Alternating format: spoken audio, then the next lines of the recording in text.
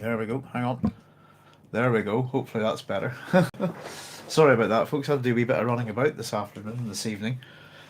I just got back in a few minutes ago. So thank you very much for joining us. It's 9 o'clock GMT. We'll try and go at this time for a few weeks, hopefully till we finish the Dune book club.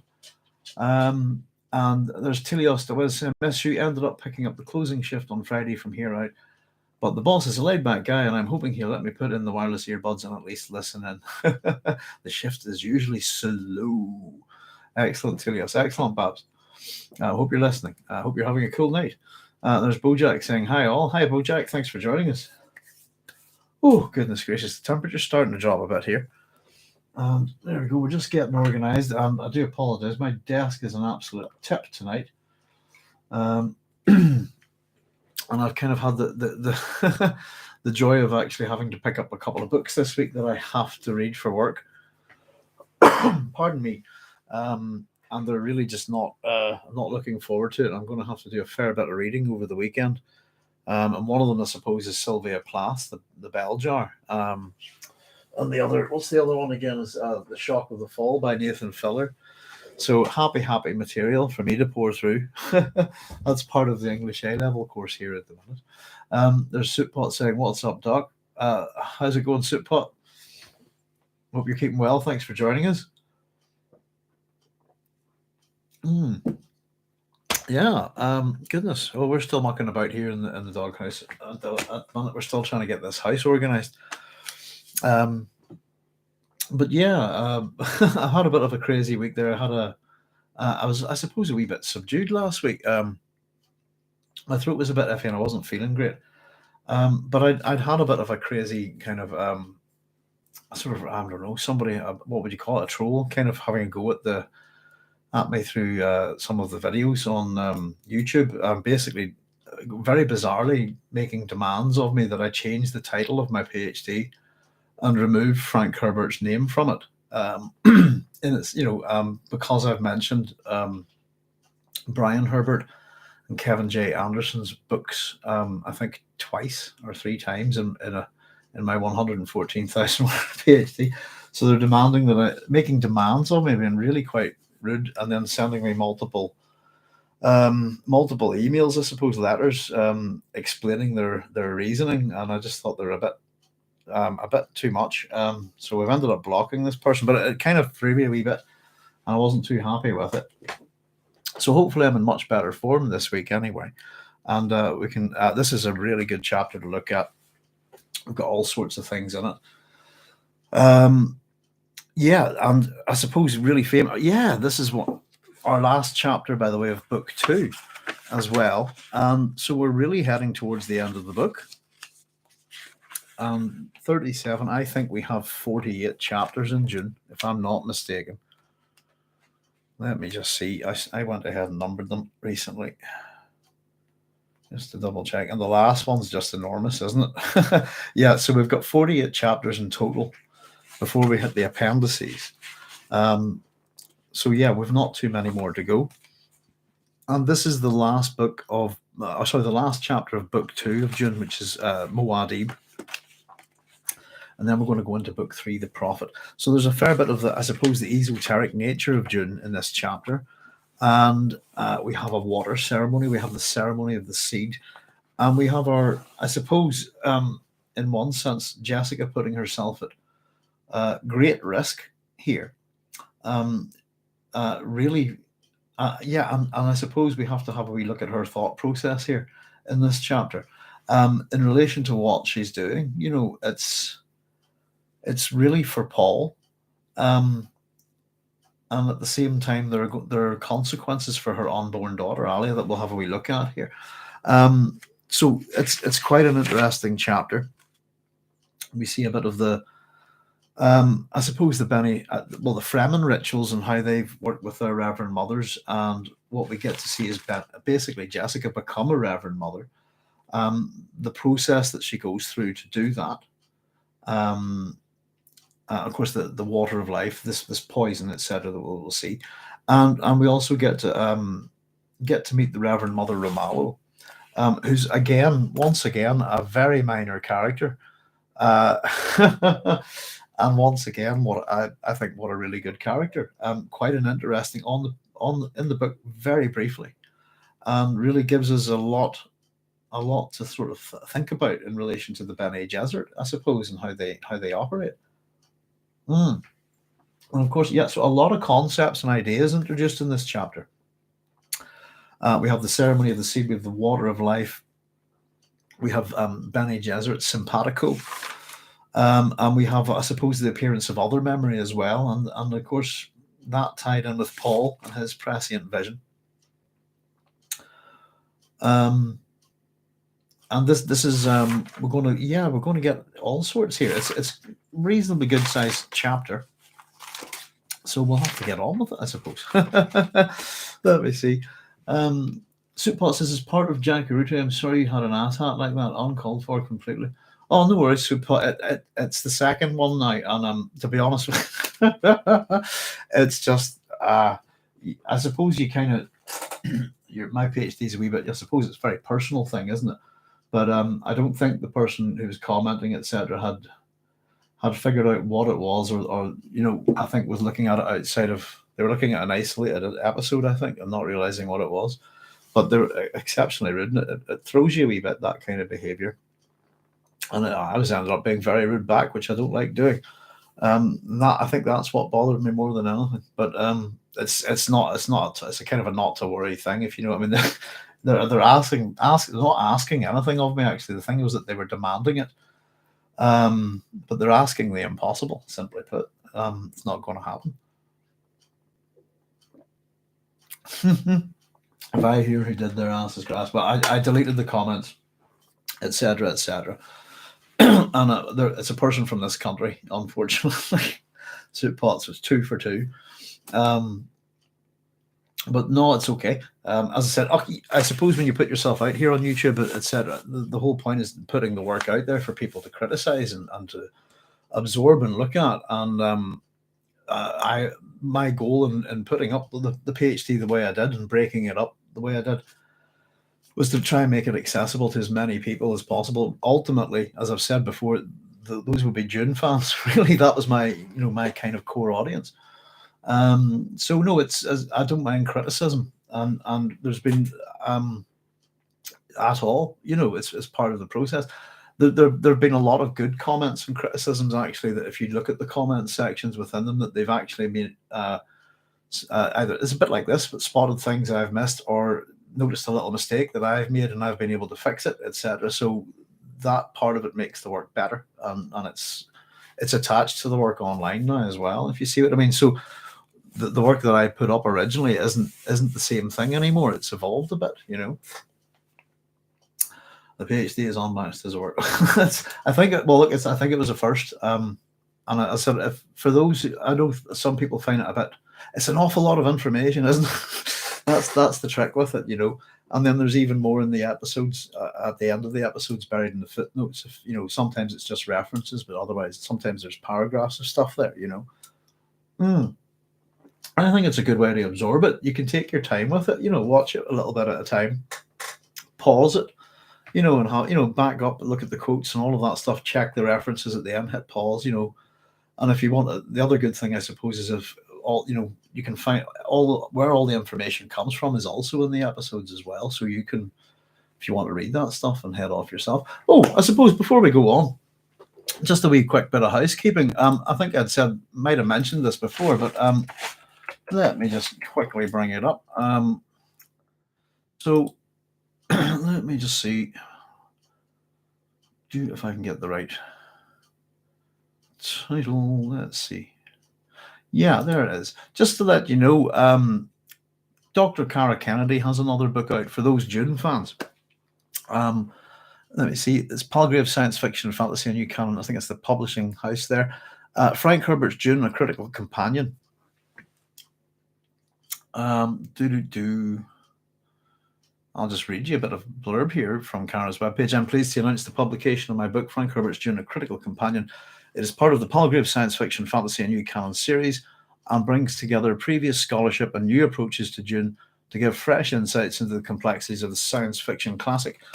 In this book, I show why Dune deserves a place in the science fiction fantasy canon. After a review of Herbert's life in the historical context of the US and science fiction genre in the mid-20th century, there are chapters on 5 key themes in Dune: politics and religion, environment and ecology, mind and consciousness, heroes, and women's influence. Then there is a conclusion on other ways to interpret the novel and a comprehensive bibliography of scholarly publications on Dune that will be useful for other researchers. Pardon me. To find out, oh, sorry, that's the doggies going nuts in the doghouse. To find out how to purchase this book and to support Cara as the author, you can get latest coupon codes. Please visit her publications page on her website, which is dunescholar.com. So if you go to dunescholar.com, you'll see a sort of 4 textual menus up at the top there. Publications is the third one. If you click that, you should get some information there on how to pick up a copy of that, get a coupon, etc. Definitely one to have for the Dune fans, you know. Holy GMT doc, yes, Chris, absolutely. Hateful. The benefit of it, I suppose, is the stars in the sky. From my point of view, if you like a bit of stargazing, everything's moved forward a bit in that sense. And so I now get Orion in the sky, and I get to have a wee look at Betelgeuse. Oddly enough, which we're going to mention tonight, as it's one of the stars here in Dune, isn't it? Like the books it bears returning to. Yes, yeah, hopefully. Yeah, indeed. Well, I'll tell you what, folks, let's make a start, shall we? And thanks all for joining us. Let's see our epigraph for chapter 37. I've got my little paperweight there. The hands move, the lips move. Ideas gush from his words, and his eyes devour. He is an island of selfdom. That's a description from a manual of Muad'Dib by the Princess Irulan, a description of Paul. The hands, the lips move. It's ideas gush from his words, and his eyes devour. He is an island of selfdom. I'm trying to think what it reminded me on. A little bit on, the idea that no person is an island. Which I've always disagreed with very, very much. But an island of selfdom, fully in himself, I think. The hands move, the lips move, ideas gush from his words, and his eyes devour. He is an island of selfdom, very enigmatic, very religious sounding. And again, as always, from the Princess Irulan, a real sense of propaganda, and it's starting to become more than that, isn't it? This is the, I suppose we're going to get the elevation of Muad'Dib to a prophet, if you like, of the Fremen. So it's an interesting little quartet to start with there. So our locus here for the beginning of this chapter is Sietch Tabr, and we're inside a huge cavern. Let's see. Phosphor tubes in the faraway reaches of the cavern cast a dim light onto the throng. Oh, hang on, that's my bad handwriting defeating me already. Sorry. No, it's right. It's the thronged interior, hinting at great size of this rock enclosed space. And so we have Jessica's point of view, and straight away there is something that's quite interesting here, I think. She saw then even the gathering hall of the Bene Gesserit. Oh, this place is larger even than the gathering hall of her Bene Gesserit school. Is the first thing there. We're going to get a couple of mentions of the school here, I think. But the next wee interesting bit, I suppose, is that she estimates that there's more than 5,000 people gathered out there. Beneath the ledge where she stood was Stilgar. We're going to get a lot of sort of, pardon me, the setting of this, I suppose, with this great cavern and this ledge, where we have this acoustic horn set up. And we're going to get a lot of either people looking down or looking up, if you see what I mean, within this. So the numbers that we have here are going to increase quite a bit. And they're going to go up, I suppose. We're going to see 5,000 here. And again, I don't know if you could estimate it, I suppose, as maybe being a kind of, it's like the Is it the feeding of the 5,000? I think it's a very specific number. And it's going to go up to 10,000, then it's going to go up to 20,000. And again, I wonder who's telling this, but we get this sense of building tension within this, and a sense of, I suppose there's a sense of awe going on within this. It's quite, I don't know, it's quite an interesting wee thing the way Frank builds this up. But the numbers, I think, are 5,000, then 10, then 20. And this is they're coming to see, I suppose, them, really, aren't they? You see this ceremony through, and there are more coming. And the air is murmurous with people. Again, that's why I thought slightly kind of religious too. So Stilgar says, "Your son has been summoned from his rest, Sayadina. Do you wish him to share in your decision?"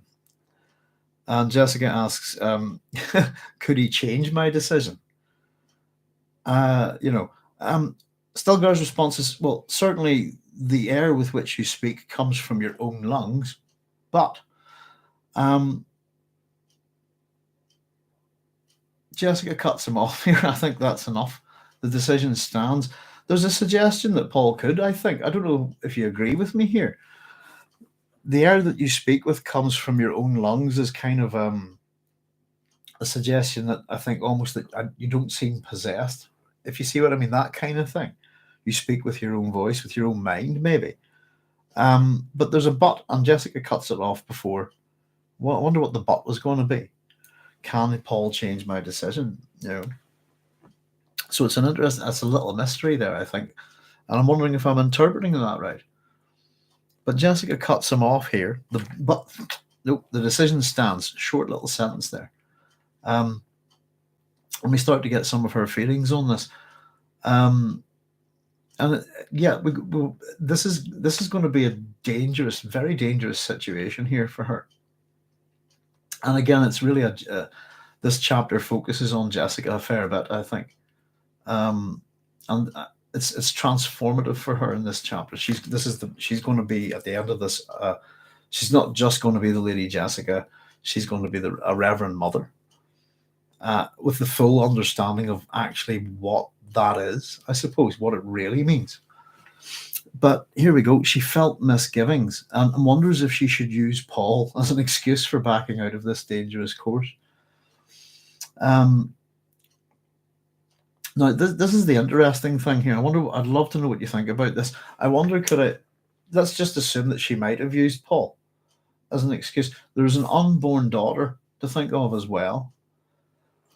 And the thing that I'm wondering about is that the way she's thinking here, I wonder should I use Paul as an excuse to back out of this? That's too dangerous for now. And but the better excuse is I'm pregnant. With my unborn daughter. And immediately that would stop this, wouldn't it? Because that's a no-no.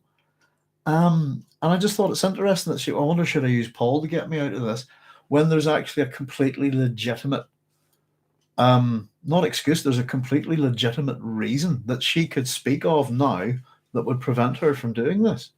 I'm pregnant with my unborn daughter. I cannot take this poison. And so it's interesting the way she's thinking.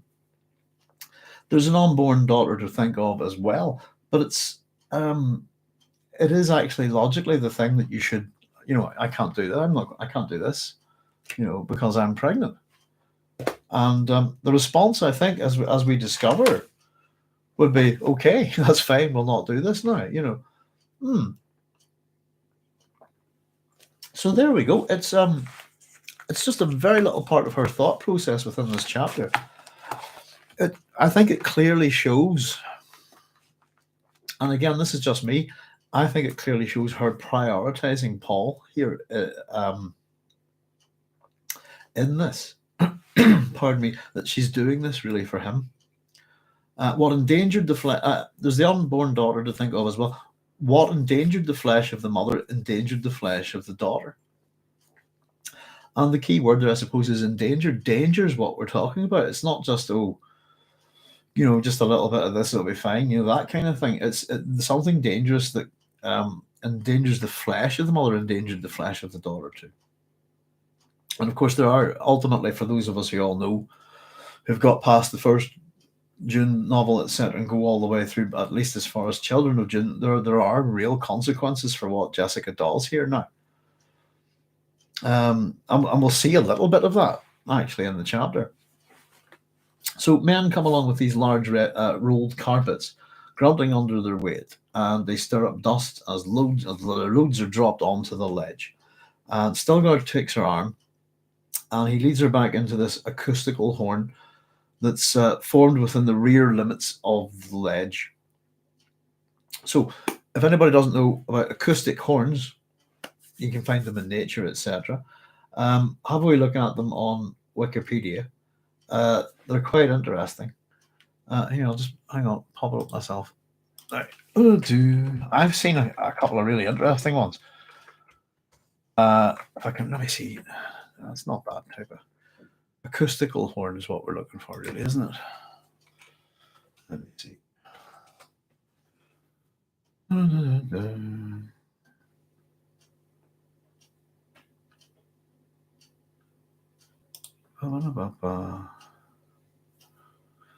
So an acoustic horn or waveguide, this is what Wikipedia says. Horn acoustic is a tapered sound guide designed to provide an acoustic impedance match between a sound source and free air.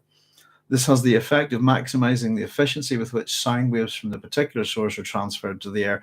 Conversely, a horn can be used at the receiving end to optimize the transfer of sound from the air to a receiver. So acoustic horns are found in nature in the form of burrows constructed by male mole crickets to amplify their song. Isn't that great? The earliest appearance of the horn in connection to sound is in the Times newspapers, published in 1786. I'm not sure what that's from. Oh, Red Cross Knight approach the gate, sound the horn, not fear thy fate.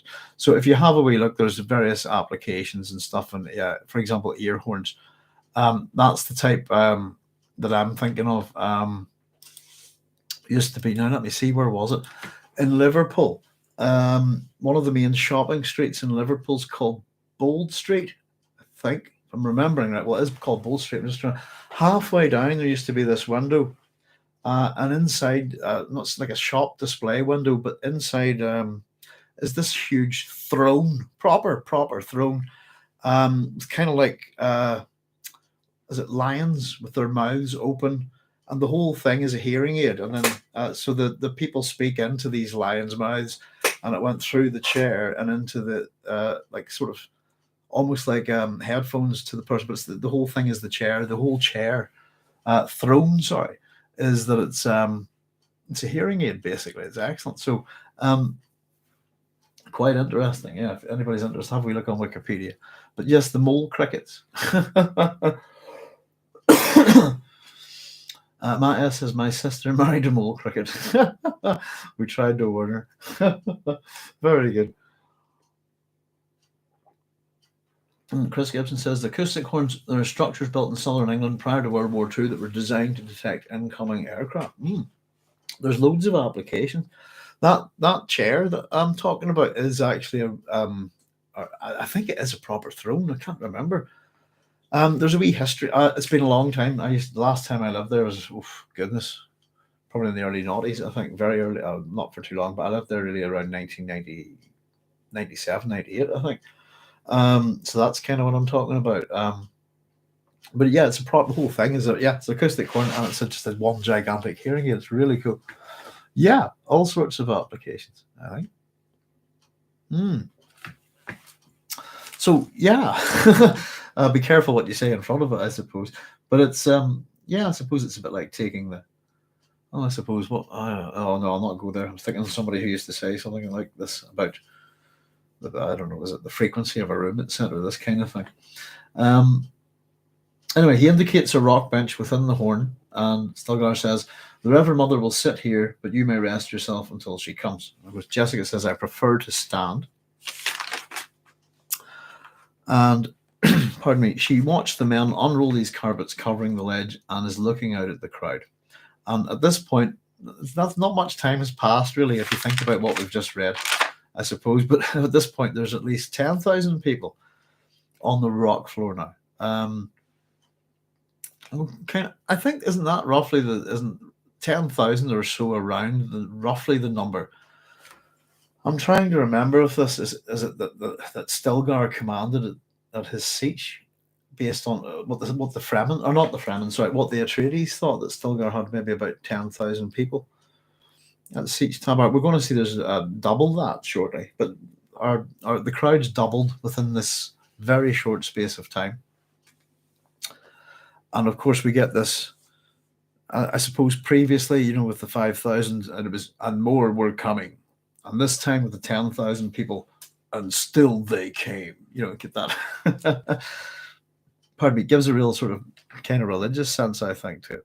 A sense of ceremony, rite, and ritual, I think, which we're going to get a lot of here.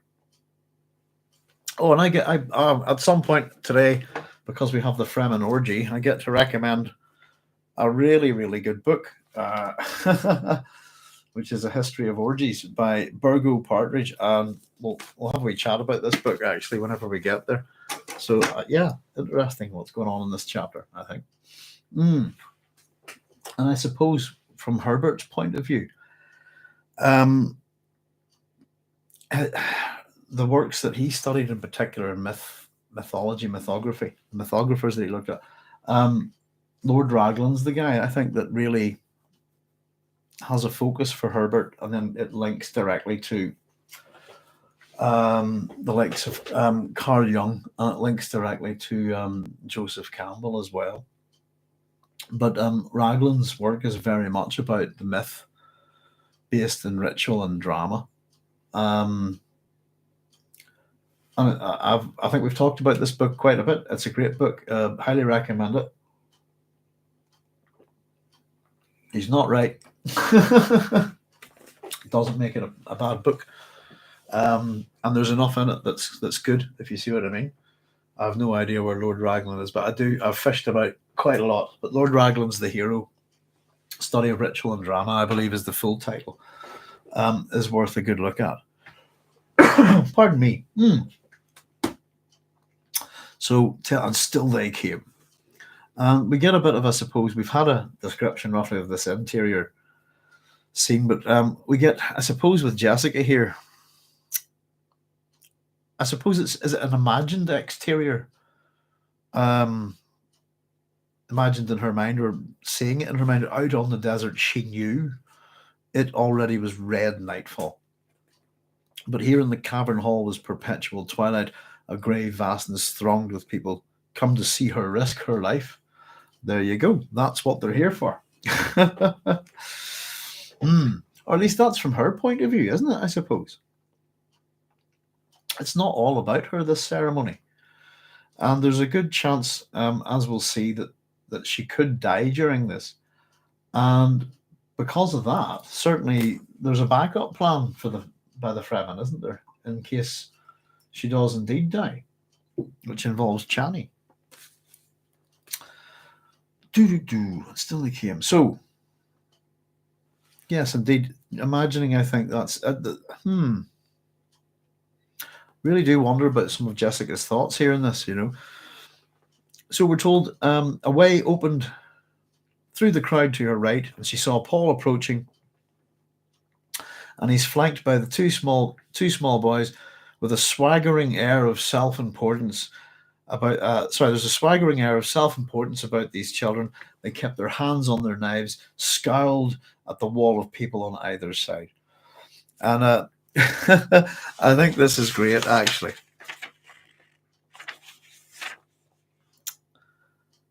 Let me just see if I'm thinking correctly. Yes, well, it's not really a cliffhanger. We go straight into this chapter, I suppose. But where chapter 36 ends is these two children arriving. Each wearing a small Kinjal type crysknife, rested a hand on the hilt, staring out at him with greedy eyes, and he remembers the stories about Fremen children. Well, here we go. So Paul has obviously charmed the pants off these kids, etc., because they're now his personal bodyguard. And it's a really nice way, I suppose, of I wonder what's going to happen with these two kids with these knives. And I've killed their father. And so here we go. We see the response, I suppose.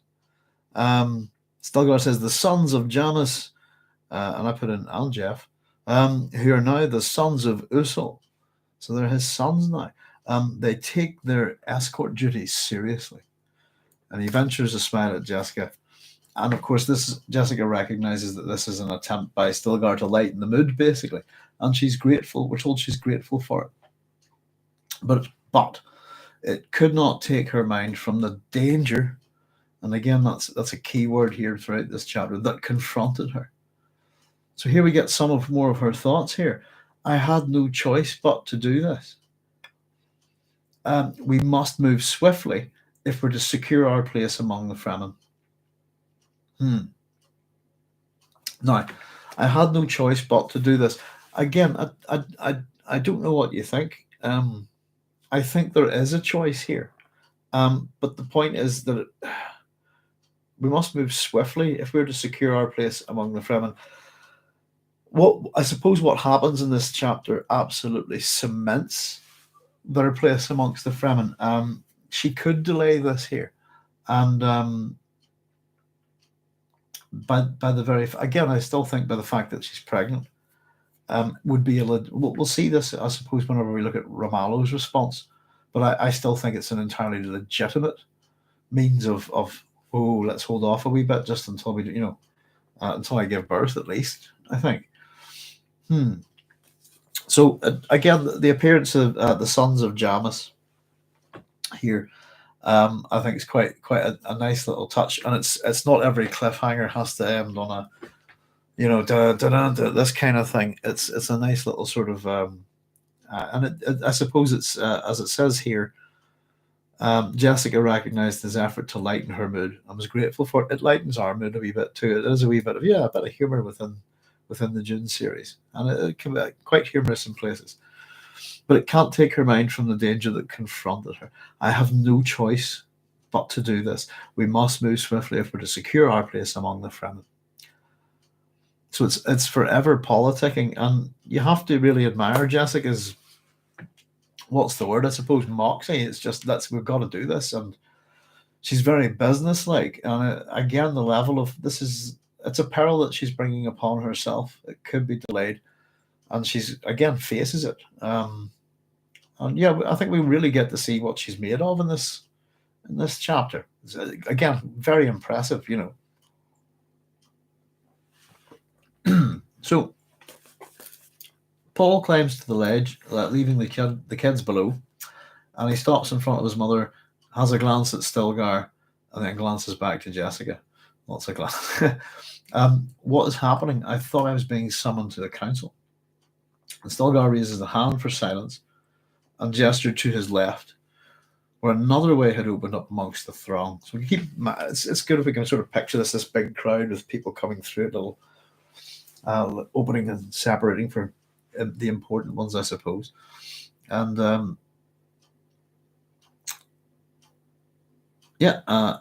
Chani comes down the lane that's open this time. As always, she's described as elfin-faced. Her elfin face is set in lines of grief. She had removed her stillsuit and wore a graceful blue wraparound which exposed her thin arms. And near the shoulder on her left arm, we're told it is a green kerchief that has been tied. Paul's thoughts are green for mourning. So we're getting a little bit of things explained to us here. This is actually done through, I suppose, indirectly by the two sons of Janus here. This is one of the customs the two sons of Janus had explained to him by indirection, telling him that they wore no green because they accepted him as guardian father.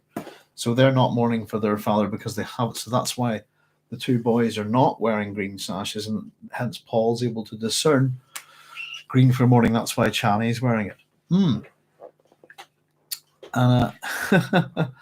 And interesting, I suppose, the green kerchief. We talked a wee bit about the green. Is it the green garter, if you like, associated with Sir Gawain, and all of that with the Knights of the Round Table, etc. I suppose green in that case probably would stand for honesty and truth. Interestingly enough, must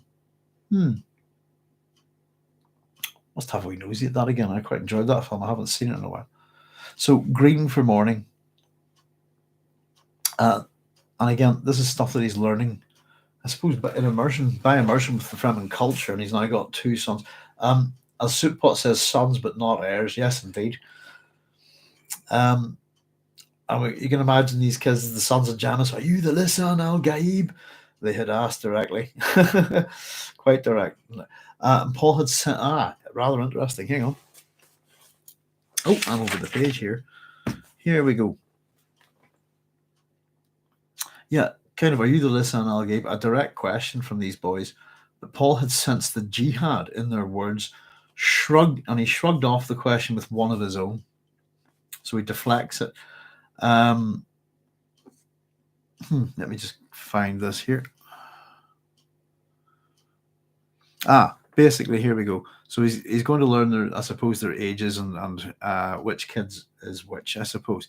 So learning that Caliph, the elder of the two, was 10, and the natural son of Jeff, and Orop, the younger, was 8, and is the natural son of Janus. So there we go. We have the two sons of the two sons of Usul. Or Caliph is the son of Jeff, and he's age 10, and Orlop, the son of Janus, who's aged 8.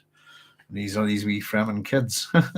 You see two little kids in David Lynch's Dune. I was, training with all the adults, and I always thought that was quite cool. And that's who they are. I'm assuming. I don't know if they got their names in the movie credits as Caliph and Orlop. That's who I imagined they were. So, from Paul's point of view, I suppose, is it? Let me see. It had been a strange day with these two standing guard over him, and they did so because he asked it. Put them to work. Keeping away the curious and allowing him the time to nurse his thoughts and prescient memories. To plan a way to prevent the jihad. And I suppose we come back to the present now. I suppose that's a little sort of drift back there. And we're back to the now here. Now Paul's standing beside his mother on the cavern ledge, looking out at the throng, and he wonders if any plan can prevent the wild outpourings of fanatic legions. So this is where his thoughts are on, I suppose, and even the innocents, I suppose, the future, where they're now sort of involved with the Fremen no matter what. This jihad that he senses that he so badly wishes to avoid, he wishes to prevent it, to stop it from happening. He's even sensing it in the words of children with an innocent question like, are you the Lisan al-Gaib? Are you the voice from the outer world? And I suppose it takes it up a wee notch where we get a sense of this, I suppose, the wild outpourings of fanatic legions. Fanaticism in his name. So we're told that Chani is nearing the ledge and followed at a distance, she's followed at a distance, by 4 women carrying another woman on a litter. Jessica ignored Chani's approach and focused all of her attention on the woman in the litter, and this woman is described here as a crone. Very interestingly, not an old woman or specifically a crone. And this creates a trinity here with Jessica, Chani, and the Reverend Mother Romalo, who is the crone we're talking about, by the way. This is the Fremen's Reverend Mother. And we're going to see, I suppose, with Jessica being the mother, Chani here would represent what we call the Kore, the maiden. And I think I've talked about this in a couple of my videos, basically. This is there's quite a lot of triple goddesses. I can nearly talk correctly today. Within all sorts of mythology. We've loads of them in Irish mythology. We've tons of them in Greek mythology, tons of them in Roman mythology, etc. And the mother maiden crone is a very common thing. I suppose a really good one to look at there is the, let me see, it would be Hecate, Demeter, and I suppose the original Kore is Persephone. That's the maiden is a name associated with her. It's a type of statue, by the way. It's a Koroi and Kore. It's a particular type of pose, and if you look at yeah, have a wee look at it online. You'll see. I've got it. Yeah, it's a very interesting kind of form. If you think of it, it's a particular type of pose in ancient statues, I suppose. Let me see if I can show you what I mean. But it's kind of where you get the full, I suppose, on one kind of hip and sort of standing forward like that. And it's a sort of form associated with. Yeah, here, tell you what, hang on, I'll show you rather than me trying to do that. Got the right book for, haven't I? Yeah, I've got the right book for that. Here we go. Show me a core, right. Well, I've got tons of them in this book, I think. Bear with me. Hang on, just go to it. So yeah, I suppose if you look at them going back to like the 6th, 5th century BC, and then this particular style of statue, if you like, if you look how it develops over 1,000 years easily, but even within a couple of hundred years within the Greek culture, and how they subtly evolve, it's really quite interesting to look at. Show me a core. Yeah, I'm looking in the wrong. Here, tell you what, I'll just flick. Hang on. Looking for statues. Hang on.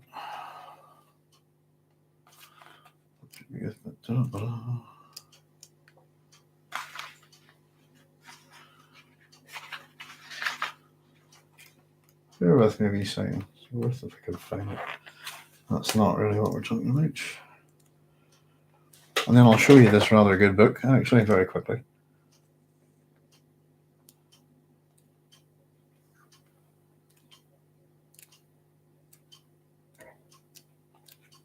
Maybe there's not as many. I've got bookmarks in here.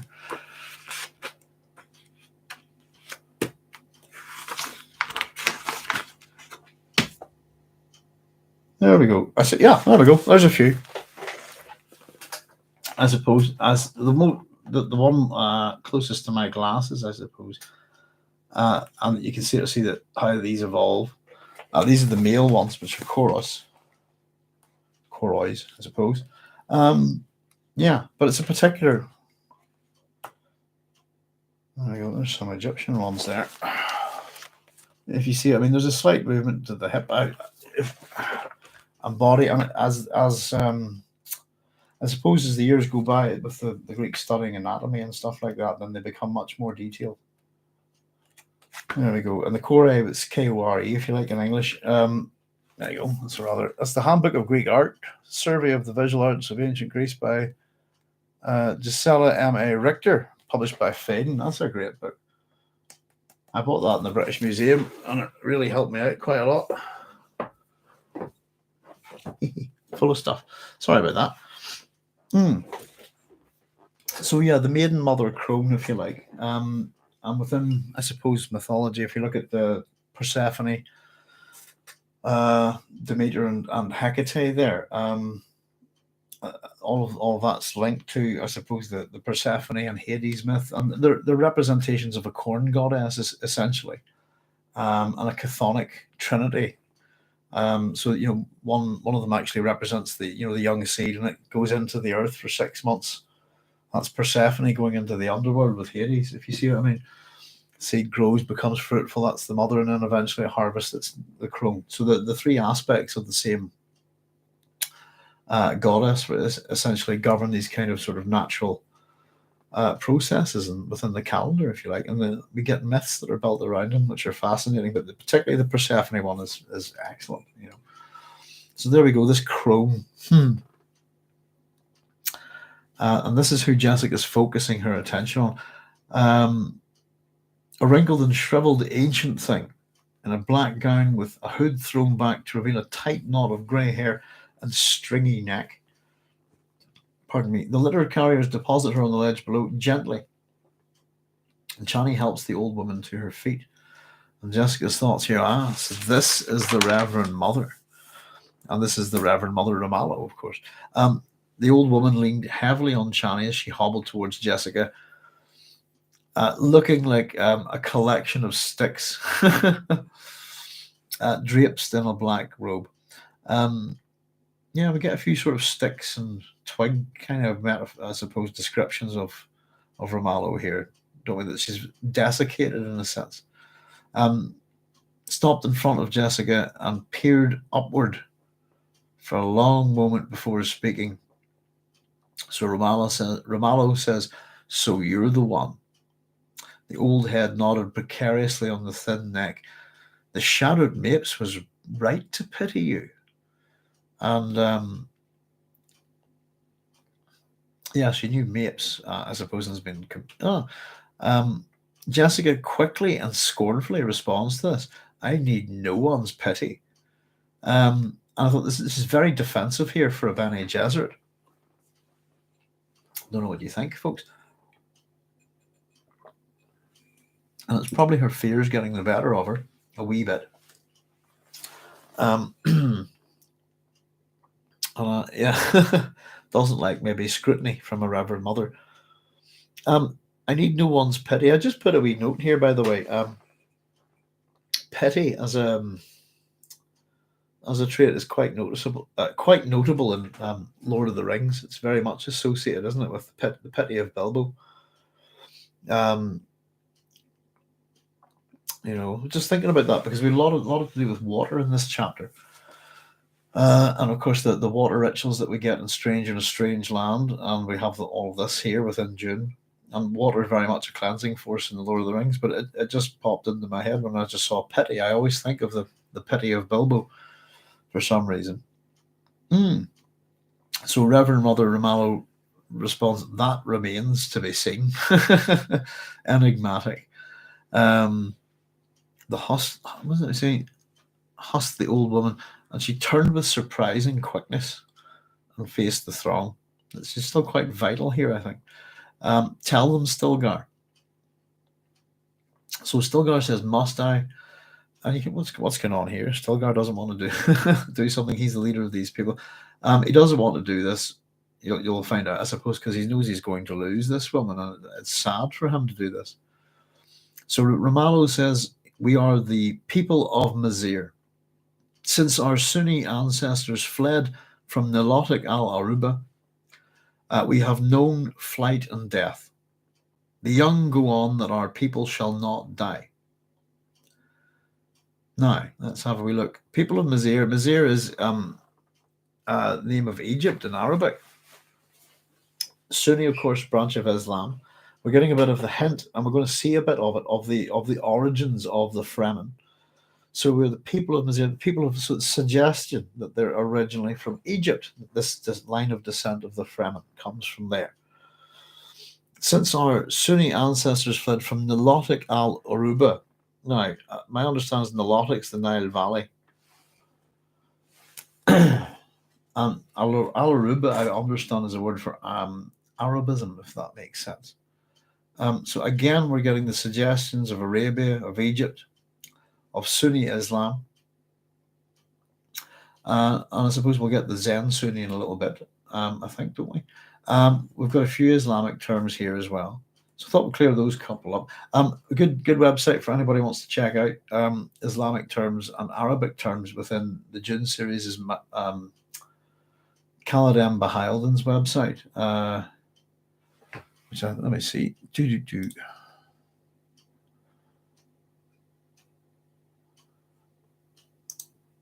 Let me just get there. There we go. And it's a very good. That's a wee link to it. If anybody ever wants to check it out, he'd be my sort of. I have pretty much not much knowledge of Arabic at all, so certainly he would be where I would go to check a lot of these words first before hitting dictionaries, etc. and stuff as well. Carlos Crescelia says, "On the shadow Mapes." Hi, Carlos, by the way. I always got the impression that she was originally intended to have a more important role in the story. I got that too. I kind of got the sense that she would be like a bodyguard, if you see what I mean. Someone who would keep close to Jessica, that the desire to serve her and her alone, or her specifically, to do I suppose, the test, if you like. But yeah, I always got the sense that Mapes was quite deadly, and yeah, I kind of like maybe just a guard, someone to keep an eye on Jessica, to protect her, if you know what I mean. Yeah, And again, I suppose we get Romalo here, who's going to seem pretty interesting by the time we're done. It is such a shame, isn't it, that these minor characters are, I don't know, they stand out very well, I think. They certainly interest me a lot. And I tend to enjoy as I said, I think Mapes' interactions are within when Mapes is on the page in June, I think it's great.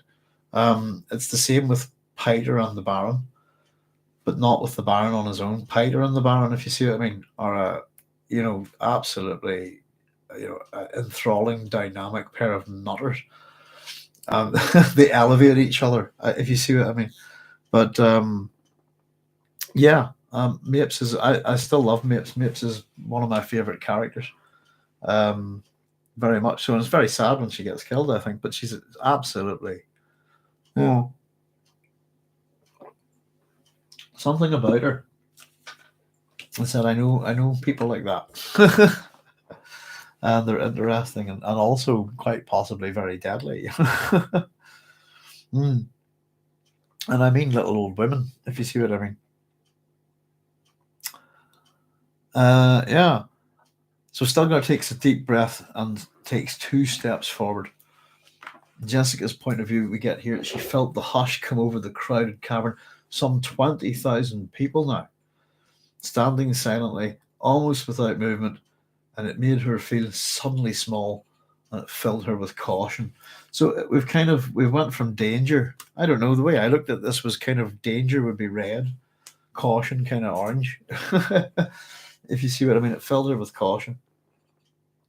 And so, yeah, there's 4 times as many people in the cavern as we started the chapter with. 5,000 to 10,000 to 20,000, and still, we don't have that kind of instill like they came, but we think that's pretty much them packed in. And I suppose the other thing maybe to think about is if there's supposed to be about 10,000 people maybe per siege, then there's actually, if that's the Atreides kind of doing good work, if you like, trying to figure out the numbers, guesswork of the numbers of the Fremen, then they've only got 50% of their number. If you see what I mean, they've guessed half the number of the Fremen in a given siege. Pardon me. Assuming that this is the population of Siege Tabar, then its population is pretty much 20,000 people. So Stilgar speaks here. Tonight we must leave this siege that has sheltered us for so long and go south into the desert. So they're all getting prepared to get ready to leave, but still working to the last minute in the previous chapter. We're told his voice boomed out across the uplifted faces, reverberating with the force given it by the acoustic horn behind the ledge. And still the throng remains silent. So the Reverend Mother tells me she cannot survive another Hadra. We have lived before without a Reverend Mother, but it is not good for people to seek a new home in such straits. And we're told that the throng stirred, rippling with whispers and currents of disquiet. They're not happy about this. That this may not come to pass, our new Sayadina, Jessica of the Weirding, has consented to enter the rite at this time. She will attempt to pass within, that we not lose the strength of our Reverend Mother. There we go. Did I comment on Hadra later, or bear with me a wee second? Just I have a wee nosy here. I may not have done. Let's have a wee nosy. Hadra, I've highlighted it here. Within the back of the book, within the terminology of the Imperium, we have 3 very similar terms. And of course, Hajj, like the holy journey. And then we have Hadra, which is not this word here, Hajr, in that case, a desert journey, a migration. This Hadra here is, we're told in the terminology of the Imperium, a journey of seeking. So she cannot survive another journey of seeking. We have lived before without a Reverend Mother, but it's not good for people to seek a new home in such straits. The throng stirred, rippling with whispers and currents of disquiet. That this may not come to pass, our new Sayadina, Jessica of the Weirding, has consented to enter the rite at this time. She will attempt to pass within, that we not lose the strength of our Reverend Mother.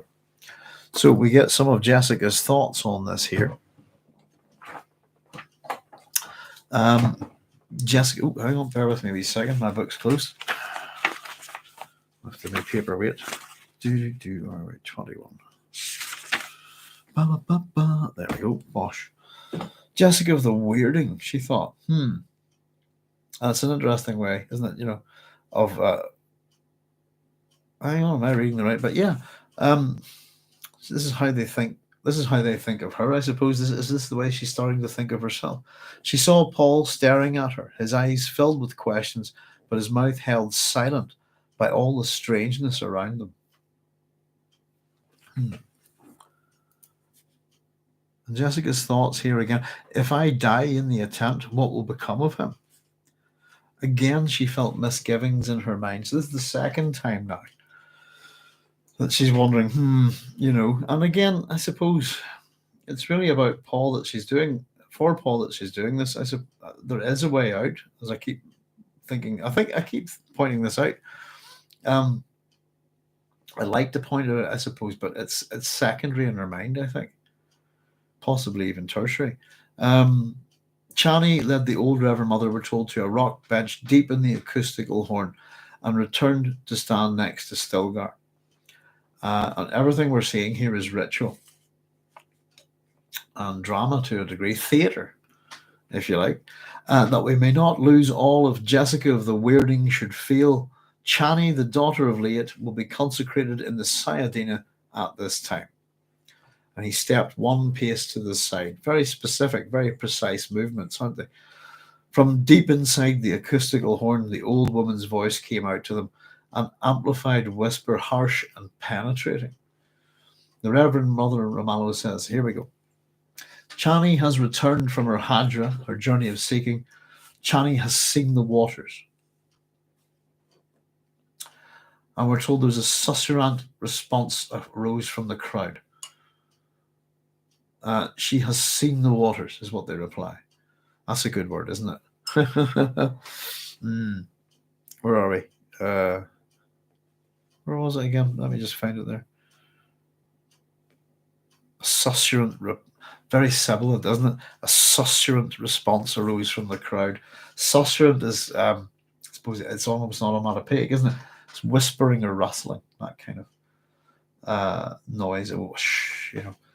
I used to hate that one because my name's Russell, and particularly when I was younger, if the teachers were reading in primary school, and if they read the word like there was a rustle in the bushes, I go yes, well, not realizing, you know. So that's what susurrant is, and it is a rather sibilant word, one that you could enjoy. So the crowd respond, she has seen the waters. So it's basically speech and response, isn't it? The Reverend Mother Romano says, I consecrate the daughter of Liat in the Sayadina, the crowd, she is accepted. We get a little bit of a blip out of this, actually. We're told that Paul barely heard the ceremony here. His attention is still centered on what had been said of his mother, if she should fail. Key words there. So we're told that Paul looked back at the Reverend Mother and studies the dried chrome features, the fathomless blue fixation of her eyes. She looked as though a breeze could blow her away, yet something which suggests she might stand untouched in the path of a Coriolis storm. She carried some aura of power, and he remembered this from Gaius Helen Mohiam, who had tested him with agony in the way of the Gom Jabbar. So there's something about this woman, this dried crone, as he described it, with fathomless blue fixation of her eyes. She looked as though a breeze could blow her away, but she has this strength. Yeah, that could deal with even a strength. It's the same sort of strength he remembers, the same aura of power from the Reverend Mother Mohiam. This woman is impressive. And the Reverend Mother, here we go. I am the Reverend Mother Romano, whose voice speaks as a multitude. Say this to you. It is fitting. Chani, enter the Sayadina. And the crowd responds, "It is fitting." And there's a wee bit there that's quite important. The voice speaks as I'm a voice who speaks as a multitude. And she does. We're going to see a wee bit of that as well here, aren't we? Yeah. So it is fitting. So the Reverend Mother Ramallo nodded and whispered, "I give her the silver skies, the golden desert, and its shining rocks, the green fields that will be. I give these to Sayadina Chani, and lest she forget that she's a servant of us all, to her fall the menial tasks in this ceremony of the seed. Let it be as Shai Hulud will have it." And she lifted a brown stick arm and dropped it. So this is the first part of this ceremony, I suppose. And to her fall the menial tasks in the ceremony of the seed. I think it's interesting if you have a wee look at that there, the ceremony of the seed. So if Chani is the maiden, then she represents the seed, I suppose, in terms of this triple goddess, if you like, you know. Let's see, Sir Paul says, cheers. Carlos Crisera says, "Do you think Reverend Mother Ramallo was affiliated to the Bene Gesserit or a wild Reverend Mother like Rebecca from the Heretics?" Very good. I've been thinking about that, Carlos. Very good question. It's a tricky one. I think, it's hard to say. I think she's a Reverend Mother of the Fremen. Regardless of, I think, regardless of how her abilities, that there's a Bene Gesserit not too far back. That there's been a Bene Gesserit has come here, and so I get the sense that I don't think they're not like Rebecca from Heretics. This wild she's a naturally evolved Reverend Mother, isn't she? If I can remember correctly. But I do get the sense that they are just, there's something. I get the sense that they are Bene Gesserit, if you know what I mean. But they're not, I suppose, they're just the Reverend Mothers. They fall within the traditions and cultural representations that are already here with the Fremen. I think that's my own guess, that a Bene Gesserit has turned up here, sown the seeds of the missionary protective. I said, and quite possibly stayed here to ensure that they get going, because I think there's too much similarity. But I don't know. It's a tricky one, to be honest. That's just my own opinion. I get the sense that the Reverend Mother Ramallo is a Bene Gesserit in all but name, but has a multitude of Bene Gesserit in her other memory. And I think that alone would whether she has to see, maybe she didn't go to the school and get the prefect's badge, if you see what I mean. But that's what I think. But not too sure. We get, I suppose, a bit about the ritual here with the poisons, and how they change, I suppose. I'll have to rack my brains a wee bit with that one. But I'd love to know what you think, Carlos. Let me know. It's a good question, though. It really is. And how, there's things that are subtly.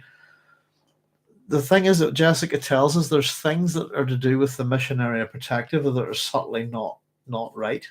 And I think that's down to Kynes. Pardo Kynes is a rival. If we go that Liet Kynes is Chani is the daughter of Liet, we could go maybe that there's 3 to 4 generations prior to this event. Then possibly there has been no interference with what the missionary protective have sown here on the planet. Pardon me, within Frank's universe, it's interesting. And again, I don't know if it's looked at elsewhere, but it's a good question, and it's not too sure, to be honest with you, but it's one that's good to speculate on, I think. But I'd love to know your opinion on anybody else's out there. Let us know your comments, folks, if you have any. So Jessica felt the ceremony close around her with a current that swept her beyond all turning back, glanced at Paul's question-filled face, and prepared herself for this ordeal. And we get, I think Chani's quite good in this.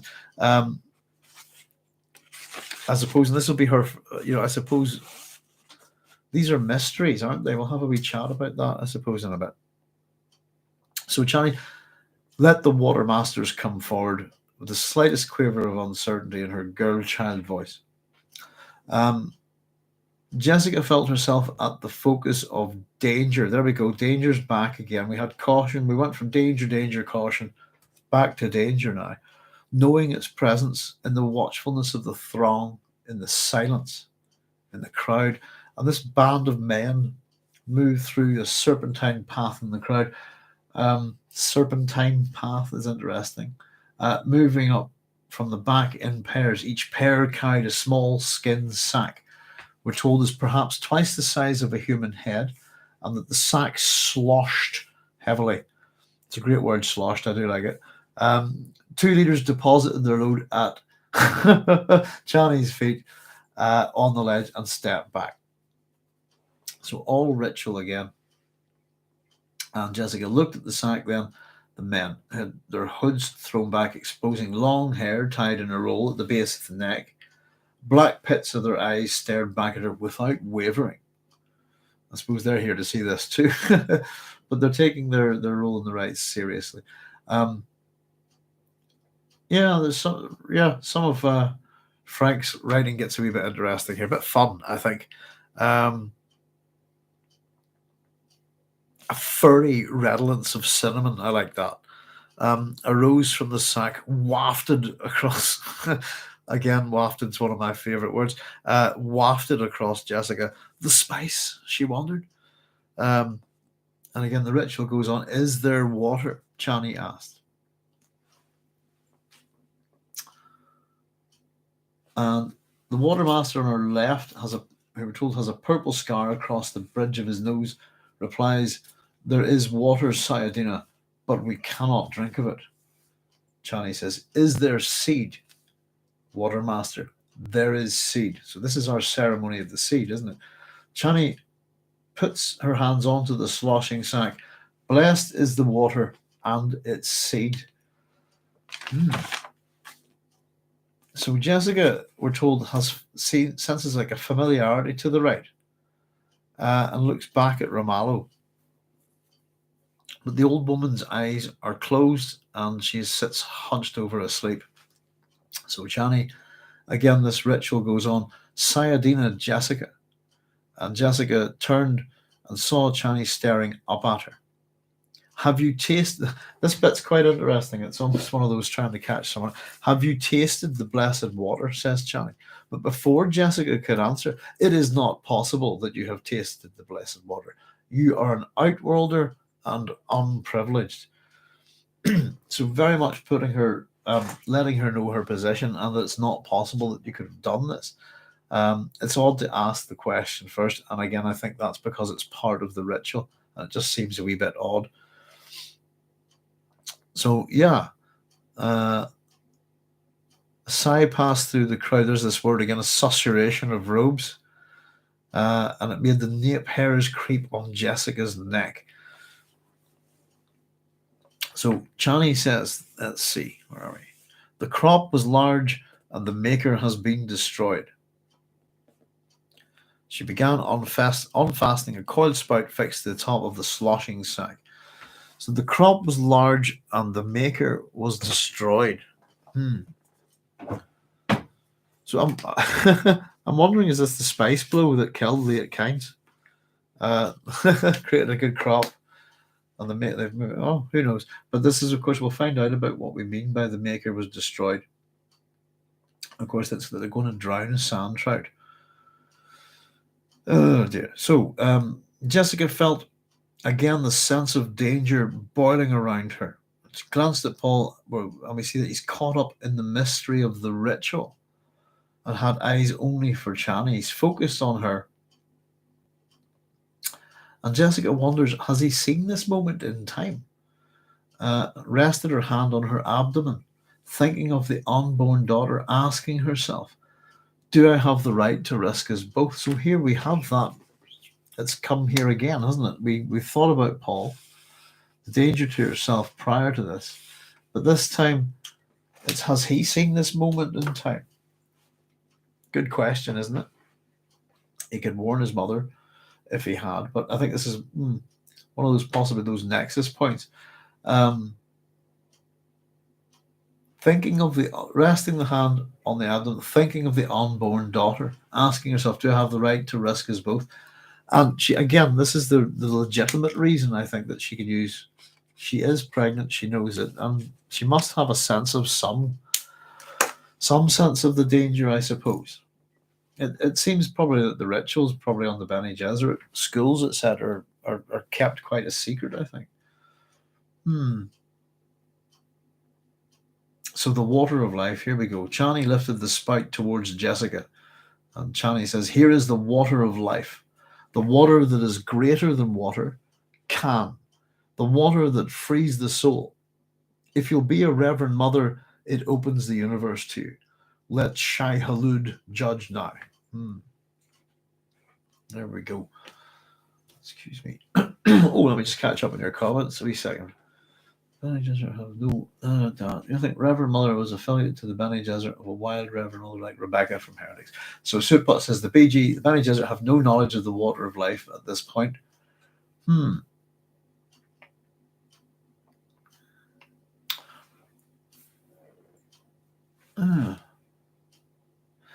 That's it. Yeah, it starts to get a bit. Supot says that she's wild. That's a good one, Supot. Carlos Crusade says it's a tough call, as Rebecca could also share memories. But again, my memory of the later books is very poor these days, Carlos. I'm looking forward to getting back at them. Supot says they drown stunted worms. Can you drown trout? I'm not too sure. I think you can drown a fish, can't you?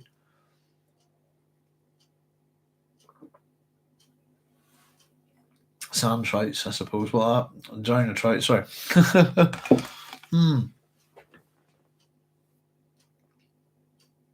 It was interesting that Rebecca had a genetic line of memory unknown to the BG. I think there's lots of problems with other memory, guys. But yeah, it's possible that you can have a line of people, and where you would have a set of memories. For example, and that person gets killed and doesn't pass them on. Then we have to, if that hasn't been shared with anyone else, can we assume that that entire line is lost? At the same time, the way I suppose things, our genes are passed on and split. It's this kind of thing, if you know what I mean. Yeah, it's one that starts to mess with you a wee bit. I think we get a wee bit of info here. It's a different. And I think Supot saying the Bene Gesserit have no knowledge of the water life at this point. I think there's a point somewhere in Dune. I'm wondering where it is. That there's alternative drugs. I think, if you know what I mean. But yeah, if the Bene Gesserit only used the water of life taken from the bile of these drowned sand trout on Arrakis, then maybe it would seem to be quite a valuable commodity for the Fremen to sell to the Bene Gesserit. I'd imagine the Bene Gesserit would be more interested in that. But yeah, thank you very much for letting me know, guys. Yeah, it's a tricky one, I think. We'll see a wee bit more of their interaction and what Romalo says whenever we have a look at her. But I definitely think that she's a Fremen, no doubt about it. But is there the Bene Gesserit? You see, I always get the impression that they're just everywhere. If you see what I mean, any woman can be a Bene Gesserit. So, yes, Jessica, we're told she felt torn between the duty to her unborn child and her duty to Paul. This is the conflict that she has here. For Paul, she knew that she could take the preferred spout and drink of the sack's contents. But as she bent to the preferred spout, her senses told her of its peril. The stuff in the sack had a bitter smell, subtly akin to many of the poisons that she knew well, but unlike them too. Chani, again, you must drink it now. So Chani's a wee bit forceful with this. We get the sense that this is her first time in this ceremonial role, if you like. We're told I think she's a wee bit. I think Chani is almost. How would I put it? Let me see. slightest quaver of uncertainty in her girl-child voice. We're told at the start of this. And I think she's a wee bit, especially when it comes to the water spout, I think she's a wee bit keen with it, if you see what I mean. A wee bit forceful almost. There's a potential for comedy in it, I think. You must drink it now, she says. There's no turning back now from Jessica. Nothing in her Bene Gesserit training came to mind to help her through this instant. What is it? Liquor? A drug? Liquor, that's a great word. So she bent over the spout, smelt esters of cinnamon, remembering the drunkenness of Duncan, Idaho. Spice liquor, she asked herself, took the siphon tube in her mouth and pulled up only the most minuscule sip, like this, and it tasted of spice, had a faint, bite, acrid tongue to it. I was wondering, actually, was that a misprint in my book? Hang on. I've gone over the page here. See.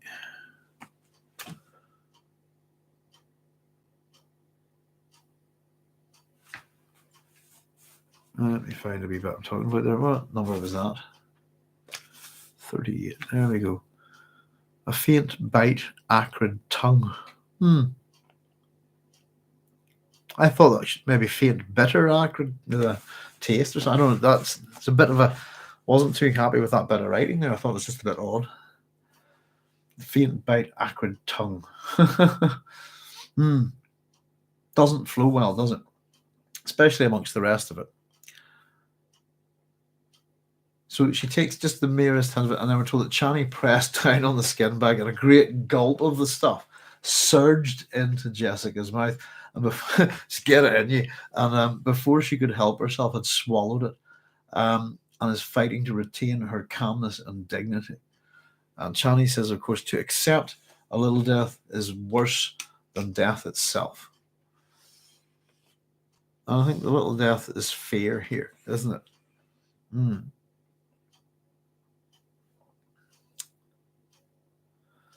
she stares at Jessica, waiting. So it's one of these things, I suppose, that nobody bothered. You think somebody might explain to them what they have to do, but that's part of the test, isn't it? Figuring out what to do. Jessica stared back, still holding the spout in her mouth. She tasted the sack's contents in her nostrils, in the roof of her mouth, in her cheeks, in her eyes. A biting sweetness now. Cool. And again, Chani sensed the liquid gushing into Jessica's mouth. Delicate. These little single words here, are focusing on this drug,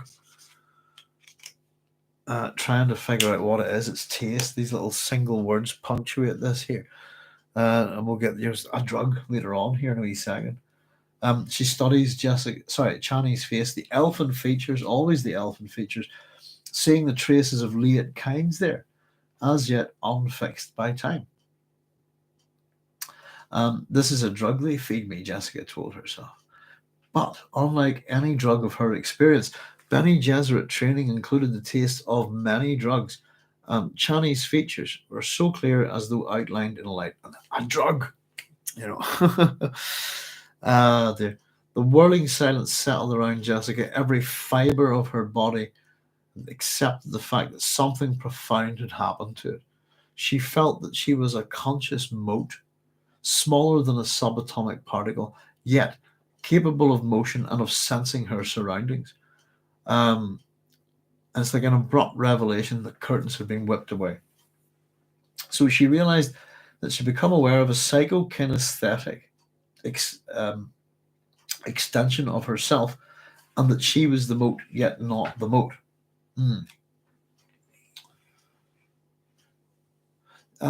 Kinesthetics is the study of body motion and the perception of one's own body motions. Psycho, the mind, I suppose, and from Greek. So psychokinesthetic, if you like. Another one of our Bene Gesserit skills here. She become aware of a psychokinesthetic extension of herself. Or is it actually, I'm wondering? She was the mote, yet not the mote. The cavern is still around her, and people, she could sense them. There's Paul, Chani, Stilgar, the Reverend Mother, Romano. The Reverend Mother. The Reverend Mother, that's a clue. And it's a clue to her, isn't it? But the Fremen call their the Reverend Mothers by this term, I suppose. I wonder what they would call them. They're holy mamas. If you see, I mean, they could have just simply as an alternative. Now we're told my throat's going here a wee bit, folks. Well, I might have to go get myself another wee drink. Oh, because that's flat and disgusting. Pardon me. At the school, there had been rumours that some did not survive the Reverend Mother ordeal, that the drug took them. There we go. So Jessica focused her attention on the Reverend Mother Ramallo, aware now that all this was happening in a frozen instant of time, suspended time for her alone. So this is one of the, quite interesting little things. I'm going to pause for a wee second, folks, here, if you don't mind, and I'm just going to go grab myself some more fluids and run to the loo very quickly, and I'll be right back. So if you've got any wee questions or comments, tipper tapper away, and I'll have a wee check on them when we get back. See you shortly. Oh.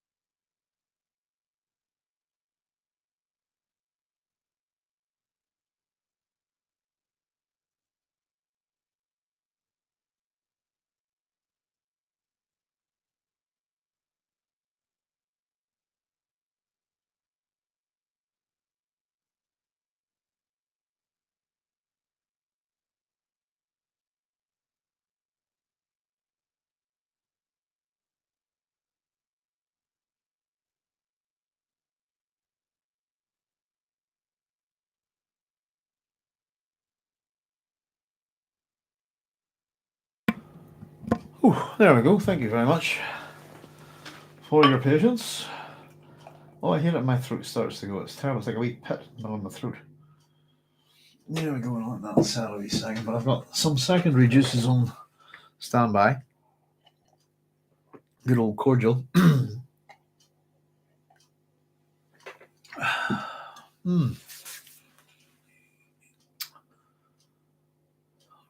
Oh, yes. Just catching up. Soup pot saying, of course, OFC, other memories are core to the Reverend Mother experience. Soup pot says, they drowned stunted worms. Can you just catching up again? It's interesting that Rebecca had a genetic line of memory unknown to the Bene Gesserit, and Soup pot says, aye. So there we go. So thanks for your patience, folks. I suppose smoke them if you got them, that kind of thing. And I probably won't do that, actually, because this is a room with no ventilation at all. Not that it helps my throat very much. There we go. So yeah, this is pretty interesting. The whiskey of life. I was going to say the water of life.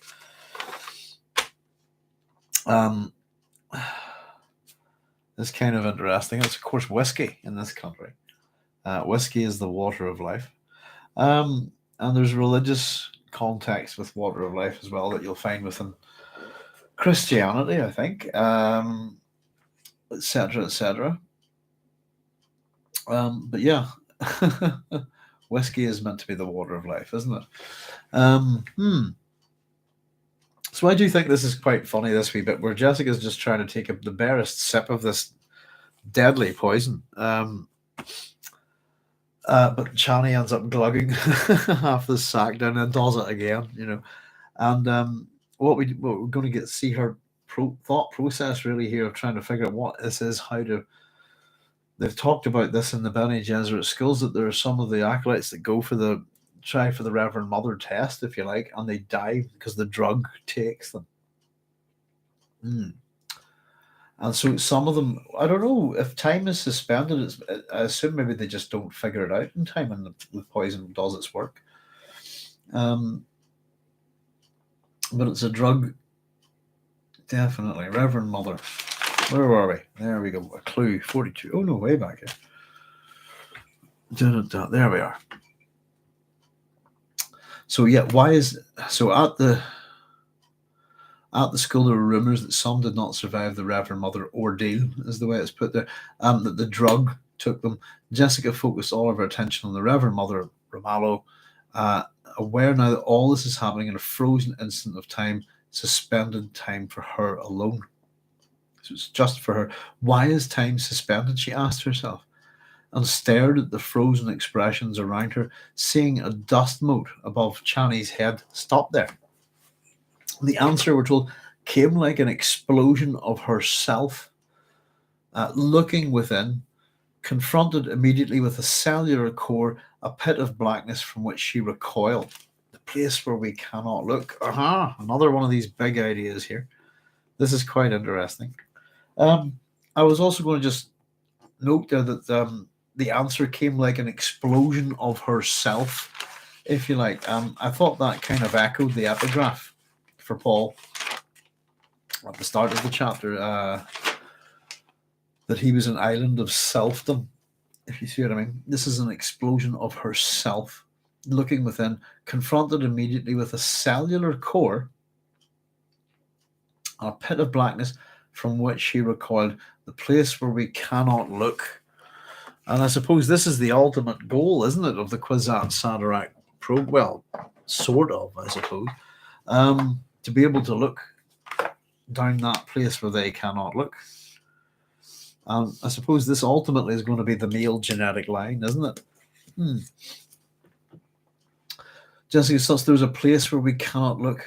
This is the place where the Reverend Mothers are so reluctant to mention. The place where only a Kwisatz Haderach may look.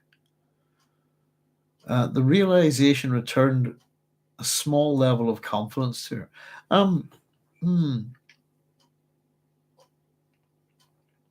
I keep wondering about, well, I suppose this is one of those things that we can ask about Hasimir Fenring later on. About why he's a failed Kwisatz Haderach is because he's a genetic eunuch. Isn't that what we're told? But regardless of that, if he's not going to pass his genes on, etc., wouldn't he still have some kind of other memory of the male line? I don't know. It's interesting. So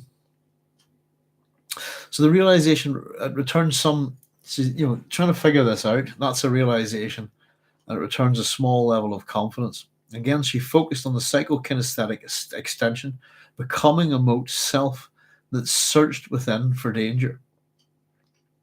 And then she found it, the danger that is within the drug she swallowed.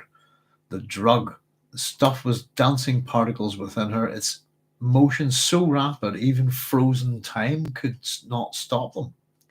Wow. So these dancing particles, she began recognizing familiar structures, atomic linkages, a carbon atom here, a helical wavering, a glucose molecule, an entire chain of molecules confronted her. And she recognized a protein, a methyl protein configuration.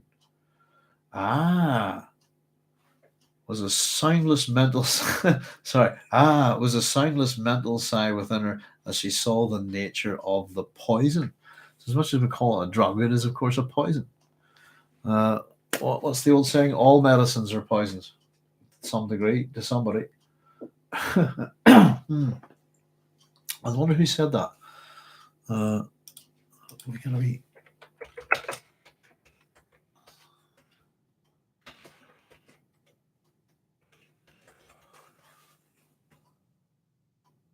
Substances are poison. There is none that is not a poison.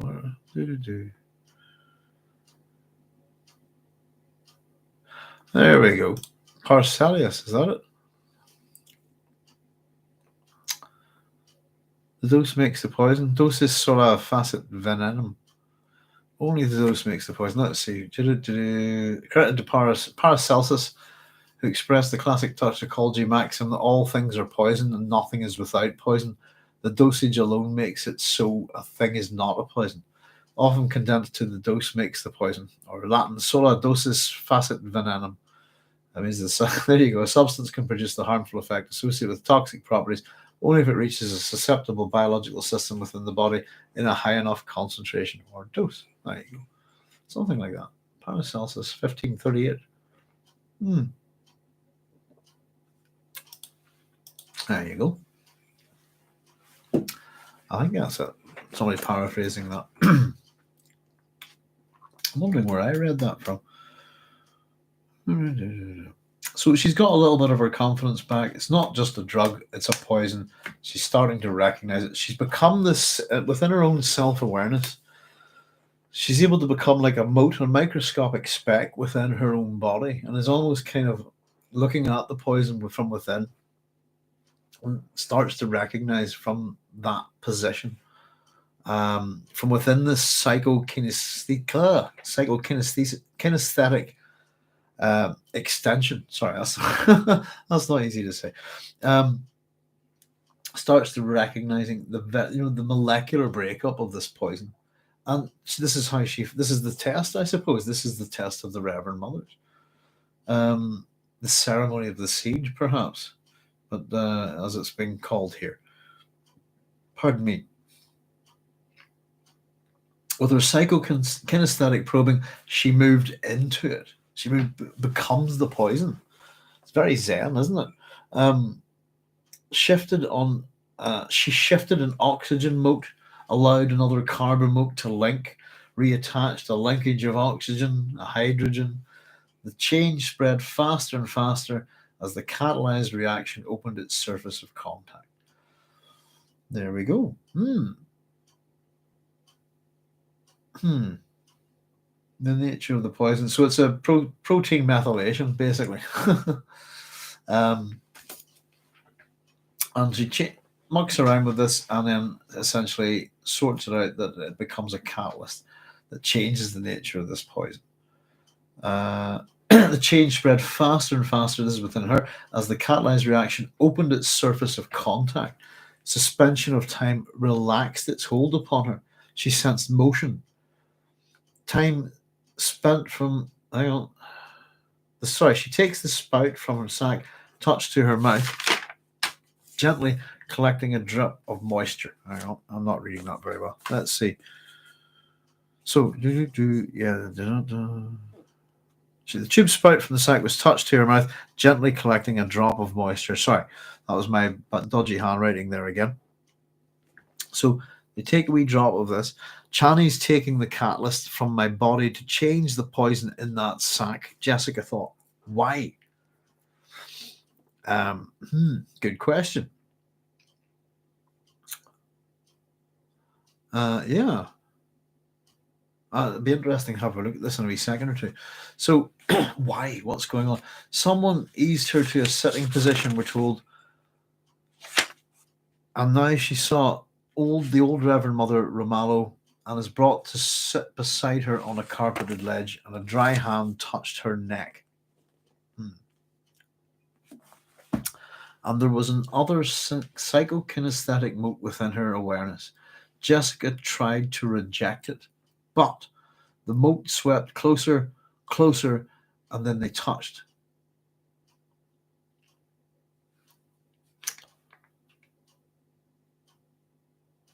It was like an ultimate simpatico. Between two people at once, not telepathy, but mutual awareness. Simpatico. Likeable and easy to get on with is what simpatico means. Having shared attributes, being compatible. It's like the ultimate simpatico, being two people at once, not telepathy, but mutual awareness. And this is the old Reverend Mother. And Jessica, we're told, saw that the old Reverend Mother didn't think of herself as old at all. An image unfolded before the mutual mind's eye, a young girl with a dancing spirit and tender humor. Within the mutual awareness, the young girl said, "Yes, that is how I am." So this is Ramallo. I think she's referred to as the inward image here, isn't it? And I think the inward image, by the way, is a kind of it's both of them at the same time. Yet it's them separate, and I think it also includes Alia as well.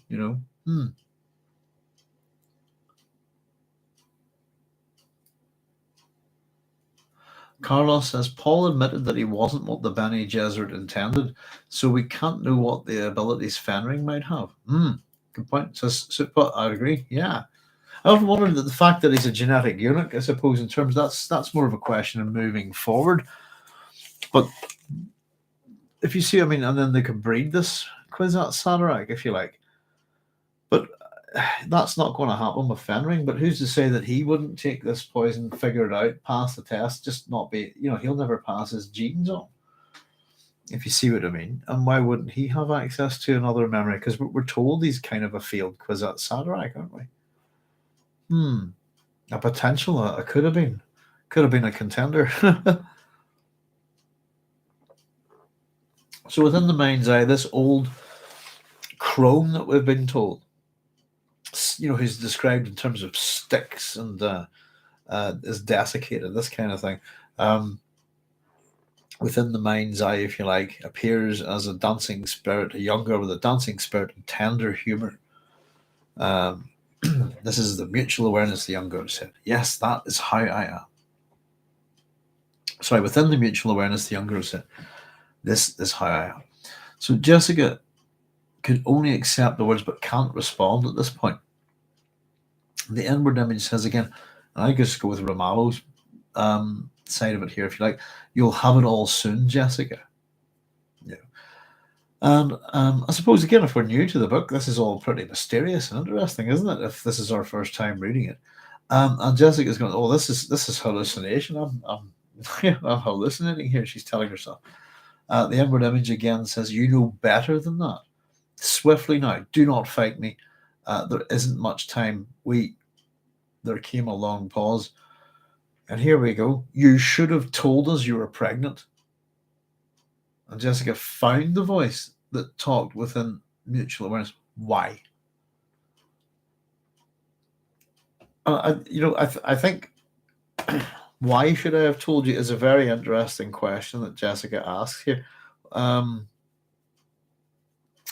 surely she must have some sense of, this is the far future, I suppose. A pregnant woman is going to be aware to some degree that taking any kind of poison is not going to be good for your child, if you see what I mean.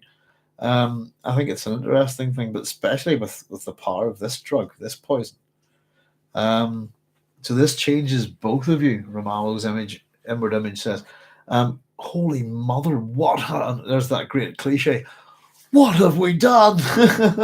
And there, it's almost another it's like a Frankenstein moment, isn't it? That kind of, oh no, I'm not quite sure if that's the way to put it, but it's, oh no, what have I done? It's a bit of a cliche within fiction and cinema and radio and etc. Particularly that, I suppose, hubris, if you like, where I've created life, but I never thought of the consequences or these kind of things, It was only a tiny flesh-eating bug. Those kind of things. Yeah. I think it's quite... I find this chapter quite funny in some places, to be honest, but for the wrong reasons. And of course, Alia is... I've been asked who is my favourite character in the Dune series, and it is Alia. For all sorts of reasons, and part of those reasons are here, actually. I think in terms of how Herbert has a desire... I don't know what you think about this. As much as Herbert has a desire to imprint upon you, the reader, this hero Paul Atreides, I think he does almost a better job with Alia. And because we have Alia start as an innocent, I think our sympathies are, my sympathies are generally with her as a character, even when she's being a bit crazy. Pardon me. This changes both of you. Holy Mother, what have we done? Jessica sensed a forced shift in the mutual awareness, saw another mote presence within the inward eye. The other mote darted wildly here, there, circling. It radiated pure terror. Pardon me. I think this is kind of interesting. I listened and read up on a few things about, I suppose, how there can be changes to DNA in utero. Um, you know, I suppose things like a mother carrying in pregnancy up to a certain point, say in a war zone, bombs going off, etc. How that can affect, that there will be DNA changes within the child as it develops because of the exterior environment. So I always find that quite interesting. I'm probably not paraphrasing the topic very well, but it's worth looking into. So this is the very essence, I suppose, that she's not been pregnant for very long, and here is the consciousness of her child, and this poison has been, she's taken this poison, and what it changes both of you. She already knew this. I think we're told, we go through the process in her head here,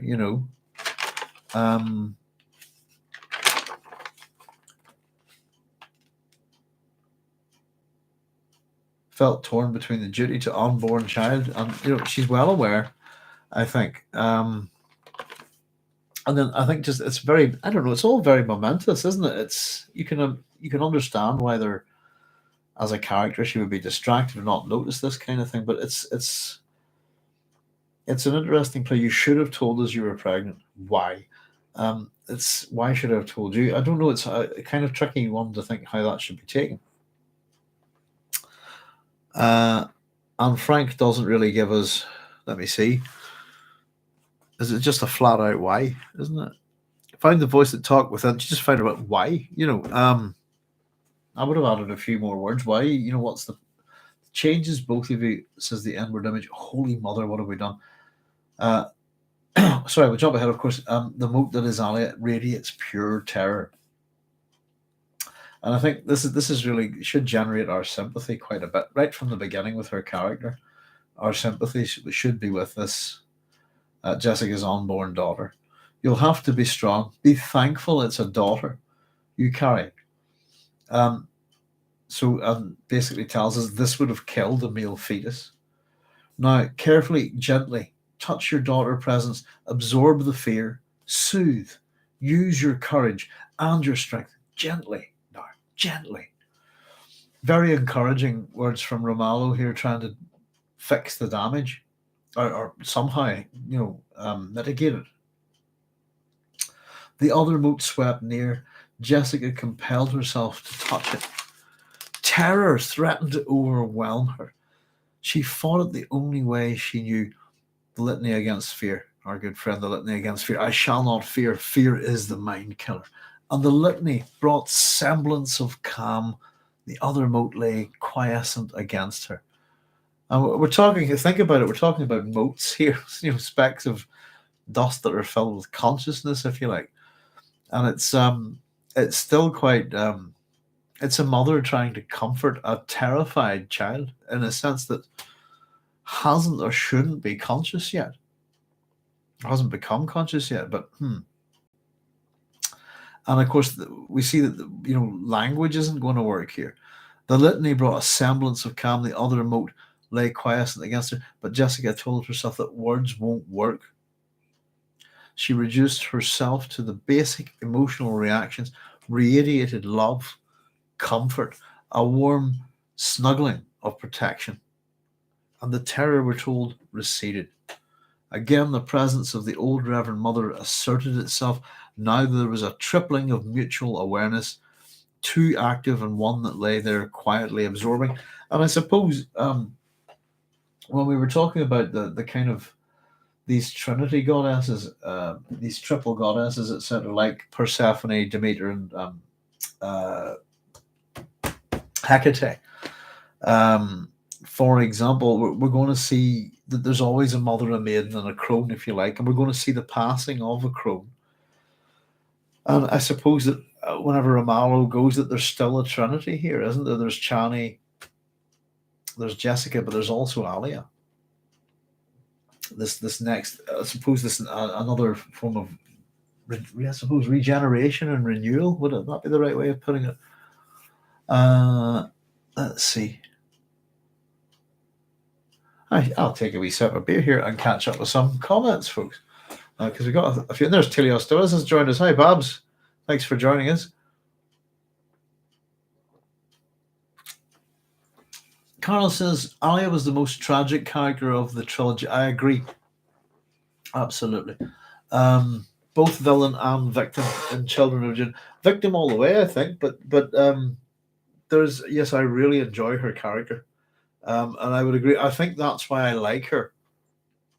Probably my next favorite character would probably be Leto II. And his tragic nature isn't the same at all. And Alia, I think, has a lot of I don't know. There's a lot of certain characters in her, if you see what I mean. And yeah, I think you could write a book on Alia, quite frankly. And I mean that as an just you could just break down Paul Atreides if you write a book on him, but you could easily write a book on her character. And all the associations and mythical associations and literary associations with her. You can associate. She's a bit like Ophelia in some ways. She's a bit like Cassandra, and she's of course one half of the Paul. As much as Paul and his mother are kind of a Janus figure here, her and Paul are a Janus figure, and she represents that the divine children of Leto. Very much like Artemis, the virgin huntress, if you see what I mean. Alia is fascinating, I think. And I think, particularly in the film,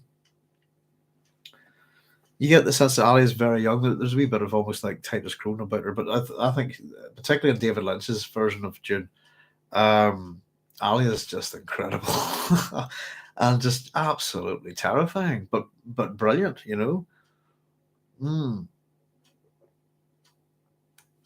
Of course, aren't the last lines of David Lynch's Dune spoken by Alia, aren't they? And how can this be? And it's like a wow, very scary toddler. Yeah, Alia is brilliant, I think. But yeah, to have it, there's other characters like Alia, by the way, and I'm trying to think of a few that are fully grown in a child's body. I'm thinking on Joe Kidd from Robo Hunter. If anybody knows Robo Hunter, there's a good one there. Oh dear. Bob says, I don't get that Jessica, as a well-educated Bene Gesserit, didn't already know what would have happened with abominations and how they are created. It's a prejudice that the Bene Gesserit have. They're very about that, aren't they? So as much as they don't want to, we're told they don't really want to talk about the place where they cannot look. Yeah, abomination. It's kind of, you think that they'd have leaflets on it and stuff that we really don't want this to happen. It's a no-no, and I suppose because it's meant to cause madness, it doesn't necessarily always do so, I suppose. But yeah, I think there's aspects of, I don't know what you think here, but there's aspects of Jessica's thought process here where she kind of, she's almost in, I think she knows rightly what she's doing, and it's just, let's get on. It's almost a sense of denial, I think. It's a risk. and I just don't think that the daughter, the way Ali is described here a few different ways, but the daughter fetus, this pre-birth awareness, pre-birth awareness. We're getting into Samuel Butler territory, aren't we? With the preborn and the unborn, which I think is fascinating. Absolutely fascinating. Yeah, I don't. I think she's aware of what she's doing here, and I think there's an obvious way out. And it's a bit like we talk about if you. I think we've mentioned if you ever put somebody in a position where you don't give them a way out, it's a very dangerous thing. But she has one, and it's a legitimate, genuinely a legitimate reason, and it's secondary. It's secondary to Paul's ambition. The first time that she thinks about it, and then the second that she's only, oh, what I do to myself actually will harm the flesh. That what I harms the flesh of me will harm the flesh of my daughter. But on she goes anyway, and it's there's not too much of a consideration for the daughter fetus, as it's known here. And it's interesting because it's how we first meet Alia is simply almost just in terms of emotions, terror, and we know what this is. It's really quite tragic, isn't it? It's very sad, and it makes for a great character, though, doesn't it? You can't build a character like Alia without a beginning like this, I think. Telios, continuing on with your comment there, Bams. I think she was willing to sacrifice Alia. I agree. As I said, I think it's very obvious, and you're absolutely right. She's far too intelligent, far too well educated, and is educated heavily at the Bene Gesserit school, if you like. She's been. I think it's quite obvious that she knows what she's doing. I think she's making excuses for herself. Sootpot says the kid in the nappies and the blaster from 2008. Yes, Joe Kidd. That's the one from. He's a pilot on a ship, isn't he? He's absolutely foul mouthed and and smokes cigars. And something happens to him. It's a long time since I've read it. I love Robo Hunter. He's pretty much a Mormon bounty hunter, isn't he? Yeah, there's also there's the character of Saul. What's his name? Hang on.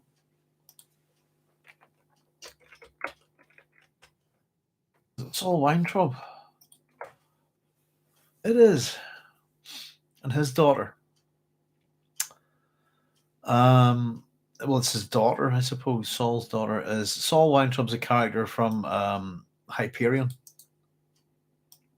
whose daughter ages backwards. She's an archaeologist. Oh, I'm really looking forward to reading that again one day. Yeah, and it's kind of, I suppose Ali is very different, but kind of the very wise or kind of adult appearing child, if you know what I mean, has almost become a cliche, hasn't it, these days? It's quite a strange thing. It seems to be popular within the world of cinema. Let's see. I'm just going to make a wee cigarette here, folks. I'll catch up with you. But yes, Sootpot, Joe. If you know who I'm a big fan of Robo Hunter, particularly Hoagie, Stogie, QT, and Joe Kidd. It's the way they drew him. It's just this kind of, he's like a baby that looks a bit like James Coburn, isn't he? With a big blaster and a big cigar. Just what the are you looking at? And I think it's very funny. And for some reason, yeah, he's a good detective, isn't he, as well? I think one of the best Robo Hunter stories ever. There's a couple. There's a World Cup one. I think it's quite good from the 80s, but it's the teeny mechs, isn't it? I think the teeny mechs were amazing. Holy Joe Smith. Robo Hunter is great. I went looking for a 2080 actually today. Sootpot to try and get that one with the stickers. And the local ASINs is gone in the town, and there's, apart from one newsagent, I think there's nowhere. I'll probably have to see if I can order one online. But yeah, there's no newsagents in the town anymore. And it's taking me back to the 70s, I suppose, in terms of comics and stuff. But it's, yeah, getting a copy of 2000 AD is not easy here. Well, I'd have to, get a bit silly. Goodness gracious. Let's see. Let me just check tonight. Hang on. I think I missed a few comments there. Let me just back up a bit, folks. I think I was wrong with the thread there. Let me get Jessica. I mean, Jessica's well educated, but I didn't already know what would happen with Abominations. Tio says, I'm waiting on my bus, so won't be in for very long, so we'll catch the full session later. No worries, Babs. Thank you. Keep chatting away if you're still there. And that was catching up. Yes, enough Abominations were. Yes, indeed. We caught up there. That's it. I missed that first part of that. I agree. I think she was willing to sacrifice Alia to assure her and Paul's place amongst the Fremen. We're just told if this was a boy child. And again, the Bene Gesserit can choose the gender of their child, can't they? That child would be dead at this point. It's only the fact that the child is female is it still alive, which is interesting, Let's see. Chris Gibson says, perhaps it's simply that the hand has been dealt and she's picked it up. Now she must play the hand or suffer the consequences. I get what you're saying, Chris. There's a path here, but it's about speed here, I think. In terms of the hand that's dealt her, she could be a bit more cautious. She could delay this.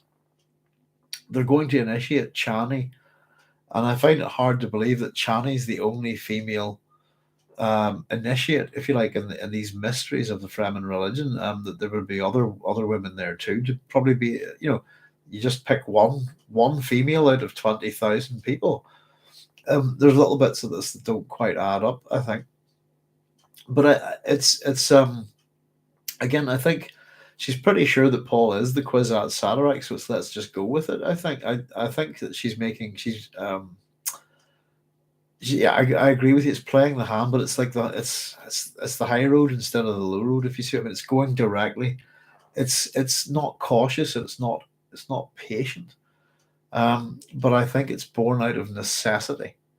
Does that make sense? I think that's the way I would look at it. Jimmy Faulkner says, do you agree with some people who criticize Dune as being sexist? Do I agree with people who criticize it as being sexist? It has some sexism in it, but I think it's the way that Dune is written, especially with Frank Herbert's wife, really helping him to flesh out, in particular, the motivations and the even the dialogue, etc., but of the female characters in particular. I think that there's some attitudes that are in Dune that and again, are from that era, but they're not homophobic or anything like that. Dune is a book that deals with with different genders and different evolutions of gender. And actually, if you think about like the time machine, a lot of books either tend to deal with evolution in one way within science fiction, or they'll go with a dualistic way. Like the time machine. Here's the Eloi, here's the Morlocks. These guys live above ground, or like sheep, and these guys live underground, or this kind of thing, and compare and contrast. I suppose that you even get that within the Martians in the War of the Worlds, where the Martians are meant to be us 1 million years down the road. So have a look at them and see how they compare. So no, I don't think Dune. Dune's a book, so it can't be sexist if you see what I mean, because it's a book. But that's just me having a bit of fun. But no, I think it explores certain ideals, and within that there is sexism within this universe, if you like. But it's tricky, I suppose. But no, the women are very powerful within the Dune universe, extremely powerful, and it's a level that probably the men don't generally realize. But it's the idea of, do you want to be the guy that sits on the throne and have a big target put on your head, or would you rather be subtly behind? Just having all the benefits of power, but not quite the full danger. If you see, I mean, the Bene Gesserit, I think, um, are very much what you would call a power behind the throne, and are absolutely a power behind the throne at this point in the book, and have been, at the start of the book. And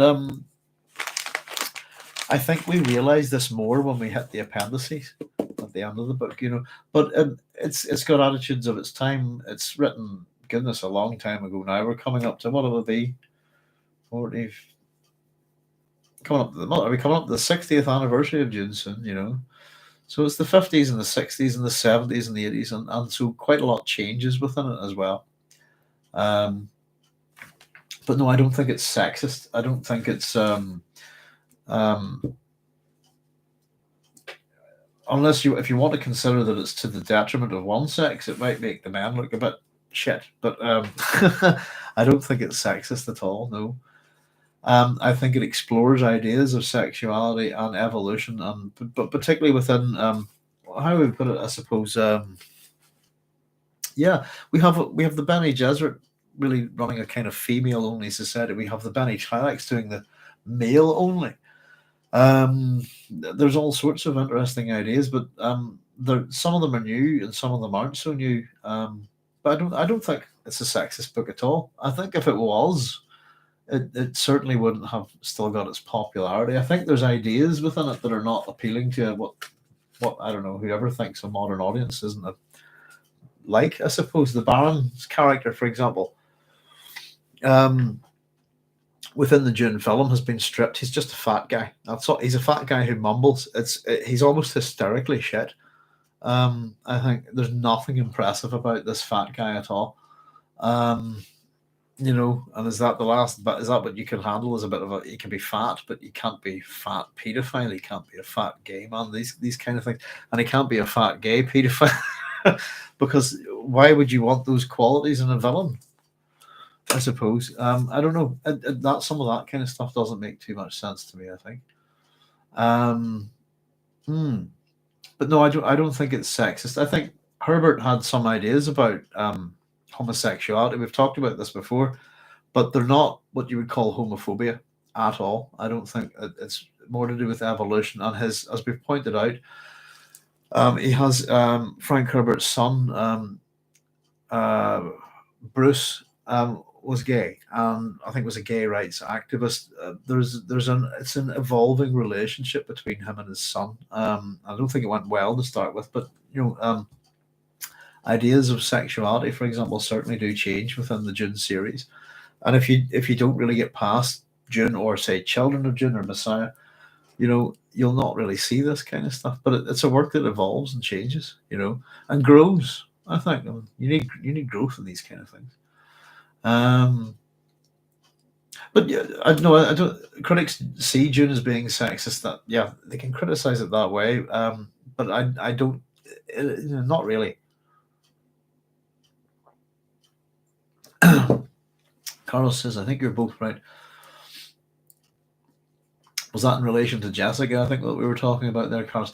Telio says, Jimmy, that no females seem to have powerful positions and to wield their power through that no females seem to have powerful positions and have to wield their power through manipulation of powerful men.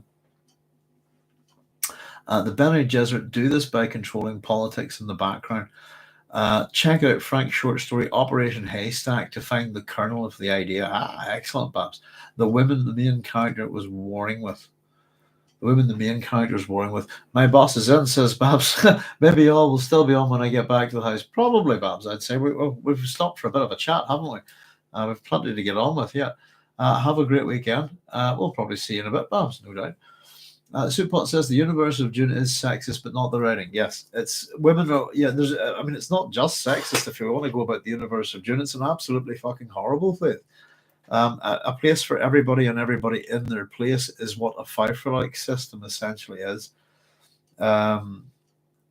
Serfdom, medieval slavery, if you want to put it that way. But it's it's a horrible universe, and the whole point is, I suppose, that you never see the little people, and they'll die by their absolute billions in this book. But all of our characters are noble men, noble lords. There's the occasional one who's not, but if you know what I mean. But You have a real separation of class within this book. That's the biggest thing. Pardon me, but it's Frank wants to teach you stuff, I suppose. So you know, um, and the comment. I'll be honest with you. The comments about the Baron. The Baron's very much based on Laius. I think there's a couple of other people there, but Laius is the father of Oedipus, and therefore his character comes from. If you want to say, oh, why did he make this character this way? Has it got anything to do with homosexuality in the 60s and 50s, or has it got anything to do with the son? Or anything? The answer is no. The Baron's based on a person who may be historical, quite frankly, who has those attributes. And certainly, if you look at Paul in terms of Oedipus, which Lord Raglan would have, is Lord Raglan's big sort of, will model all of these ritualistic steps within, myth and ritual. He's the one that scores the highest, and so I certainly from Herbert's point of view, Paul Atreides is based heavily on Oedipus, amongst many other, but the particularly that ritual pattern, and it's most notable, by the way. It's not as noticeable that he's based on Oedipus to a degree in the first book, where you'll get that's really Dune Messiah and Children of Dune. It's I think he goes through the first 12, 13 steps of Lord Raglan's pattern of the hero, if you like, in Dune, but it occurs outside of that novel as well. But yeah, so yeah, women are in there, but it's women are exceptionally powerful, and if at this point when we've got to this book, there's we've seen Jessica's ability to absolutely do anything to anybody, including her husband, Thufir Hawat Jamis. She puts the fear of the fear into Jamis just with a word. These women are incredibly dangerous. The Kwisatz Haderach is meant to be a weapon that can be wielded, if you like, across the universe. But the point is, you don't want to get in its way. They want to wield it, and the point is that they're the person behind it. What they want to be, of course, that Paul's not going to do what they want. So they build the ultimate weapon and lose control over it. That's their, I suppose, their problem. And whenever we get to the appendices, we'll get some criticism of the Bene Gesserit and their motives. Chris saying a safe and swift journey, Telios. And Brad Rose saying, hey, better late than never, eh? Good morning, beautiful people. Lovely to have you here, Brad. Thanks very much for joining us. Hope you're keeping well. We were just stopping for a wee minute there to catch up with a whole pile of comments, but yeah, very interesting. Sort of considering Jessica's decisions here and essentially what she does to, as I said, real consequences for Alia. Dear, oh dear.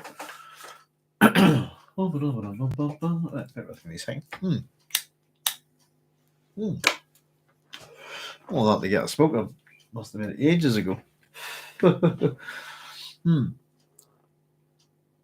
Now let's see. Yes, of course, all this emotion, this moat that we're talking about, is the personality of her unborn daughter, is Alia, and we've had a little bit of the litany. It brings a semblance of calm. The other moat lie quiescent against her. Words won't work, Jessica tells herself. She reduces herself to a basic emotional reactions: radiated love, comfort, a warm snuggling of protection, and the terror receded. Again, imagine that, just you're being conscious in the womb. How old Alia is at this point is probably just a few weeks, maybe not more than that, I would think.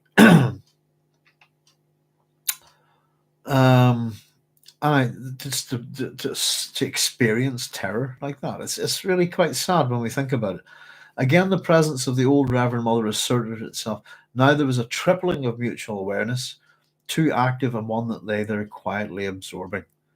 So this unborn child is absorbing what's going on here now. And of course, we'll see this when we get to. I said Ali is a great character. I absolutely love her to bits. Ramallo, time compels me. I have much to give you, and I do not know if your daughter can accept all this while remaining sane. So we haven't even got to this, but here's the real danger. But it must be. The needs of the tribe are paramount. I suppose we have that juxtaposition there that, really for Jessica, it's Paul's needs are paramount here. We've heard her say so, or think it. I think, was it one of the previous two chapters or so?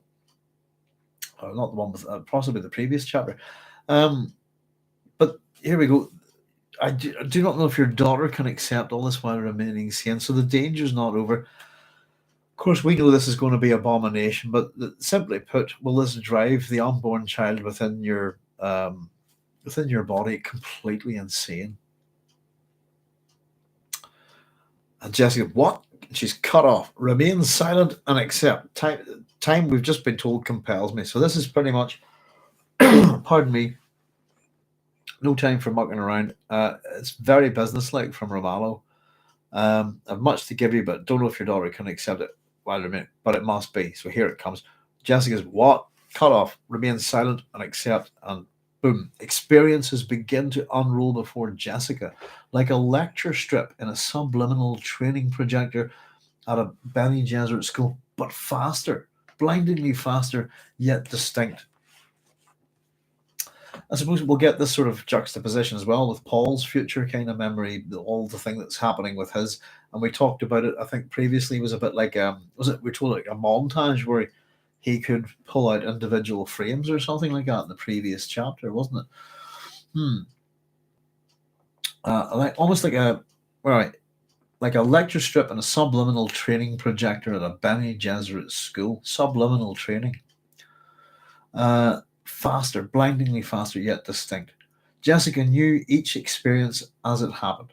There was a lover, virile, bearded with dark Fremen eyes. Jessica saw his strength, his tenderness, and all of him in one blink moment through the Reverend Mother's memory. So this is Romalo's, lover from when she was young. No time to think what it might be doing to her daughter's fetus. Only time to accept and record. Experiences poured into Jessica. Birth, life, death, important matters and unimportant. An outpouring of single view time. It's a good way of putting it, isn't it? This is, of course, other memory, isn't it? The Reverend Mother's, the Bene Gesserit, other memory. An outpouring of single view time. Births, lives, deaths, important and unimportant. Why should a fall of sand from a cliff top stick in the memory, she asked herself. Too late. Jessica saw what was happening. The old woman was dying, and in dying, poured her experiences into Jessica's awareness as water is poured into a cup. The other mote faded back into pre-birth awareness.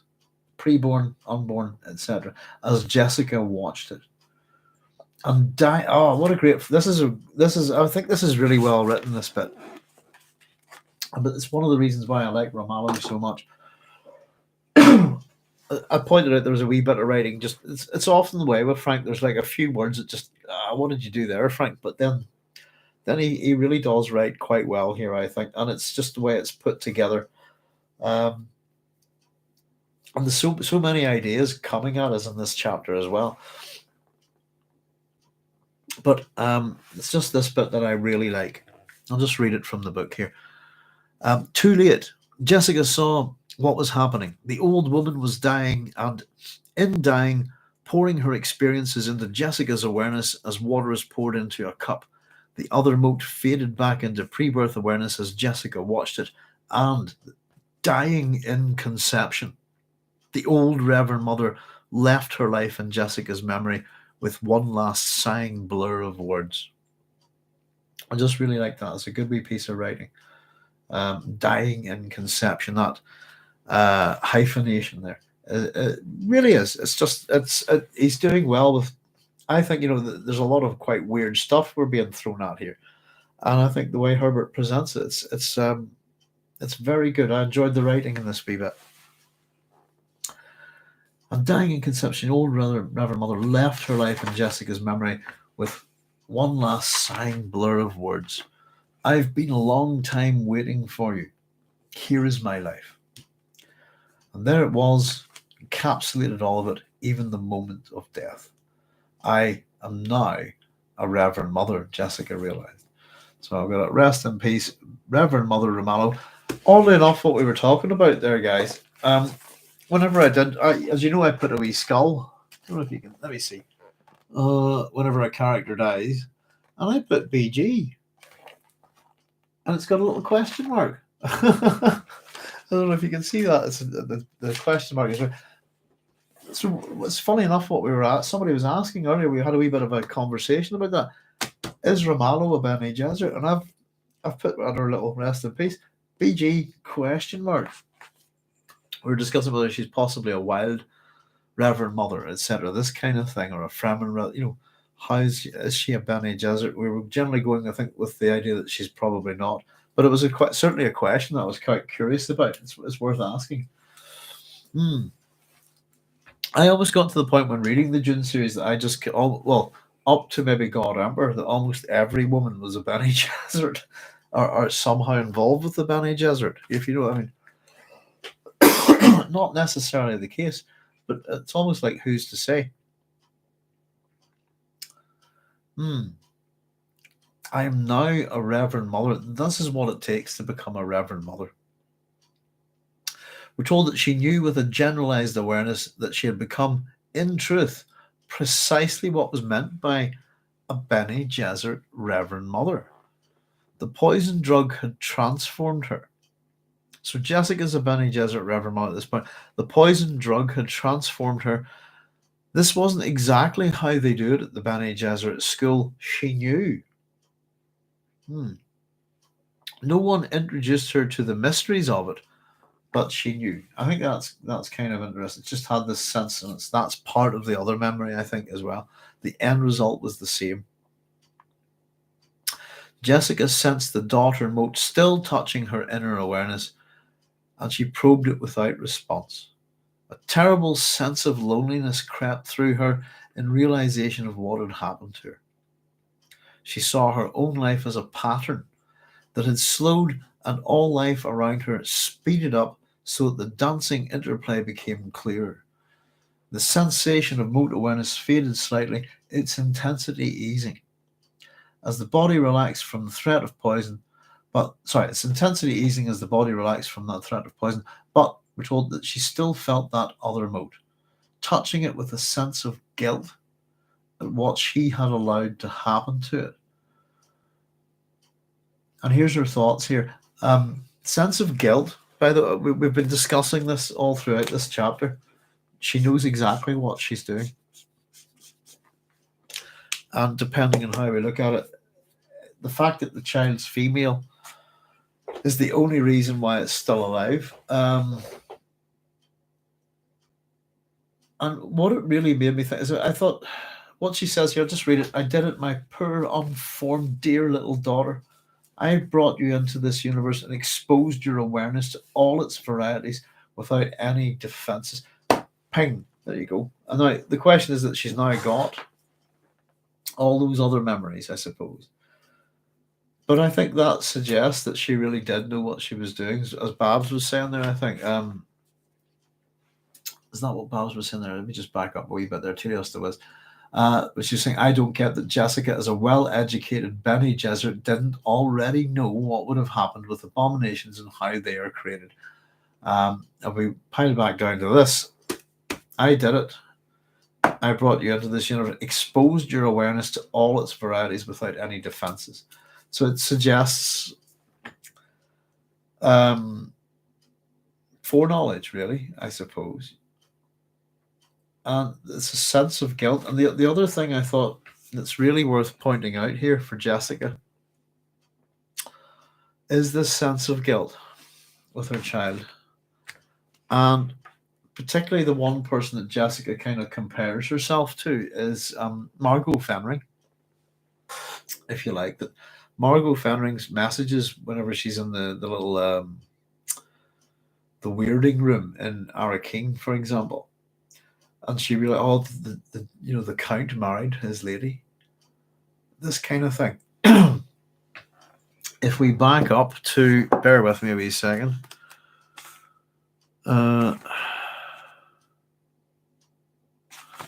couple of chapters back where we're looking at Margot and the Count, and of course Margot has Margot Fenring's purpose on Gidi Prime is to secure the bloodline of the Harkonnens, to get Fade Routh's seed. And we have this little back and forth banter between her and Casimir Fenring. Let me just see if I can find it. I've just gone back a couple of chapters here.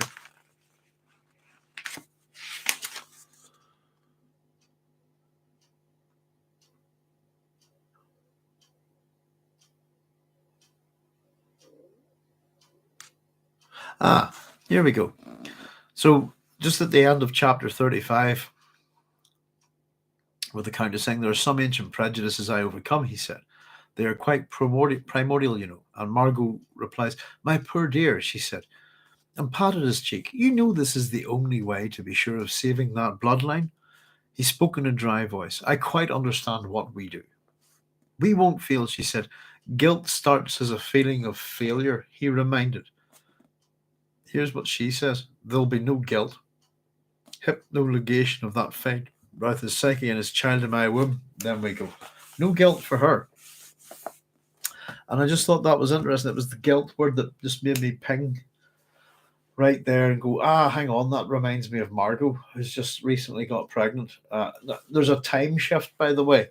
I think that what the previous chapter with Margot and Fade and the Baron, etc., is actually in the future of this event. But I just got that whenever we did get this little comparison with Jessica, it was with Margot, and we have this Margot getting pregnant and having no guilt about any of it, but this sense of guilt there for what she's done in this ceremony, this ritual, the ceremony of the seed. And it's to turn how does she put little daughter here? So as we go through this chapter, I suppose how this daughter fetus is how Alia is described changes. It's daughter fetus, pre-birth awareness. She's talked about as a mote, the daughter mote. And whenever we get to this bit where she talks, we have this sense of guilt. I did it, my poor unformed, and then dear little daughter. Alia's starting to become more fleshed out, more human in her thoughts. I think I brought you into this universe and exposed your awareness to all its varieties without any defenses. And a tiny outflowing of love, comfort, like a reflection of what she had poured into it, came from the other mode. And that's, there you go, that's what's particularly sad, isn't it? This is Alia trying to comfort her mother. This mote within this consciousness, this, how do we call it again? Is it the inward image? It's sad. It's especially when we get to know the character a little bit more. But this is sad. This is real tragedy here.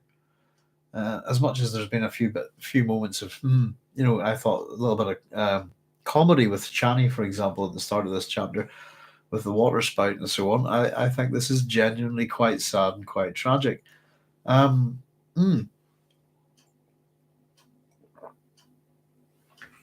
we don't even have a name for this character. Before Jessica could respond, we're told, she felt the Adab presence of demanding memory.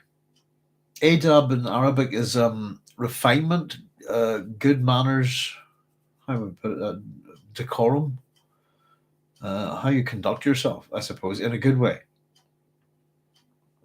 So she felt the adab, if you like, the good manners, if you like, the decorum of the presence of the demanding memory.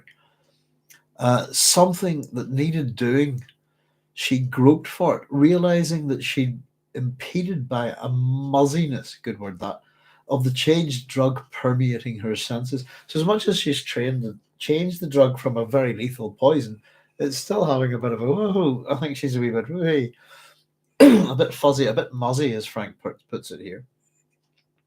And she thinks here, I could change that. I could take away the drug action and make it harmless. And sense that this would be an error,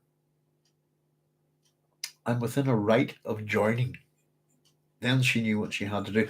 Whenever I hit this part of the chapter, I'm within a right of joining, and I just put, just to let you know, I just put next to it, all right, Raglan, Lord Raglan. And I think his influence on this chapter is very heavily influenced by this kind of stuff. And she knew what she had to do. She has knowledge here now. Demanding memory. Jessica opened her eye, gestured to the water sack being held above her by Chani. It has been blessed. Mingle the waters. Let the change come to all, that the people may partake and share in the blessing. And her thoughts here are, oh, there's my orange highlighter. I haven't highlighted this, but let the catalyst do its work. Let the people drink of it and have their awareness of each other heightened for a while. The drug is safe now that a Reverend Mother has changed it. I'm a Reverend Mother. So the demanding memory, as it's now called, still worked on her, thrusting. There was another thing that she had to do, she realized, but the drug made it difficult to focus. The old Reverend Mother.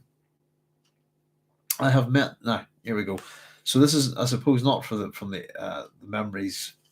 What was it? We call it the memory image or something, was it? But this is for the benefit of the crowd. I have met the Reverend Mother Ramallo. She is gone, but she remains. Let her memory be honored in the right. And she thinks to herself, where did I get those words? And of course, it's from other memory, isn't it? I think. Realize that, oh, here, there we go. I should catch up with my notes. They realized that they came from other memory. The life that had been given to her and now was part of herself. Something about that gift felt incomplete, though. And here we go, the other memory. Let them have their orgy. They've little enough pleasure of living. Yes, and you and I need this little time to become better acquainted before I recede and pour out through your memories.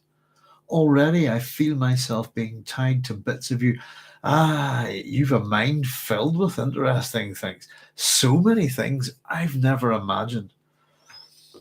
And I think that's quite interesting. I'm going to have to pause here a wee second, folks. I do need to run to the loo, and we'll pick up from there because it's an interesting little paragraph, and I'll check if you've got any wee comments there. Or if you've got any wee comments or questions, now's the time to tip or tap them down on the keyboard, folks. I'll be right back in a wee.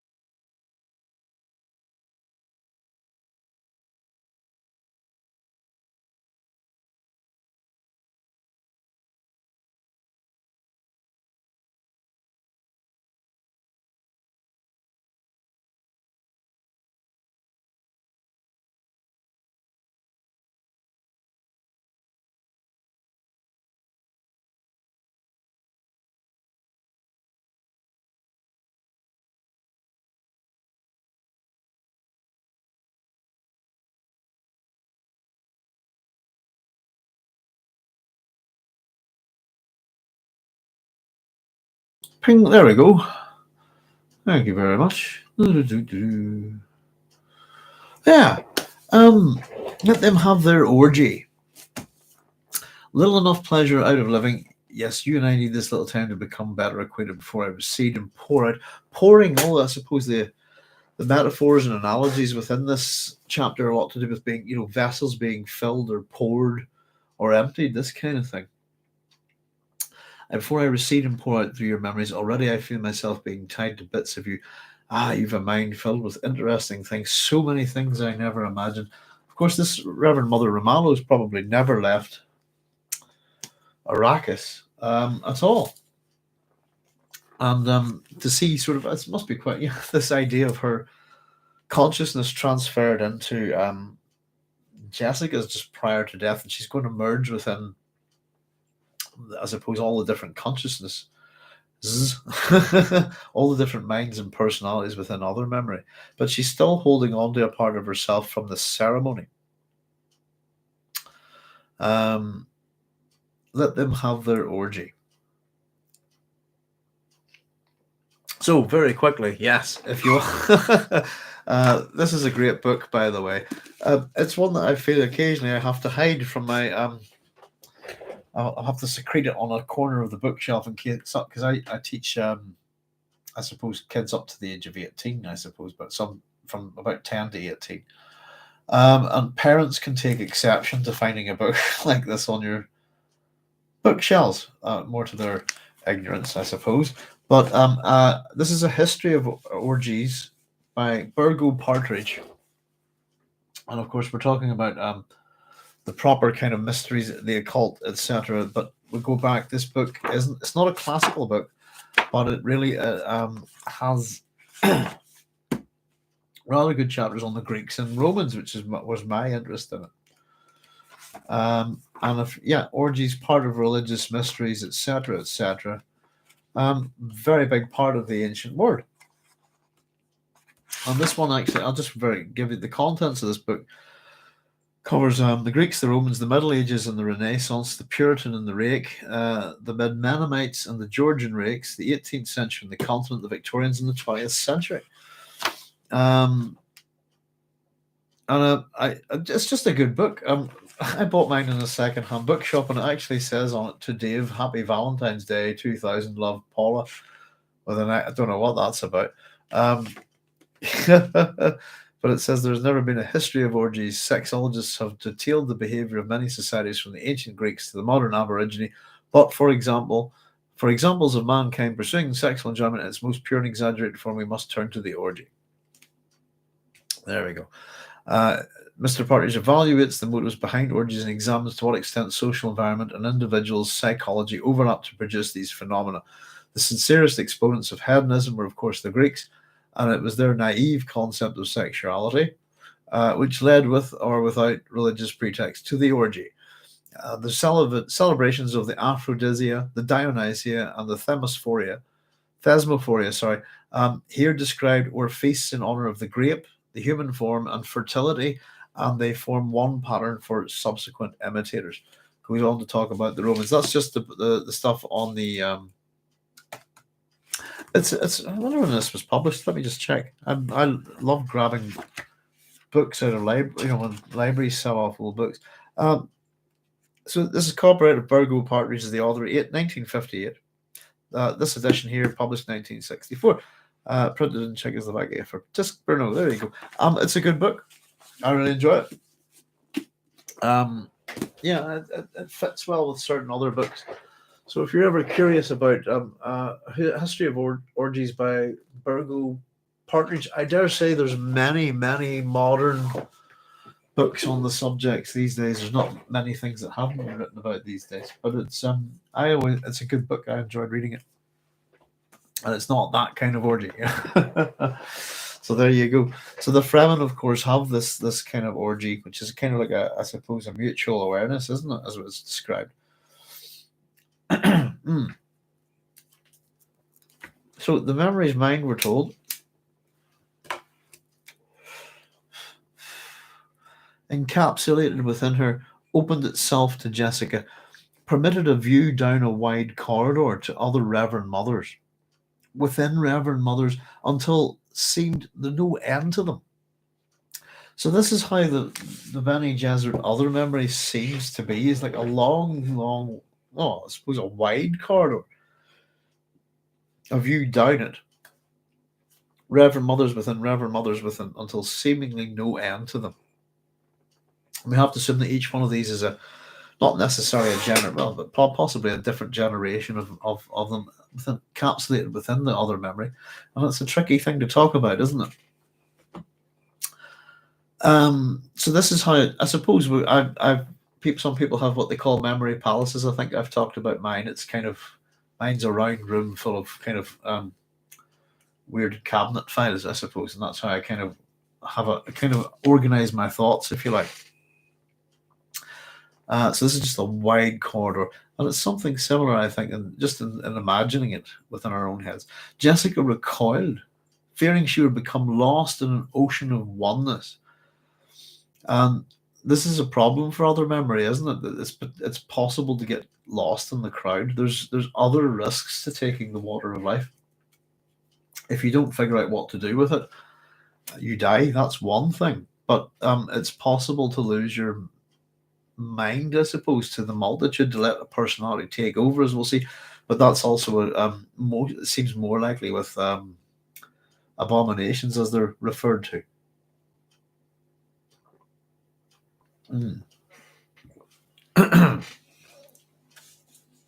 Let's see. Fearing she would become lost in an ocean of oneness. Still, the corridor remained, we're told, revealing to Jessica that Fremen culture was far older than she suspected. Here we go. This is a bit about the Fremen's migrations. I think this is quite interesting. There have been Fremen on Poratrin, she saw, a people grown soft with an easy planet, fair game for imperial raiders to harvest and plant human colonies on Bella Tejas, and Solusa Secundus. Oh, the wailing Jessica sensed in that parting. So we're getting a little bit of the history of the Fremen through their Reverend Mothers within the other memory. And it's a sense of the migrations, if you like. We started with this. Let me just back up a wee bit. Whenever we had the Reverend Mother Ramallo talking, getting Stilgar, tell them Stilgar must die. She begins with, "We are the people of Mazir." So we can assume that that's Egypt on Old Earth, possibly, or a planet named after that. But that would be the old name for Egypt in Arabic. Since our Sunni ancestors fled from Nilotic Al Aruba. Again, that's a comment on relating to the Nile Valley. So it's possible, we get the sense that if we stick to Frank Herbert's books alone, we get a sense that the Fremen migrations begin with while Earth is still around, if you see what I mean. And off they go. We're also told that they were denied the Hajj, weren't they? So we can assume that Earth, possibly Mazir, is a different planet. Nilotic Al Aruba would still suggest Earth, wouldn't it? Again, unless it's like another place that's named after one of these things, yeah, there's plenty of places that share, countries all over the world that have similar names. America's got lots of cities and towns that have names from Greek and, I think there's even where I'm at. Well, yeah, there's all sorts of places. You'll see commonality in names and stuff, I think. Let's see. So Stilgar. Oh, here, hang on. I've jumped way back. Right. So that was the Mazir Nilotic Al Aruba. And let me just get back to where we were there.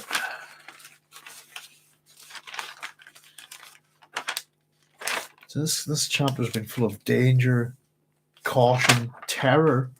Here we are. And had been Fremen on Poratrin. And we also got so we're told that the Fremen were grabbed basically here by the Empire. Imperial raiders would be raiders working for the Empire to harvest and plant human colonies. And this is probably why this is the Empire of 1,000 Worlds. Tejas and Solusus Secundus. We've had a wee chat about Solusus Secundus before. And of course, Jessica said, oh, the wailing that Jessica sensed in that parting. Let's see. Poratron. We like doing this with our planets and stars here, don't we? Poratron is the third planet of Epsilon Elangue, considered by many Zen Sunni wanderers as the planet of origin. I've written down here that's probably Epsilon Aurigae, if you like. Almaz, as it's also known. Of course, Betelgeuse Alpha Orionis, if you like. I was talking a bit about it today. Betelgeuse, the head of the shoulder of Orion, the hand of the shoulder of Orion. That's that. If you're into stargazing, I suppose the point is that Betelgeuse could have blown up a good 700 years ago, and we'd only just be seeing it now. Let me see, how far away is it? But yeah, it's if you're into a bit of astronomy, I suppose. Betelgeuse is something that I would look for in the night sky, and sometimes it's big and red, and sometimes it's small and red. So Alpha Orionis. And of course, Betelgeuse is derived from the Arabic Yad al-Yusa, which is the hand of al-Yusa, in other words, Orion. I think this is quite interesting, by the way. It says an error in the 13th century AD reading the Arabic Ya as Ba led to the European name. And in English, there are 4 different ways of pronouncing it. It's Betelgeuse, as far as I'm concerned. No, not really. But yeah, it's again one of these homes of the. So you can start putting together a little map of where the Fremen have been here.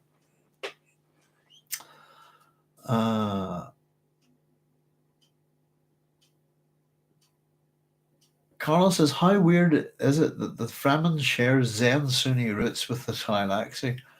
I think that's I think there's something interesting, isn't it? Even when we get to the mystery of the Tleilaxi, isn't it? Who are they? What is it that they worship? It's the whole point of the Bene Gesserit, I suppose, in the later books, to try and figure out what is it that the Bene Tleilax worship. And I think we've got this combination of Zen, Buddhism, Sunniism. There's so many combinations,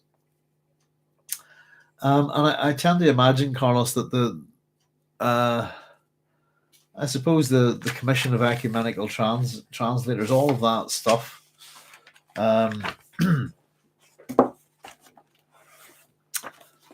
That went about trying to create this one religion based on it's an attempt to hybridize them all, isn't it, and find out what they have all in common.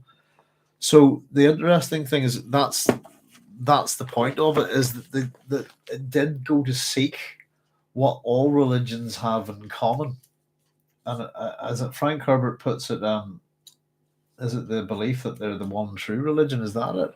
Oh no, but it comes down to they share one commandment: thou shalt not disfigure the soul. So I think when you're saying it's weird, I don't think it is. I think there's a commonality to it, that you'll see aspects of all these different things and all these different groups within. And yeah, I think it's Zen Sunni, Zen Sufi.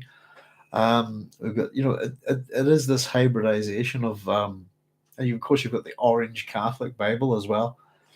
So it's a good attempt to hybridize and sort of try to create ubiquitous religions. It's one of these reasons why so many people can see so many different things in Dune. But we know that, I suppose, put it this way, Carlos, we don't really know too much about the origins of the Tleilaxu. In the sense that, the Bene Tleilax are essentially an all-male society that has farmed their women. They're pretty horrendous. They're I mean, one of the biggest nightmares of Dune is actually the axolotl tanks. And Oh goodness, hang on. Let me see if I can find this. I think we had a wee chat about it. Let me bring up. Let's see if I can get a copy of. Would it be Heretics? Let me see. Bear with me a wee second. Oh, sci-fi. There we are.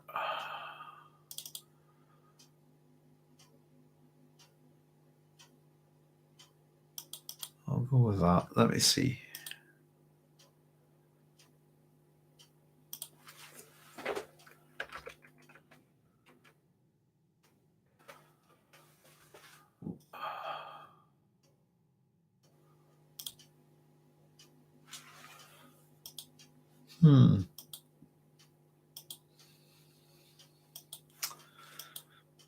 I thought that would have been easy, but I actually mentioned an awful lot in my PhD. Let's see if we can find it.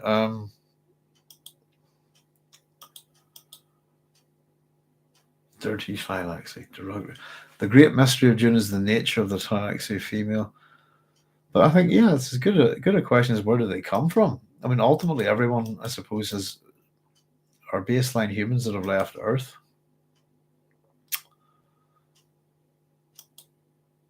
And the makeup, hang on, bear with me a second, see if I can.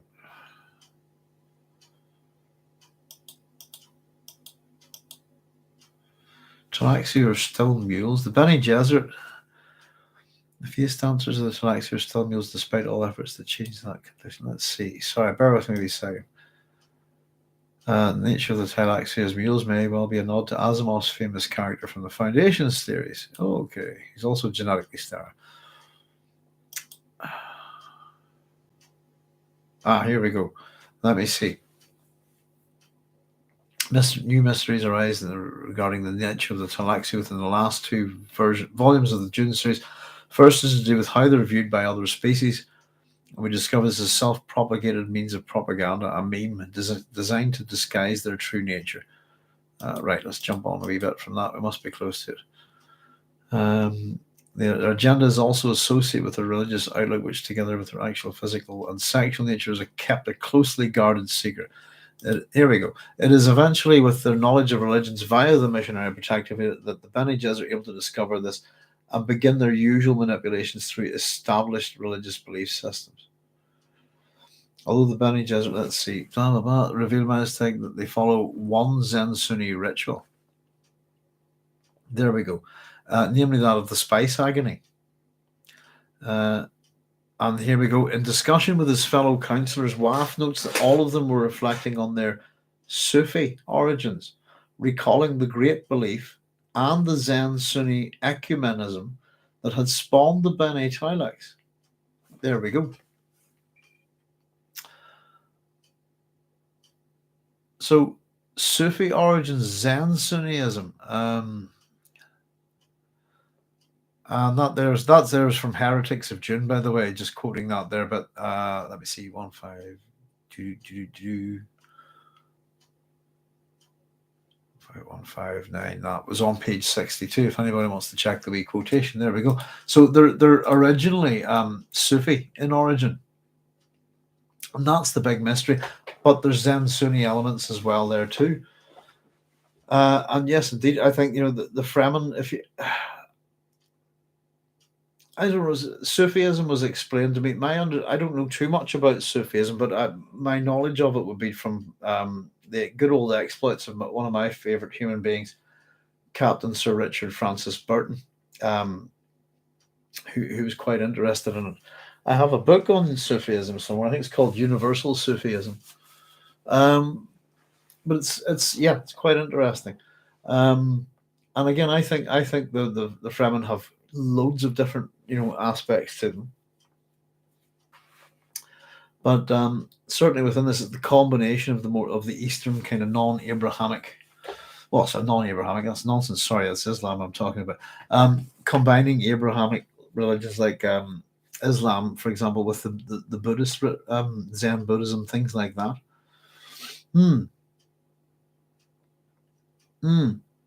I think almost everybody shares certain roots, if you like, that there is And I suppose these events in the past, we'll get to explore them a wee bit, Carlos, whenever we hit the appendices, because that's where we can really take that apart.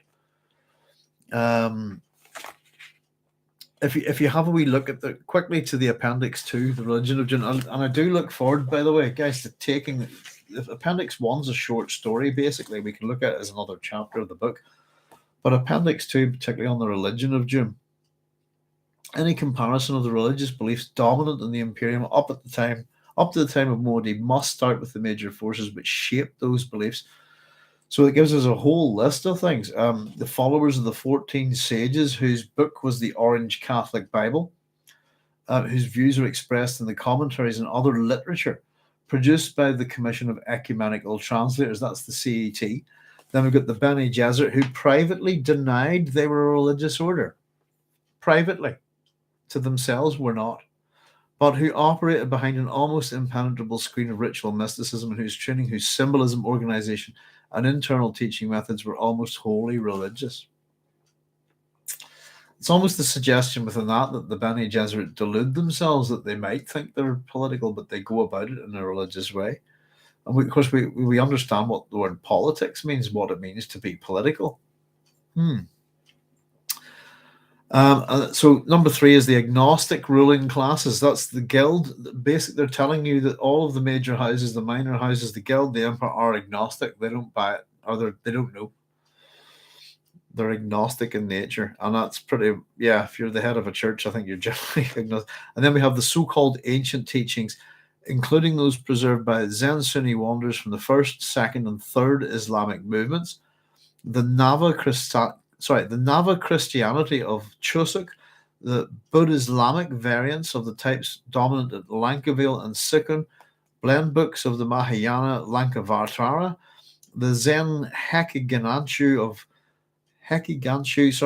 3 Delta Pavonis, the Tara, the Talmudic Zabur, that's on Salusa Secundus, the pervasive Ove ritual, if I'm pronouncing that right, the Muad Quran, with its pure ilm and fiqh, preserved among the Punday rice farmers of Caledon, Hindu outcroppings found all through the universe in little pockets of insulated pions, and finally the Butlerian jihad. There's a 5th force, of course, which it says is space travel. But that's that list of... if we look at the beginning of that appendix, before the coming of Muad'Dib, the Fremen of Arrakis practiced a religion whose roots in the Mahomet Sari are there for any scholar to see. Many have traced the extensive borrowings from other religions. That's the really important bit there. The most common example is the Hymn to Water, a direct copy of the Orange Catholic Liturgical Manual calling for rain clouds, which Arrakis has never seen. But there are more profound points of accord between the Kitab al-Abir of the Fremen and the teachings of the Bible, ilm, and fiqh. So he's telling us there that they have extensive borrowings from other religions. And I suppose being on the move all the time and adapt, your religion, it's what religions do, by the way. They they continually shift, change, evolve, hybridize, borrow elements. And in this country, I'm in Northern Ireland, as I'm sure you many know, but almost every church that would be pretty old is built on top of a pagan site. It's you're not going to build a church down the road from where the locals worship their Crom, deity. You're going to build it on top. You're going to destroy that place and build your place of worship on top of it. You're going to bring in some of those attributes. And we've talked about what's called the Greek interpretation, which became the Roman interpretation, which became the English interpretation, or the British interpretation. I prefer the English interpretation. So this is, of course, how religions. For example, I've pointed out that the Roman Empire did not conquer by force. It's just not possible. They didn't have enough men. It's a process of religious assimilation, and it's and hybridization. I suppose it's a good example. I always say this. I must bring in a wee picture or two sometime. Is it Bath, for example? They got the Romans. If you go to Bath in England, it's a Roman city. It's worth if you're into that thing and you ever in England, that's the place to visit, I suppose. Go to Bath and go to Hadrian's Wall. You'll get a civilian Roman site and a military one. But we have these double-barreled names for these goddesses. So the Romans would turn up and go, "Hey, you worship a goddess, Minerva Solis, sorry, is the name of the goddess that was worshipped there." The local people worshipped a goddess called Solis. Romans turn up, present a high priest, and he goes, "Hey, this is our goddess too. This is her high priest. We just speak a different language, and we call her Minerva, but you call her. So let's build a statue, and this kind of thing." So it's a common thing that religions supersede and transplant elements from each other. They take all the different aspects of it, and religion has to continually evolve and change. These days, I think, because ultimately religions die because people just get to the point where they go, "No, we don't buy this anymore," and it's why we don't worship the Olympian gods anymore.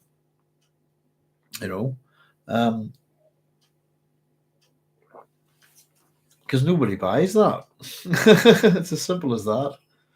Oh, saved a wee fly from drowning in my beer.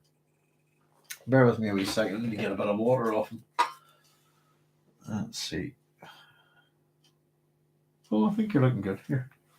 Hang on. You can't fly though, can you? You're all wet. That's right. I've got a wee fly all over. Oh, there he goes. Oh, great. He's on my book now. Bear with me. I am literally that guy that wouldn't harm a fly. Come on, little soul. Here we go. That's it. Just there you go. Go do your thing. I don't want to crush you. There you are.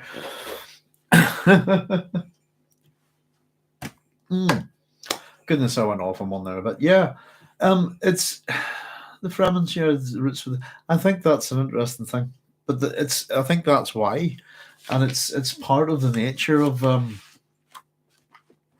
suppose it also kind of makes us question about everything prior to that, and I know that there's prequels and. Brian Herbert and Kevin J. Anderson have looked at a lot of that stuff, or have continued, with those ideas. But yeah, I think almost everything is they're all kind of hybridized, if that's the word, spliced religions. And mix a few cultures up and you get a new one, which is the Fremen, I think, and they're very interesting for that reason. There we go. Let me just put that there. Hang on a second. Let's see where we got to. Oh yes, we're on to the planets, weren't we? Solstice Secundus, of course, we know that the Fremen were there. That's the Emperor's prison planets, and it's considered a particularly harsh planet. So the Fremen, soft planets that make them soft. But we have at least Poratrin. I can go with Earth, Poratrin, Betelgeuse, Solstice Secundus. We're starting to get an idea and almost a progression of the Fremen's migrations over the years, persecutions, and escaping raiders, slavers, this kind of thing. So far down the corridor, an image voice screamed, "They denied us the Hajj." In this case, the Hajj, as we said earlier, there's a few similar terms within Dune. In this case, we mean the holy journey, and I think that's synonymous with the Hajj. That within Islam, and it's, I suppose one of the things I love about Richard Burton is that he undertook the Hajj in disguise. And if anybody ever wants to read about it, I wish I could see it. Let me see if I can find it for you. It's probably one of my all-time. If you ask, I'm thinking of doing a bunch of top 10 soon. But if you ask me about my top 10 books that I have so enjoyed in my life. It's a biography, and I'm not a big fan of biographies, but it's called The Devil Drives by Fawn Brodie, and is a very, very good look at the life of Captain Sir Richard Francis Burton, who has become a hero of, there's a fictionalized version of him now, and he turns up in science fiction books. And you could argue that he's the main protagonist of To Your Scattered Bodies Go. So you could argue that Richard Francis Burton is the original Neo from the Matrix. In fact, I'd happily argue that, no problem. Very easy to do. They denied us the Hajj. So we're getting a sense of the Fremen history through the other memory of the Reverend Mothers. And we told what Jessica saw here was that she saw the slave cribs on Bella Tejas down that inner corridor, saw the weeding out and selection that spread. Hang on. Oh, it's my bad handwriting has failed me again. Let me see, folks. What's that word? No, it's okay. Well, I've put in speed. I've left out a letter altogether. It's spread. Sorry, bear with me. God, my writing sucks. It's bad if I can't even read it. It's not too often, I suppose. Sorry, she saw the weeding out and selection that spread men to Rossack and Harmonthep. So there we go. So we've got what? Poratrin. Well, we can go Earth, Poratrin, Beltude, Tejas, Solusa, Secundus. There's 3. Rossack, Harmonthep. So there's 5 planets. Of course, we can add Arrakis as the end. Maybe there's 6 worlds that the Fremen have traveled to, have been captured, have been separated from their families, enslaved. Breeding cribs isn't that far off from what the Bene Tleilax do, I suppose. And again, this must be for the Empire. They need, the idea is that they need settlers, colonists, really.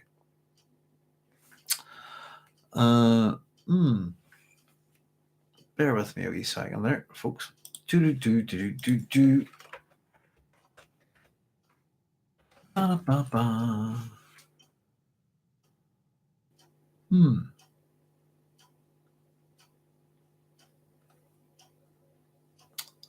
Now, let's see. Sorry, I was looking up something. I didn't find a thing there. Harmonthep's got that real Egyptian sound to it, doesn't it? Rossack, we're told. We'll just leave that for a wee second. We'll get there in a wee minute. We're told there's scenes of brutal ferocity open to her life, like the petals of a terrible flower, and that she saw the threat of the past carried by Sayadina after Sayadina, first by word of mouth, hidden in the sand chanty, so like an oral tradition. And then it's refined through their own Reverend Mothers with the discovery of the poison drug on Rossack. So there you go, their own Reverend Mothers. We were having a wee chat about Ramallo earlier. Is she Bene Gesserit? I even put a wee question mark. These are the Fremen's Reverend Mothers. Yeah, I think the answer is no, they're not Bene Gesserit. They're just something very similar. And as we pointed out, probably wild Reverend Mothers that have, I suppose, slotted into Fremen society. But the discovery, they refined this through their own Reverend Mothers with the discovery of the poison drug on Rossack. And this was now developed to subtle strength on Arrakis in the discovery of the water of life. Now, Rossack, which was where Fremen Reverend Mothers discovered the poison drug. And I'm curious, let me just check that. Let's go, here we go. Not the water of life I've put here.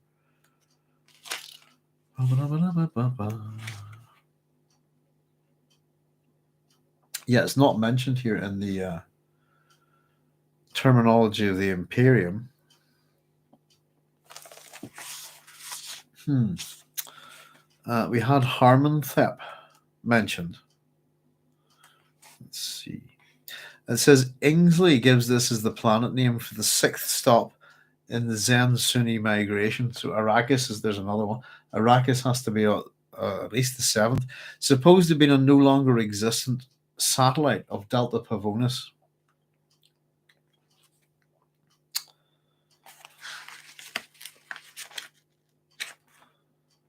There we go. So, refined through their own Reverend Mothers with the discovery of the poison drug on Rossack, and now developed to subtle strength on Arrakis in the discovery of the water of life. That suggests to me that the poison on Rossack that they've used to develop this process is not the same. It's not the same drug. It's as the water of life here that they found on Arrakis, and that would also suggest that then that's how the Bene Gesserit possibly do? It must simply be a poison. I don't know. It's an interesting thing, and we're talking probably over thousands of years as well. Now let's see. Ingsley, possible fictional author within the Dune universe, and I'm wondering, is that? Let me see. Is there any wee hint of that?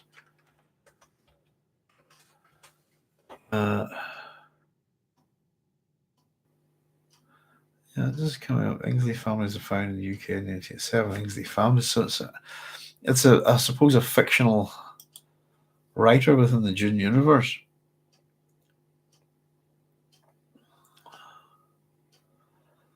And I'd like to check that out. Actually, I think that it's quite possibly. There's seldom a name that's used in Dune that isn't done for a reason. Let's grab Dreamer of Dune here a second and see if it's in the index here. I haven't been able. It's possibly one of those things where Herbert's kind of sticking in the name of a fellow science fiction writer or something. But it's whenever I find a name of somebody that's within the story and it's not loaded, I'm highly suspicious. It must be somebody, if you see what I mean. So it's one of those things. Let's have a wee look, see if I can find anything.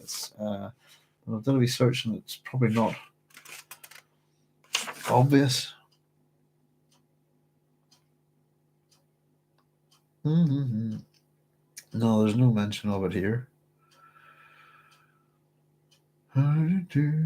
No, sadly. One of those interesting ones. I wonder has anybody got any ideas about it? I said there are a couple of other science fiction writers, for example, there are character names that are disguised. But Ingsley, who knows? Just a fictional author within the Dune universe. Let me see. Where was that? I probably didn't read that wee bit there. Ingsley, planet name for the sixth Hermanthep. That was to do with that, wasn't it? Right. There we go. So far down the corridor, another voice screamed, "Never to forgive, never to forget." Jessica's attention focused on the revelation of the water of life seeing its source. The liquid exhalation of a dying sandworm, a maker. She saw the killing of it in her new memory. She suppressed a gasp. The creature was drowned.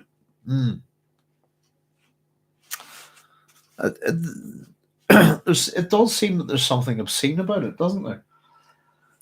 I don't know. Drowning an animal is a horrible thing.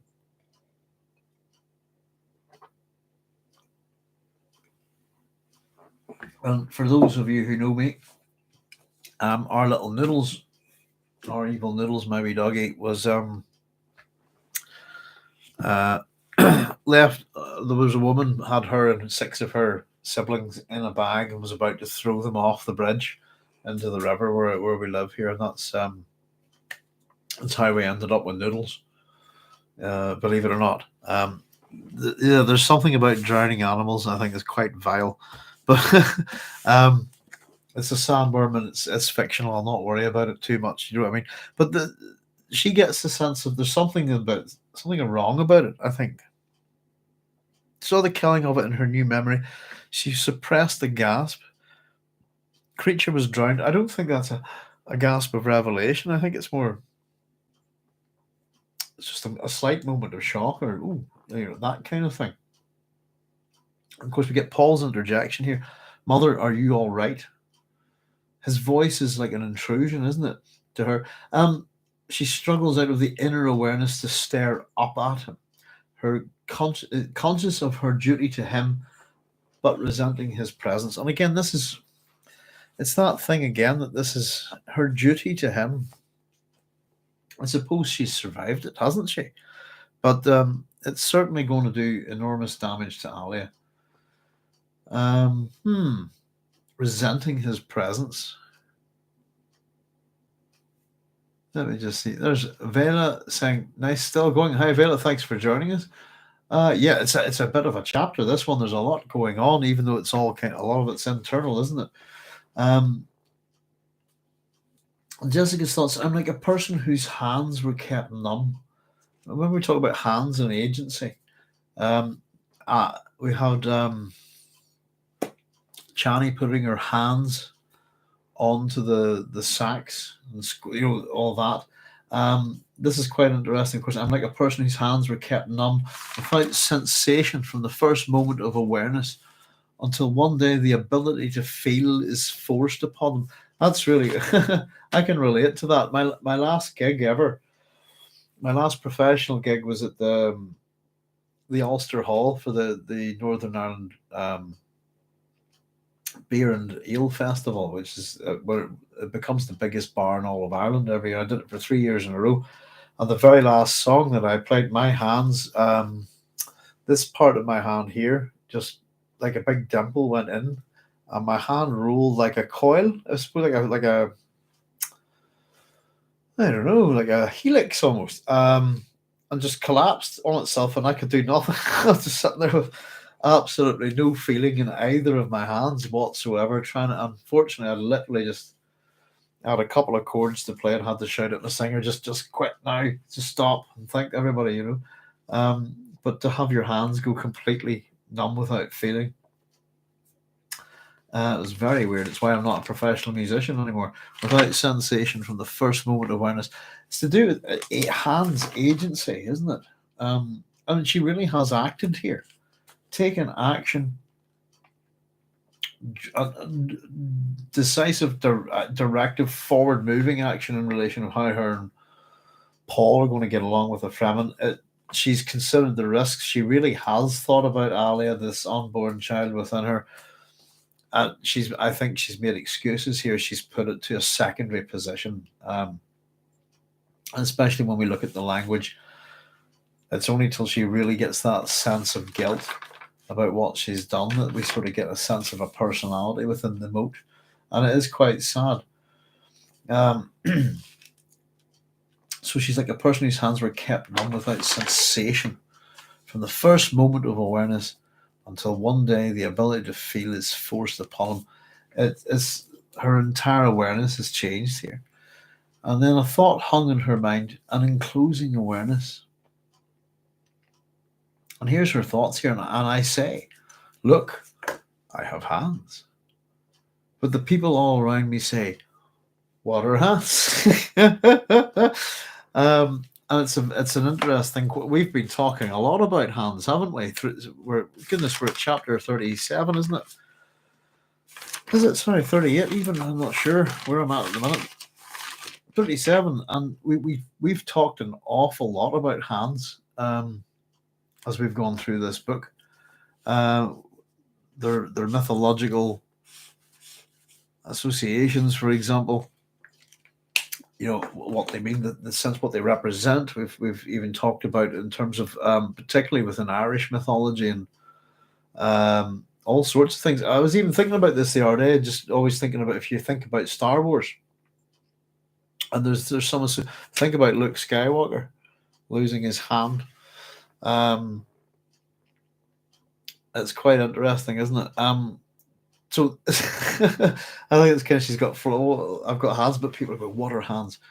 It's like a new form of agency. Does that make sense? If the hand represents agency, action, the ability to act forcefully with power, and again, if it's an open hand or a closed fist, or a severed hand, of course, this is plural. Again, think of Game of Thrones. The number 2 guy of the king is pretty much he's the hand, isn't he? There's an awful lot of that symbolism within this story, and I even think that she's a bit drugged up here. She's a bit, hey, but you can. There's almost something you could look at it almost in a kind of comical way, but it's quite serious. Paul says, "Are you all right?" He repeated, and Jessica says, "Yes." And he asks her, "Is this all right for me to drink?" And he gestures to the sack in Chani's hand. They want me to drink this. And again, the Chani's quite, I don't know, quite funny with this stuff with the insistent, I suppose. And again, it's probably just her first. I think it's an attempt to sort of present a sense of nervousness. Um, I suppose, because it's her first time, if you see what I mean, doing this, and she's just lost her father, and it leaves her. It's the right way to write her character, trying a wee bit too hard, maybe with Jessica, or with too much gusto. Get that in you, girl. It's not the what are you doing, taking a wee sip, this kind of thing. But here we go. So, is it all right for me to drink? They want me to drink it, and there's a lot of peer pressure, I think, from the Fremen. They're a communal society. We have to have a look at this. So Jessica heard the hidden meaning in his words, realized that he had detected the poison in the original unchanged substance, that he was concerned for her, and it occurred to her then to wonder about the limits of Paul's prescience. His question revealed much to her. And I've just put, and us as well as readers. There are limits. Or is it just that he obvious limits to it? And I think even when she's asking herself, I wonder, should I use Paul to get out of this? I kind of get the sense that if he's so prescient, and I think this is one of these nexus points that he can't see well, either that or he's happy for it to go ahead the way it is. If you see what I mean, but it makes her question. Are there limits to his prescience? What's the nature of his power? Jessica says, "You may drink it. It has been changed." She looked past Paul to see Stilgar staring down at her, studying her. And here we go. I suppose this is the real reason. As much as it's for Paul, that's the cause, if you like. This is the effect. Stilgar says, "Now we know you cannot be false." An absolute. You're on our side. You can't be false. It's not true, by the way. It's an absolute, and it's not true. But her actions here have caused that she's got the absolute trust of the Fremen, their leaders, their religious caste, if you like. I suppose they don't really have a caste, but they have a. Maybe they should actually. Part of me doesn't see the Fremen being much different in terms of a Pfeiffer-like system. It seems that women have their place. Certain.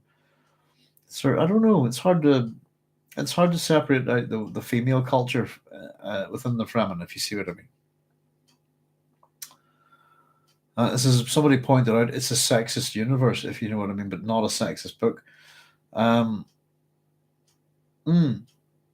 So she sensed the hidden, and of course, hidden meanings all abound here. Now we know you cannot be false, but she sensed the hidden meaning in this too. But the muzziness of the drug, again, there you go, is overpowering to her senses. So she's a wee bit high here, isn't she? How warm it was and soothing. Oh, that's better. Oh God, here we go. How beneficent. Sorry, that's my head away there. That's my handwriting actually. Beneficent. That wasn't too hard, was it? How beneficent these Fremen to bring her into the fold of such companionship. And again, what's that? I put, is there another? That's about other memory, I think, there. How beneficent of these Fremen to bring her into the fold of such companionship. Is she talking about the Fremen here? I don't think so. I think it's the companionship of other memory. I'm not sure what you guys think. But this is Paul, and the result here, the effect of her going through with this now while pregnant, not postponing it, has cemented their trust within the Fremen and given them an absolute place within Fremen society.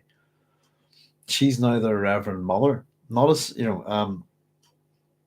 and of course what Chani says to her at the start with the ceremony of the seed, when she asks her, "Have you ever?" Of course you haven't. You're an outworlder. This kind of thing. It is not possible that you have tasted the blessed water. You're outworlder and unprivileged. Well, now, if she asked this, "Have you tasted the blessed water?" The answer would be yes, for you have tasted the water of life, and you have, if you see what I mean. So it's cemented their safety and the beginning of their power base within the Fremen society, I think. So Paul saw the drug take hold of Jessica. He searched his memory. the fixed past. We get a shift here over to Paul. The flux lines of the possible futures was like scanning through arrested instants of time, disconcerting to the lens of the inner eye. Fragments were difficult to understand when snatched out of the flux. So you get the sense that maybe if even if Paul does see something, the way he's looking at this point within the book with his prescient vision, as much as he may see something, he may not understand it. That's pretty much made clear here. Fragments are difficult to understand. I suppose if he gets a sort of like a linear run, if you like, I suppose it was a bit like a montage where you're just lifting things out, etc. Of course, Jessica's question is pertinent. Are there limits to his prescience? Most likely at this point. In fact, I think there are limits to every character who has prescience within the Dune series. That there's, no matter who they are, there's a limitation. There's something. Their prescience is not absolute. Not even the God Emperors. So this drug, we're told he could assemble the knowledge about it, understand what it was doing to his mother, but the knowledge lacked a natural rhythm. It lacked a system of mutual reflection. And that's really interesting, isn't it? That's a way of putting it. And I almost think that's a Kwisatz Haderach type of thing there.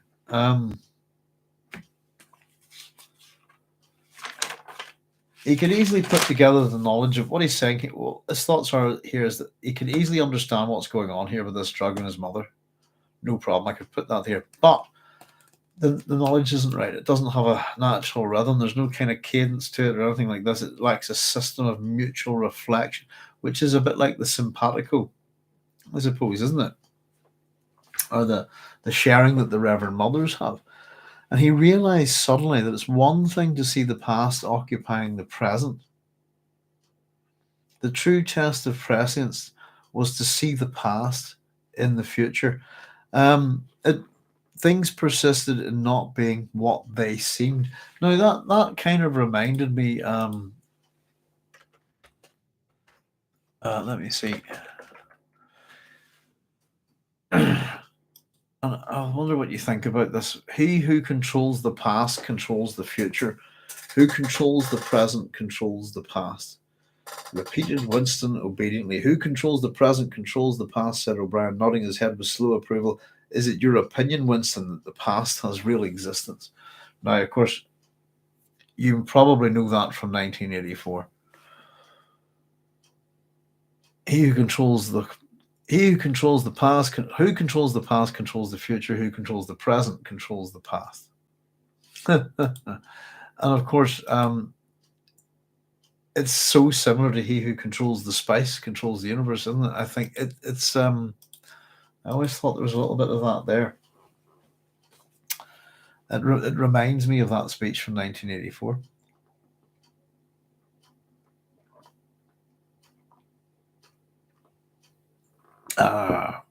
Carlos says, Herbert spent time in Mexico. Could the Water of Life ritual be inspired by native psilocybin mushroom rituals? I think it lively. I think you think it likely. There's a bit about that in Brian Herbert's biography on Dreamer of Dune, and I think generally the thing with Frank is that I think it suggests that he tried a couple of things but didn't like them. It's mushroom season here at the minute, Carlos. So it is. Yes, indeed. Water of Life ritual will be inspired by native psilocybin mushroom rituals.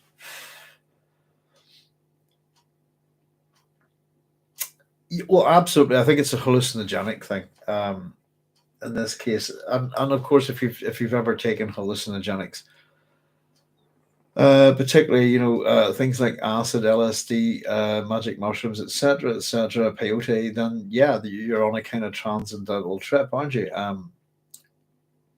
it completely alters the nature of reality. If you haven't taken a hallucinogen, it's I put it this way: for somebody who has taken hallucinogenics, it's hard to explain to people what they're like who haven't taken them.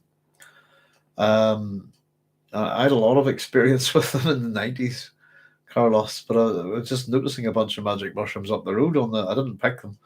I wouldn't be in the. I suppose my father's just passed away. I wouldn't be in the right frame of mind to be taking things like that at the minute. Mm. Dear. Last time I had a magic mushroom was in Amsterdam. I'm apparently very scary looking on hallucinogenics because my eyes just turn jet black and my pupils go dong. But it's there's certainly I think, and there's enough books and things like that about it at the time. But you get I don't know whether to believe either of the Herberts on this one. They're both writers and they're both liars. By the way, we've pointed out that Herbert lies a lot. But yeah, so the question of how much did he write? How much? I don't know. I generally got the sense from Brian's book that Brian Herbert's book that Herbert dabbled with these things once or twice and didn't like them. And I'm not sure if that's enough to sort of give you a full, idea of this. But I think there's enough esoteric ideas and that kind of a bit of that kind of trippiness, etc. I actually tend to go with the theory. I tend to believe Brian Herbert's book, to be honest with you, Carlos. Herbert doesn't. Herbert's got a good mind on him here for a lot of this stuff, but he doesn't come across as a 50s and 60s space cadet, if you see what I mean. Space cowboy like myself. Goodness, I haven't taken a long time since I've taken anything like that. But yeah, it's a transforming experience, isn't it? Some people will say it's religious. Some people will say it's spiritual. Some people, some people will call you a space cowboy, and some call you the gangster of life. So, yes, I mean certainly the rituals, etc. Here we have all. These are to do with mysteries and the psilocybin mushroom rituals. Carlos, I suppose this is the key to the wasn't it the who is it that talks about this? Isn't there's a book called Food of the Gods, isn't there? Who am I thinking on though? Robert Graves would discuss the kind of and is it the Eleusinian mysteries are meant to be? I think it was reported by Aeschylus was prosecuted for revealing the mysteries, but they all got basically drunk and took psilocybin mushrooms. So we absolutely. It's been a good. I'll be quite interested to learn a wee bit about, I suppose, the South American mushroom, what kind of rituals, etc., they might have there. But yes, I do agree, and it's that kind of. This is a mystery that we're looking at in religious terms, as much as there are rites and initiations, and really worth looking into. By the way, very very interesting. Generally, how do you see the gods? If you know what I mean, in the ancient, well, you take lots of magic mushrooms, drink lots of wine, and well, hey, have a bit of a whiff of incense, that kind of thing. We call it a vacation from reality. Is that in the parlance of trip to space out city as well? Yeah, tripping balls, all that kind of thing. But was it see you on the other side is what we always used to say. You're just it's a different reality, isn't it? Mm. I've had enormous creative and philosophical and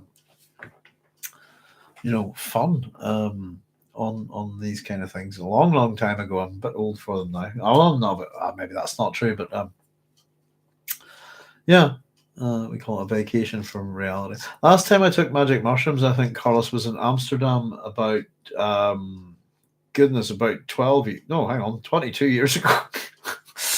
Around 2000, I think. Goodness. And I had a reasonably good time walking around Amsterdam, but I look if you can sort of see my When I take things, I look like a skull, basically with big black eyes. Apparently my eyes just go jet black, and I'm very, very amenable and all this, and hey, wow. But people just look at me and go, whoa. And you tend to, it depends on if you're out and about walking around or if you're sitting in your house where it's safe, etc. Vela says, I haven't done anything like that in about 40 years and don't miss it. I don't miss it really, Vela, to be honest with you, but kind of, don't know, would kind of, I suppose I'm about to turn 50. Um, I kind of would like a kind of transcendental experience, if you know what I mean. Something that would, I don't know, if you know what I mean. But there's things that you should only ever take if you're in a good state of mind. If you see what I mean.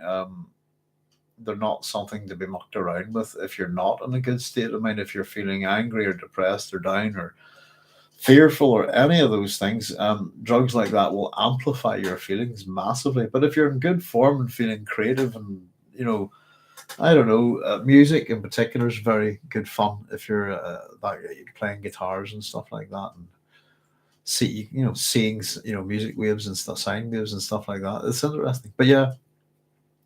So it's been a while for myself as well. But it was I always used to say when I was younger, the thing that introduced me to such things like magic mushroom was literature. It's they always go, "Hey man, what got you into drugs?" And all that. It was books. Thank you very much. It was the likes of William Burroughs and the very much the counterculture books from the 60s. I was not in a good place, says Vela, at that time of my life, and it proves out what you say. Yeah, I could tell you stories about people who've done absolutely nutty things. I've seen a guy jump out of a car because he thought his dad was the devil.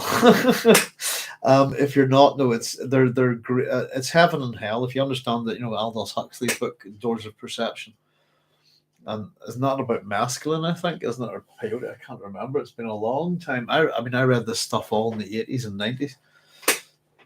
um, and yeah, the Doors of Perception, but the second part of that is heaven and hell. It can be both. And simply put, if you're in great form and you've got a closed environment where you're not going to get great form, you're in a good mood, etc., and you've got the safety of your own home and you're not going to have particular, no intrusions, that kind of thing, and you want to set about doing it, have good music, make, good company, then it can be a wonderful experience. But if you're not the right thing, if you're in a bad place at all, but simply that's what I said. I wouldn't do this mushroom season here. It's legal to go pick mushrooms and consume them. It's not legal to store them. But it is a kind of it's almost like, as somebody pointed out, an Ozymandias moment, isn't it? Where you reach a crossroads in your life and you want to do something to kind of stimulate or inspire yourself, that kind of thing. It would be interesting. I won't go into too gruesome detail, but everything I touched or touching me was razor sharp to my perception. You can take it to the worst conclusion. I often had bother with time, that kind of thing. But every time I've ever taken acid, Vela, or magic mushrooms, way back when I was younger, I said in the 90s, every time I took it, I thought I shot myself, and I never did once. And I would always just run into the toilet, check, and go, okay, I'm going to get on with it and enjoy myself now. But music is good. And I can tell you something, Vela. I've had a friend who was stuck up a tree, and a really nice guy, and he just climbed up I don't know, about, let me see, if I'm 6'2", I could touch his feet just like that there, just above. He was just sitting above me with his feet dangling, and he climbed up no bother, had taken some acid, and then refused to come down because he thought he was about 100 feet up. And I spent 5 hours with this guy in London trying to convince him to jump down from this tree. And he would not believe that I was just there. Even though I was, there's my hand touching your foot. He's going, no, you're just so tall. Oh dear, oh dear. It was very, very funny. But yeah, I've had a couple of bad ones, but it's other people that can generally mess with you, I think. But there's two songs that can get you out of a bad trip, as far as I'm concerned, and I'll tell you what they are. One of them is the 59th Bridge Street song by Simon and Garfunkel. which if I had a guitar and tune somewhere, I'd play a wee bit of it for everybody. Da, da, da, da, everything's groovy. That one, that will take. I've seen that song take people out of a bad trip. Just play it a couple of times. Yeah, it's all groovy. And the other one is the Soft Parade by the Doors. I think will just make anybody smile. Goodness, we've drifted off a bit there, but oh, you took too much luggage on that trip. That's nice. Still on says, "Hi, Babs. Thanks. You made it off the bus. Thanks for joining us. We were just been talking about, I suppose, psilocybin rituals and the probably one of the reasons why I am the way I am. Our experiences of hallucinogenics in the 90s, I suppose. Does anybody know the film? Whenever we get out of the 80s, the 90s are going to make the 60s look like the 50s. Part in Richmond, Twickenham, etc. in the 90s, and it was absolute crazy, bonkers.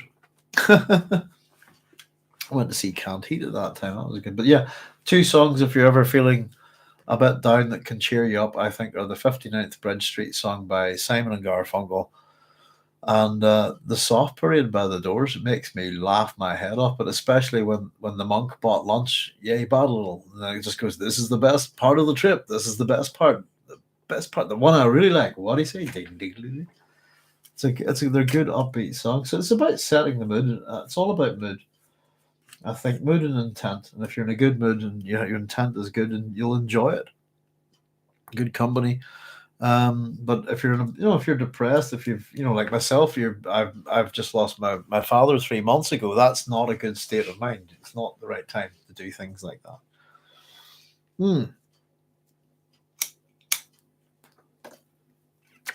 But very much so. Drug rituals, particularly, I think they're fundamentally attached to ancient religions as well. Rites of ritual, as we talked about the Greek mysteries here, the Roman mysteries, different cults, etc., and even the practice of human sacrifice. Somebody was talking about the Andes mummies. There are some of these mummies that were found of 3 young girls, I think, perfectly preserved, who'd been killed by, I think, death by exposure, but through overdose of cocaine. I think they're, Mesoamerican. How do we look at that? How well their bodies were preserved because of the climate. But they're absolutely pumped full of cocaine,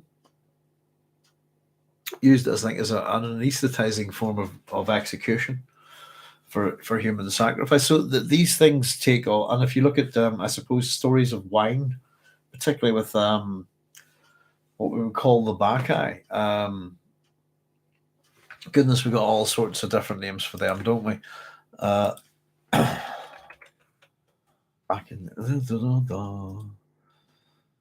also known as the Bacchantes. Oh, that's the play. Hang on.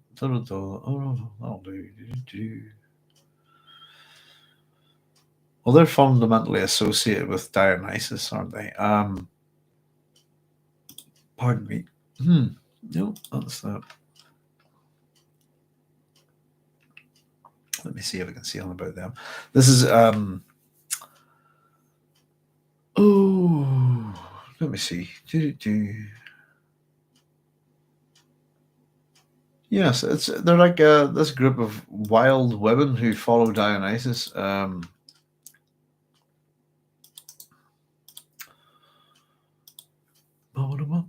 me see here. Wait a second. Again, another set of mysteries. Worships and festivals in Greece. There's a few that have come up. We've got I suppose, Dionysia, the Anthestrea, the Bacchic mysteries, the Eleusinian mysteries, Orphism, to do with Orpheus, because his other name is Bacchus, isn't it? Yeah, they're kind of interesting. I mean, he's a whole sort of a whole retinue, doesn't he? Bacchanalia. Let me see if I can see anything here. Oh, I'll tell you what. You know what? I'll have a wee look another time. But yeah, that's worth looking into as well.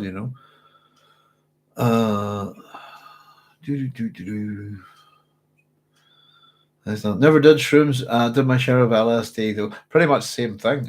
Shrooms make you giggle again. Nobody's business. Never had a bad trip. Lucky you. Well done. I've never had anything too bad. Babs, it was basically some people, whenever they figure out you're tripping, will try and mess with your head. That's generally the location of where a bad trip comes from. Best thing, last person that did it to me, I just threw him out the house and proceeded to have a good time. Spent most of the trips laughing at quite unfunny stuff. Yeah, I like the visuals, and I would sort of get all arts and craftsy. I'd build wax candle villages and things. Didn't the Eleusinian mystery cult have drug wine rituals? Yes, that's what we were just having a wee chat about, Babs. Is that that one in particular is it's alcohol, it's wine and magic mushrooms, the psilocybin mushroom. There's Joseph Smith saying, late as always, hello Doghouse. Hello Joseph, thank you very much for joining us. Causing buenos nachos, dog. Excellent. Yes, welcome to the Doghouse. I think our new home here, I suppose the dogs have kind of got their own space, so they're not in with me as much, which is a wee bit sad because I do quite enjoy them in here. But yeah, it was just a question of these kind of the ritual here. Absolutely, I think it's there's very much a large element of that, and there's a lot of these kind of books turning up around that time, I think. But as to whether how I suppose it started with how much did Frank enjoy this kind of thing. You know what? Bear with me a second.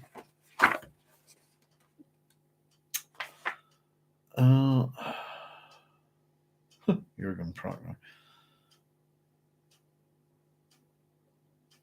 I don't see the word Soul 7.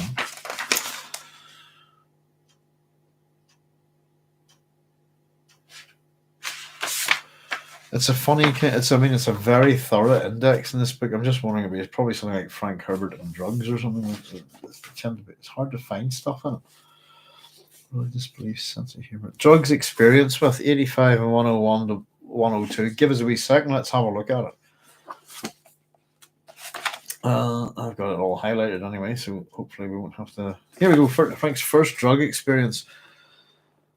This is from Dreamer of Dune, the chapter entitled "The Newsman and Captain" video. A few months later, where are we? Let's see. So, when Dad returned to the merchant, he began to feel drunk. He told the merchant to go get their wives. They were going out to have a party. The merchant wanted no part of this, for he knew they would get into trouble. He told Dad that the cookies had been laced with the most expensive North African hashish in the world, flown in by the Mexican Air Force for the general. Okay. I'd argue that the most expensive North African hashish in the world at that time would not have been dear. Common hash, isn't it? A few months later, upon returning to the United States, Dad would have a third and final experience with a hallucinatory drug. Okay. I wouldn't say hash is that well. Maybe on some people it's not particularly hallucinatory. While the first two experiences were inadvertent, the third, as I will explain later, was not. It says through these experiences, he was developing an awareness of the significance of drugs in human life, and would write about this one day in the Dune series. The fictional spice melange, the most important substance in the universe, was produced only on the planet Dune, and Paul Atreides' experiences with that drug mirror the author's personal experiences. So this is basically telling us that Frank took smoked hash twice, ate hash once, possibly smoked it another time, and that the experiences in this book are similar, and that's absolute crap as far as I'm concerned. For anybody who's ever smoked hashish, there you go. You know that. What we're reading here is not very similar. Hashish is used, I suppose, particularly in the ancient world. It's most associated with assassins, isn't it? Assassination. He says here, just to finish this bit, melange, in fact, will become the key to our entire political, economic, and religious structure in the first Dune universe. So that was the wee section on page 85 of Brian Herbert's Dreamer of Dune. You know, it's like almost like somebody saying, I never inhaled or something, isn't it? Let me see. Where's the other one here? We have another section here. So the last experience was quite different according to Brian here. Here we go. Drugs experience 101 to 102. It's always worth having a wee look at these things. I seldom pull these books off the shelves. Actually, I should do this a lot more. Aha, okay. Peyote is what I've got written at the top of this page. That's a whole different ball game, isn't it? I've taken that once in Amsterdam and had an interesting couple of days. In a few weeks, junk mail was pouring in from all over the country, which Dad and Mum tossed in the wood stove in the kitchen along with the driftwood or in a river rock fireplace in the main living area. Let's see. But Bruce's crypt, my man of extremes, my father would become very angry. A side of him I saw too often. At the other end of the spectrum, he could behave like the happiness man life. Sorry, just getting through this. We found, there we go. One day he received an unsolicited package of peyote in the mail. So this is chapter 100, page 101 on the hardback edition of Dreamer of Dune. He received a package of peyote in the mail from a friend, along with instructions on how to take it. A note with the package said the stuff was guaranteed to cure writer's block. So that's why he's taking it, I suppose, maybe. Mom told him not to do it, to throw the stuff away. But Dad was curious. He'd never had peyote before and proceeded to cut up an entire blossom. With this and hot water, he made a cup of tea. The instructions said to quaff it, and Dad did so. Instantly, the stuff came back up with most of the other contents of his stomach. After cleaning up, Dad didn't feel any ill effect and went back to writing his submarine novel at the driftwood desk. This would be The Dragon in the Sea. Soon he seemed to be upon the waters of Puget Sound with sunlight glinting off wave tops in a rhythmic pattern. He experienced sound with each beat of light, an eerie, beautiful pealing. The water was choppy, almost forming whitecaps, and sunlight glinted upon it. Suddenly he realized he was hearing each glint of light. Hang on, I lost my place there. The most dulcet, soothing chimes he had ever experienced in his life. Thus, when he wrote in the Dune series of A Vision Echo, he was writing from first-hand experience, from an experience of sensory mixing. Synesthesia, this is, isn't it? Yeah, I've experienced this quite several times.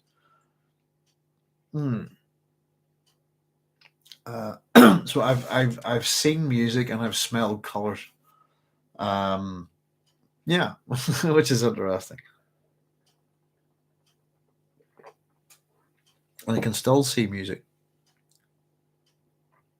So he calls this a vision echo, I suppose. So my father decided discarded the rest of the peyote and never did anything like that again. He said the regurgitation was caused by strychnine, a white fluffy material that should have been separated from the blossoms bud with a knife and thrown away. Before he moved away in early 1955, he returned the driftwood desktop slab to the beach, etc. Well, there we go. That's pretty much peyote that ends with none of us ever. That's the end of chapter 8, by the way, is probably a better way of putting it. I have another copy of this book, which is a very small paperback.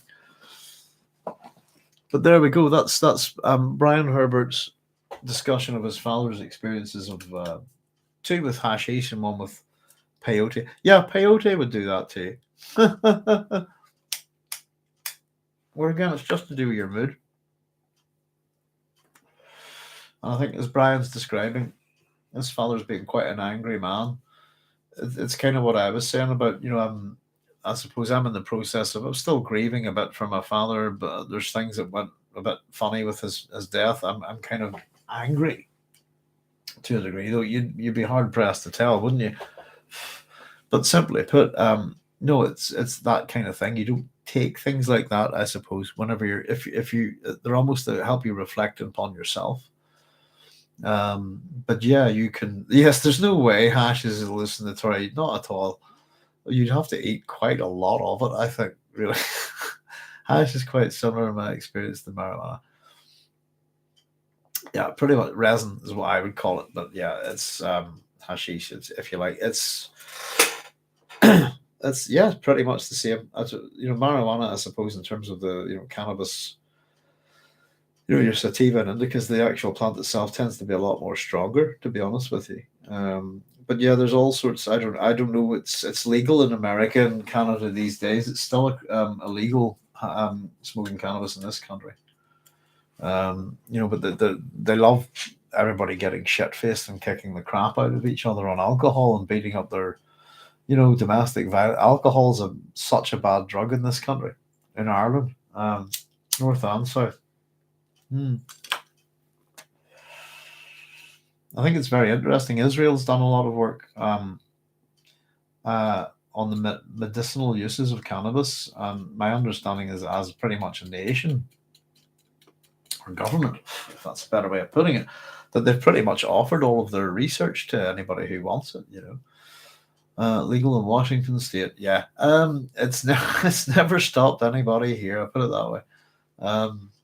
Let me just catch up. I've got it. Hang on. I've lost a few comments there. So yeah, Bob saying no way. Tulio saying no way. Hash is hallucinatory. I agree. Reading that, it sounds like you're reading someone who's never. You understand somebody who's trying to write a drug story who's never taken it, doesn't have that experience of it, and it's not the right sort of description. Peyote is a whole woohoo different level of stuff. It is a proper trip to wipe out city, if you like. You'll have meet God, that kind of thing, discover the universe, very spiritual, transcendental, whatever you want to call it.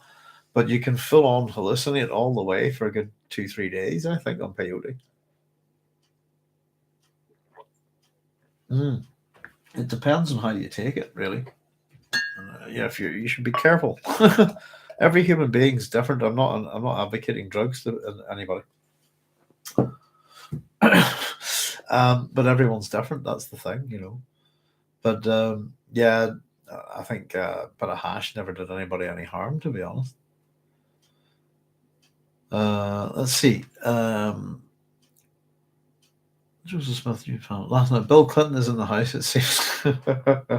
Telios there was. His friendship with Indian Joe just might have turned on to pit. Yeah, quite possibly. That's how I always understood. Before I encountered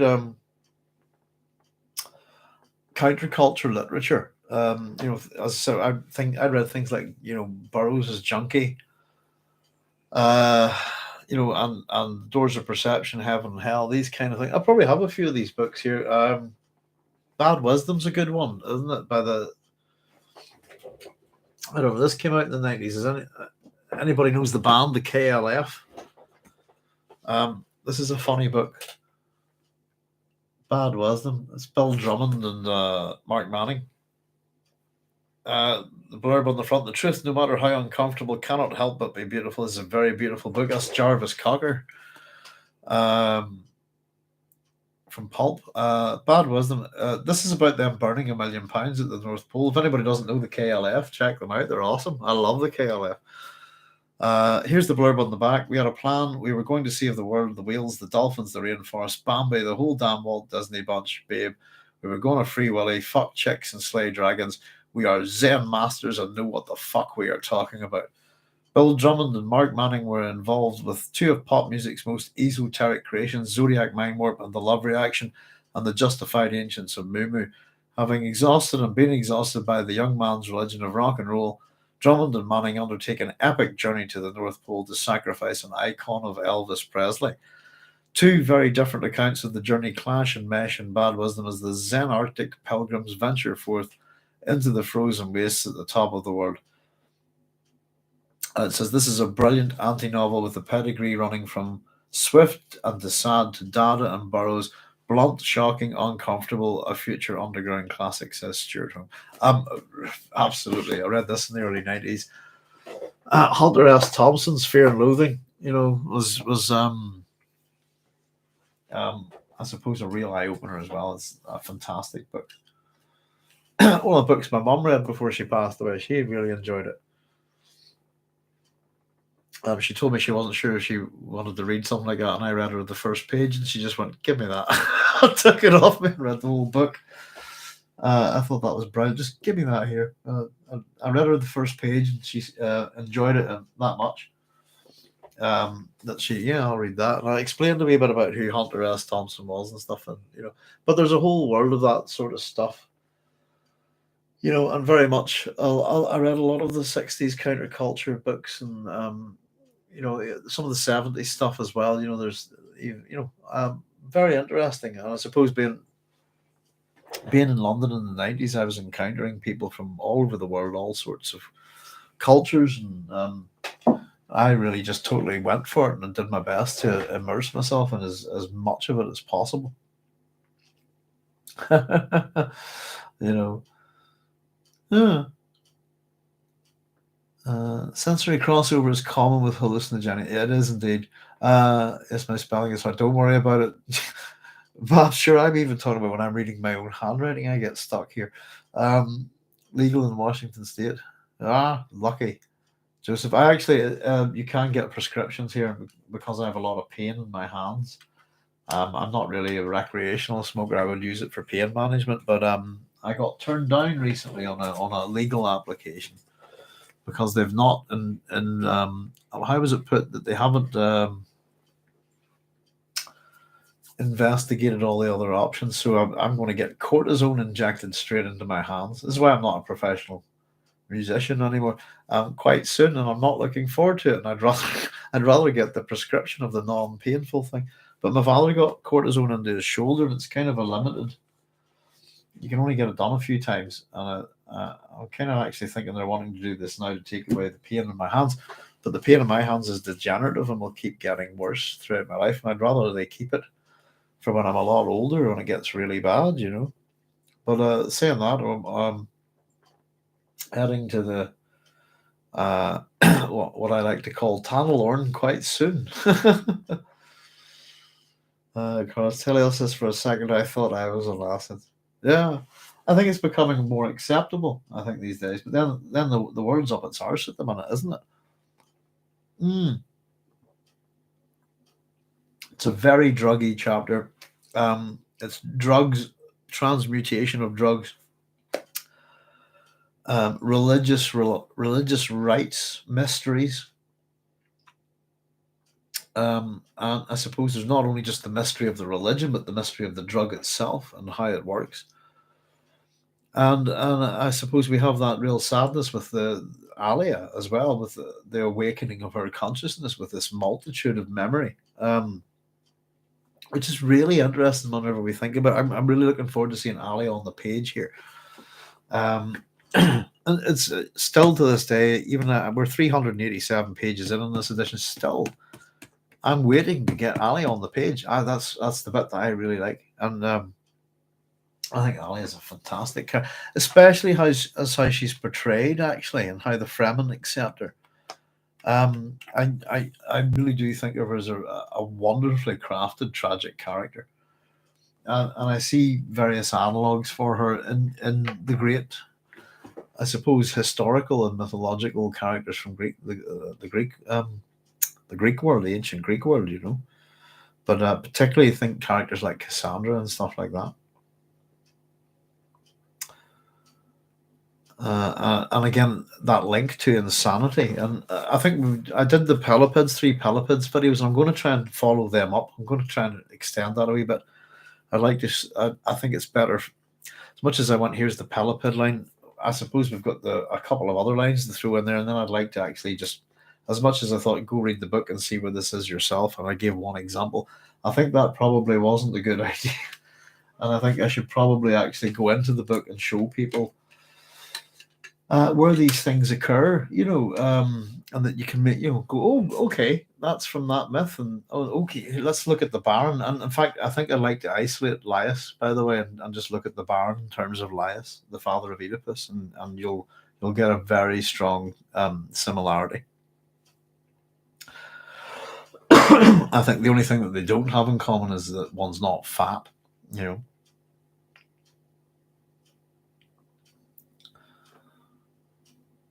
Always been acceptable until 1937 here. Where are you at, Joseph? Again, you're in Florida, aren't you? Or hang on, are you in Florida? Am I mixing you up? You're in Washington State. Yeah, I just got that, Joseph. That's me being stupid. Like, Well, I think it's acceptable. I think everywhere, to be honest, except to your local government and police. The UK actually, the UK government actually does an awful lot of growing and selling of it. But there you go, they profit from it, but it's illegal for their citizens. But I think I'm hoping that Northern Ireland is probably the last place on earth that will catch up with this kind of change in legislation and attitudes towards cannabis, this kind of thing. I do think of it as a medicine. I think of it as a highly effective non-opioid based painkiller. That's the way I would look at it, to be honest, these days. But yet, did anybody get the film, by the way? When we get out of the 80s, the 90s are going to make the 60s look like the 50s. I'm trying to remember the title of it, but it's Factional Verbs in Flora. There you go. It was a Dennis Hopper and Kiefer Sutherland film about an FBI guy sent to track down this guy from the 60s, and his parents were hippies. I don't know, can anybody remember the name of it? But there's this, I think it's this quote from Dennis Hopper in the middle of the film. He just goes, whenever we get out of the 80s, the 90s are going to make the 60s look like the 50s. And yes, the 90s were very much like that. I wonder what the movie is. Could somebody figure it out from that quote? It was a good movie, actually. I enjoyed it. I remember watching it on video. Right, goodness gracious. We were talking about hands. Where did we get to, folks? Yes, hands. We definitely jumped off with an interesting set of questions. It's 1 o'clock. We've been going for 4 hours. It's a big chapter. It's a really important one, I think. Let's see if we go. We haven't got too much further to go. We'll push on a wee bit. But I'm enjoying the crack tonight. It's thank you very much for all your contributions. It's good fun. It's an enjoyable chapter. It's if we're reading this for the first time, it's what's going on here? This is a bit. We're getting a wee bit of a and of course this sense of power. That both Jessica and Paul, that they're starting to become very, very superhuman to us, I think. So let's see, was that? Where did we get to? Oh yes, Paul was asking about the drug. Isn't that correct? I have hands. Let me just see. Did I jump back?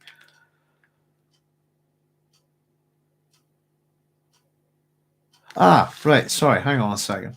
Yes, I have jumped back a wee bit.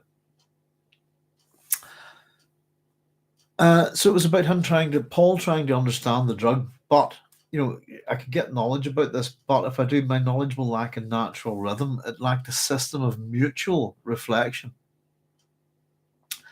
And I think, in other words, it lacks what Ramallo and Jessica have in this mutual meeting. And again, it's possibly something to do with the femaleness, if that's the right way of putting it, of the Bene Gesserit ritual and the as we call it, the ceremony of the seed in this, but the water of life, transmuting it, it is very much the Bene, well, not just the Bene Gesserit, I suppose, but within the female, this kind of female priesthood, the female other memory, that natural rhythm that Paul his knowledge lacks, that lacks a system. And I think that is the female other, if you like, where he is the male. He realized suddenly, we're told, that it's one thing to see the past occupying the present. That's where we were, wasn't it? But the true test of prescience, the true test of foreknowledge, was to see the past in the future. And as I said, I got a wee sense of Orwell's quote there when we were talking about it a wee minute ago. Things persisted in not being what they seemed. Chani says, drink it. And wave the horn spout. Is that of a what? Hang on, that's my handwriting has failed me once again. Where are we? Drink it, lad. Oh, hang on. From behind. Sorry, bear with me a wee second. I've up a paragraph. Drink it. Yes, it was horn spout. Oh, it's not my handwriting all the time, is it? She waved the horn spout of a water sack under his nose. And again, let's go on. I think it's kind of funny. It's a wee bit of light relief, I think, in this. I've written in a question next to this though. Drink it, and we're going to be told in a wee second that if you drink it, you delay the right. Um, this level of peer pressure, if you like, from the Fremen, and the sense to be of this community, if you like, of these people is just what the question I've written is there no choice? Does he not? Can he? Is there no way he can't take it? If he doesn't take it, will it cause an offence? And it's just I've made a couple of comments as we go through this next little section about essentially what you would call peer pressure. I've put peer pressure. Is there no choice? More pressure in a little bit. I'll read them as we get there. But I just wanted to point it out as we start this little bit, I think. Paul straightened, we're told, staring at Chani, and he felt the carnival excitement in the air. He knew what would happen if he drank this spice drug with its quintessence of the substance that brought the change onto him. I've made a wee note there. He felt carnival excitement there. Carnival is a word, is an interesting word. From the Latin, from either caro or is that carn I've written there? Again, my absolutely awful writing. Which means flesh, if you like, and then the word lavare, which is to put away. So to put away your flesh, if you like, carnival. I thought it's an interesting word, and Frank's quite picky with his words, and I just thought it was an interesting one to pick here. Carnival excitement. He felt the carnival excitement in the air, and I almost wondered, is that a word that he might have substituted? Because essentially, I suppose he knew what would happen if he drank this spice drug with its quintessence of the substance that brought the change onto him. But I suppose down the road a wee bit, it's with the orgy, etc. It's almost should almost be a carnal excitement in the air, I thought. And then maybe it's just me switching on the idea of what I thought I knew about the orgy there. So it's an interesting word nonetheless. And its choice there, I think, is quite good. He would revision. Oh, hang on. Sorry, he would return to the vision of pure time, of time becomes space.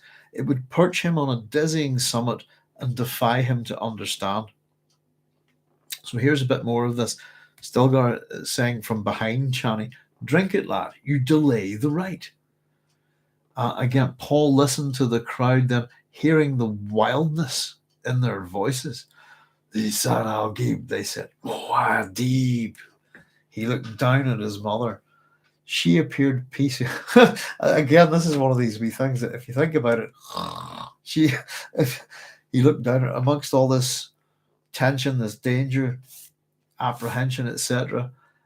He looks down at his mother and she appeared peacefully asleep in a sitting position. You could film this quite in a quite comic way, I think, if you wanted to. I don't think that's the intent there. That's just me being a bit silly. So I do apologize. But he looks at his mother and she's, sleeping peacefully in a sitting position, breathing even and deep. And a phrase out of the future that was his lonely past came into his mind. She sleeps in the waters of life. Chani tugged at his sleeve. More pressure, as I put down here. And then at this point, Paul took the horn spout into his mouth and, hearing the people shout, felt the liquid gush into his throat as Chani pressed the sack. So again, there's no just getting a sip with this girl, is it? She's really just determined to just get that down your gob. He sensed the giddiness in the fumes. Again, water of life, whiskey, this kind of thing, I think.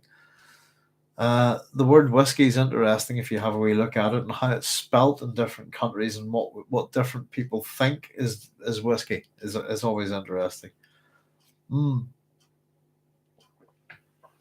Was it the old one we have here? Is that we say, whenever I drink whiskey, I drink whiskey. And when I drink water, I drink water. And ne'er the twain shall meet. So it's whiskey or water, but never mix the two. There's people that would consider putting water into whiskey in this country an absolute affront. There's other people that consider it to be a very sensible thing to do.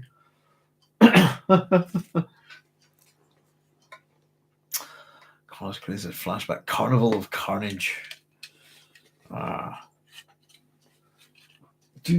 Yes, that's I think there's I pointed out there's a wee bit in this chapter that doesn't flow quite right. It's very seldom that we point this out about Frank, unless his writing is. This is a very well considered book. It's put together over 5 years. He's taken great care into almost every word. You don't find too many little, and when you do find them, it's just a wee few words that just don't seem to run. And I think it's the way he puts the way he constructs language in this book that sometimes his experiments just don't quite work, but it's seldom noticeable. And he really, he's as I pointed out, Frank Herbert's no linguist at all, but he really does get words, and yeah, I often wonder, thinking about how he's researched a lot of this, the time and effort that he must have put into it, because we get a word here, anytime I'll go doing a wee bit of quick research on it, but generally doesn't take me too much effort to find, or etymological kind of tracks on a word. I've got a set 3 giant volumes of a 7 language dictionary down here, and a few other little things as well to help me, real word books. And I suppose kind of things like that might have been how Frank found these words in the days of before the World Wide Web, if you see what I mean. I was sort of describing that I have what you call an apocalypse library, if you like, but what I mean by that is I have, I suppose, a few certain things, but they're full set of encyclopedias here, language dictionaries, and they're of a certain age that, although they're not ultra modern, they would certainly allow you to rebuild society very well. Almost any engineering thing in it has a diagram, for example. But yeah, there's some good words in this. I'm a big fan of interesting words. I love them, and I like it when writers play with language, and they don't always get it right. But if you don't have a go, you'll never know. If you see what I mean, it's a thing that needs experimenting with, and I think I think he does it well in this chapter. There's a lot of particular words, how he develops the idea of Alia as an unformed human being, really within the merest mode of a fetus, if you like, to develop that from the way he talks about Alia, for example. And we haven't even got a name for her, up to the point where we're actually feeling sorry for something that he's describing in terms of something that's smaller than a particle, around the size of a particle of dust. But yeah, we're going to see a wee bit more language coming in here, but this peer pressure, I think, is kind of funny. And I think that Chani's kind of relief in this chapter a wee bit, even though she's presented in terms of mourning and grief. It's her uncertainty and her enthusiasm for shoving this thing down people's mouths. It just makes me laugh, and it takes away from some of the seriousness of it, I think. Because there's an awful lot going on here, and it is, what's this about, It's a good, fun chapter. So much happening, so much information, so many really, and let's face it, it's the things that really intrigue us about Dune that are all going on here, aren't they? We've got our Kwisatz satellite, we've got our other memory, Simpatico, we have the unborn. It's a heck of a, almost a culture dump, if you like, but it's much more into the esoteric nature of the universe of Dune. Let me just catch up. Fact number one: Frank Herbert was writing the Fremen orgy. Do you think he was high and loudly proclaiming it's free love, man?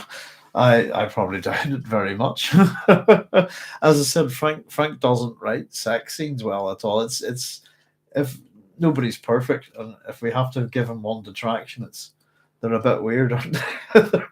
Vela saying, I need to call it a night. Have a great rest of your stream, Doc. Thank you very much, Bill. We're not too far off the end. So we're getting there. Goodness, it's gone on a good bit, this one, but it's flowing well tonight, I think. All the very best. Look after yourself. Joseph saying night night Vela. So yeah, peer pressure. There's an awful lot going on here.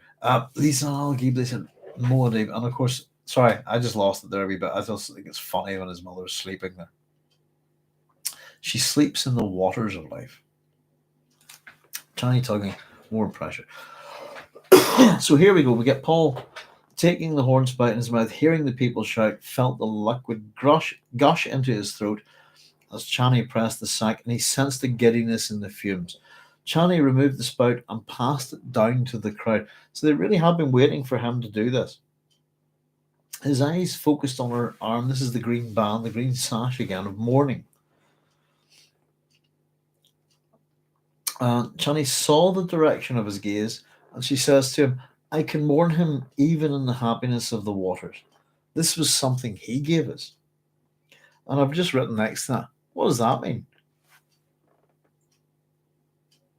And it's more, it's not the ritual. I think this is something he gave us to do with Leat.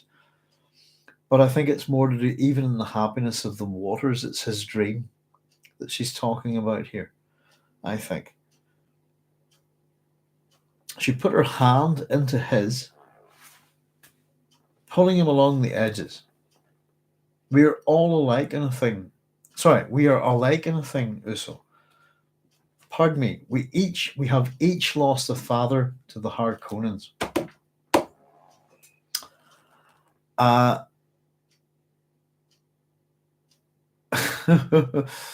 In fact, if I was you, night night, yeah, night night. Don't let the bugs bite, as they say over here. I've just put this is Denis Villeneuve's fuck up right here. Chani and Paul. How do they bond? How as much as they have this, Paul's vision across space and time, if you like, with his prescient vision, puts a hand into his, pulling him along the edges. We are alike in a thing, Usul. We have each lost a father to the Harkonnens. And how can you have that speech in Denis Villeneuve's film? And it is that similarity of circumstance, that I suppose makes them bond. So you can understand why Paul and Chani bond so quickly. I think in this book, it's not just it's not like hey, I've seen you in my dreams. Oh yeah, I've heard that one before. If you see, I mean, it can come across as a really bad pickup line, and it's because of the drug here, I suppose, that we're going to see that there is this kind of mutual awareness that goes through the Fremen whenever they take this drug.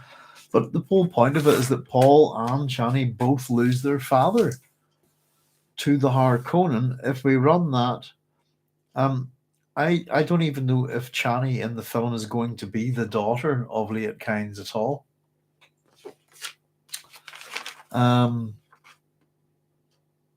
But I suppose you could, within the text of the film, I suppose if they're going to put it in, we have each lost a parent to the Harkonnens. But it's I don't know. I think it's kind of important. I've always thought it important. Now you'll have to excuse me a wee second, folks. I need to run to the loo, and I'll be right back. Just give me a couple of ticks. If you've any wee questions or comments, give us a wee tippity tap on the keyboard, and we'll have a look at them as soon as we get back. A couple of seconds. Bye bye. Oh no, bye. Be right back.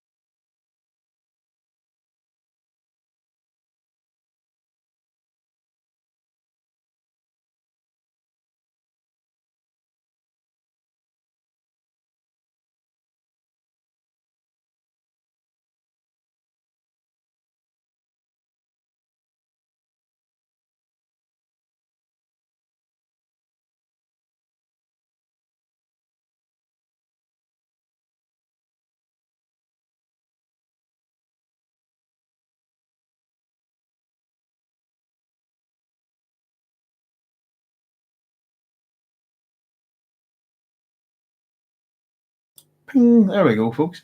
Nearly said night night there, and I hope that was the wrong thing to say. It should be, I'll be back in a second. Didn't want anybody heading off there.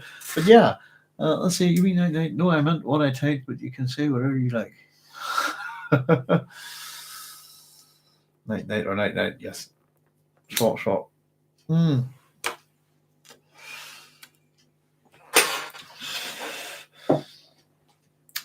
Yeah, night. We can put it in there with a K.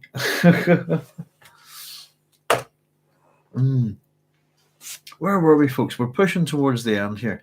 We're really sort of shifting here a wee bit from Jessica then over to Paul's awareness, I suppose, and Chani as well. We are like in a thing also, we have each lost a father to the Harkonnens, Paul followed her, and we're told that he felt that his head was separated from body, restored with odd connections. Hang on, as if he was separated from his body, restored with odd connections. His legs felt remote and rubbery. And when Paul and Chani were told, they entered a narrow side passage, walls dimly lighted by spaced out glow globes. My handwriting is getting really bad here. We're told that Paul felt the drug start to have its... Now here we go, important word here. Unique is the word. One of a kind. Paul felt the drug start to have its unique effect on him. The effect on Paul is different than on everyone else. We're told it opens time like a flower. And he found the need to steady himself against Chani as they turned through another shadowed tunnel. It's a mixture, we're told it's a mixture of whipcord and softness he felt beneath her robe, and it stirred his blood. I've just put a bit horny, possibly, from this drug. The sensation stirred his blood. It's very euphemistic, isn't it? The sensation mingled with the work of the drug, folding future and past into the present. So bringing the future and the past into the now for him, and leaving him the thinnest margin of trinocular focus. So it's really reduced it's brought what we could consider the past and the present and the future in the middle, and brought that focus down, brought them all together into the present, where it's leaving him only, I suppose, a slight view of the past and the future on the peripheral of his vision, if you like. If that's a way of explaining it, I hope. It can get tricky, this, can't it? Tennille says, Carnival makes sense. A chance to have carefree fun. The rigid structure of Fremen life gives little opportunity to do so. Yeah. As I said, yeah, it's like, but it's, what was it? Where did I was wondering why did I scribble it down there? It was that sense of going into the flesh, isn't it? To be inside oneself. Is it flesh and turn into? Oh goodness, I wonder where I did scribble that. It's one of those ones where I meant to put a wee sort of box around the word, just because Yes, carnival excitement. There it is. Hang on, I'll just do that now. Yeah, it's flesh, to put away the flesh. The idea of, again, back to the epigraph, Babs. As we were saying, the hands move, the lips move, ideas gush from his words, and his eyes devour. He is an island of selfdom, and it's one of those chapters where it's very internal, isn't it? I think I've commented. There's an internal action chapter, if you like. It's much later on. It's either in Heretics or Chapter House Dune, and it takes place between a Bene Tleilax and a Bene Gesserit. And you gotta say, it's I suppose it's like Frank Herbert's equivalent of a samurai duel or a gunfight, a Wild West gunfight, that kind of thing. And the way it works with time, it's a very interesting chapter. Whenever we get to it, it'll be interesting to have a look at. But yeah, just a very specific word there. And this drug is having a particularly unique effect on him, opening time like a flower, and he felt the need to steady himself against Chan. He's kind of relying on her a wee bit here. As they turn through another shallow tunnel. So, and we also get this, as I said, it seems that this has the effect of bringing him into the now and limits his, as we're, again, it's another particular term, isn't it? Trinocular. Three eyes, if you like, vision. I know you, Channy, Paul whispered. We've sat upon a ledge above the sand while I soothed your fears. We've caressed in the dark of the siege. And we're told he found himself losing focus and tried to shake his head, and he stumbled. And Channy steadied him and led him so she catches him in a way.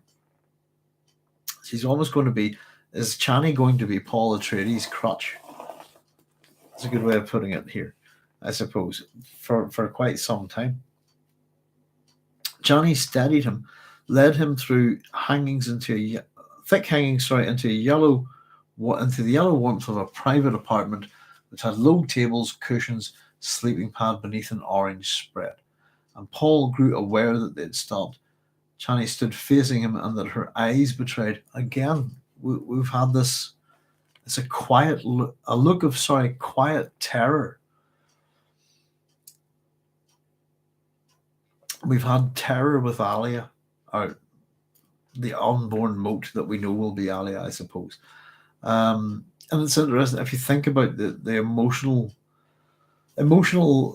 traits being presented to us in this chapter. I suppose a sense of danger, sense of caution, terror, and of course there is wonder here as well. But it's all very scary stuff to these people, isn't it? Particularly to Paul and Jessica. It's all new. And there is some knowledge, but it's how are they managing it? How are they coping? I think a quiet turn here. We get, I suppose, Paul looking at Channy. Especially after the fear he inflicted on Hera in the previous chapter. Channy says, "You must tell me," she whispered. And here we go. You are Sihaya, the desert spring. Now, Sihaya, here we go. In the terminology of the Imperium,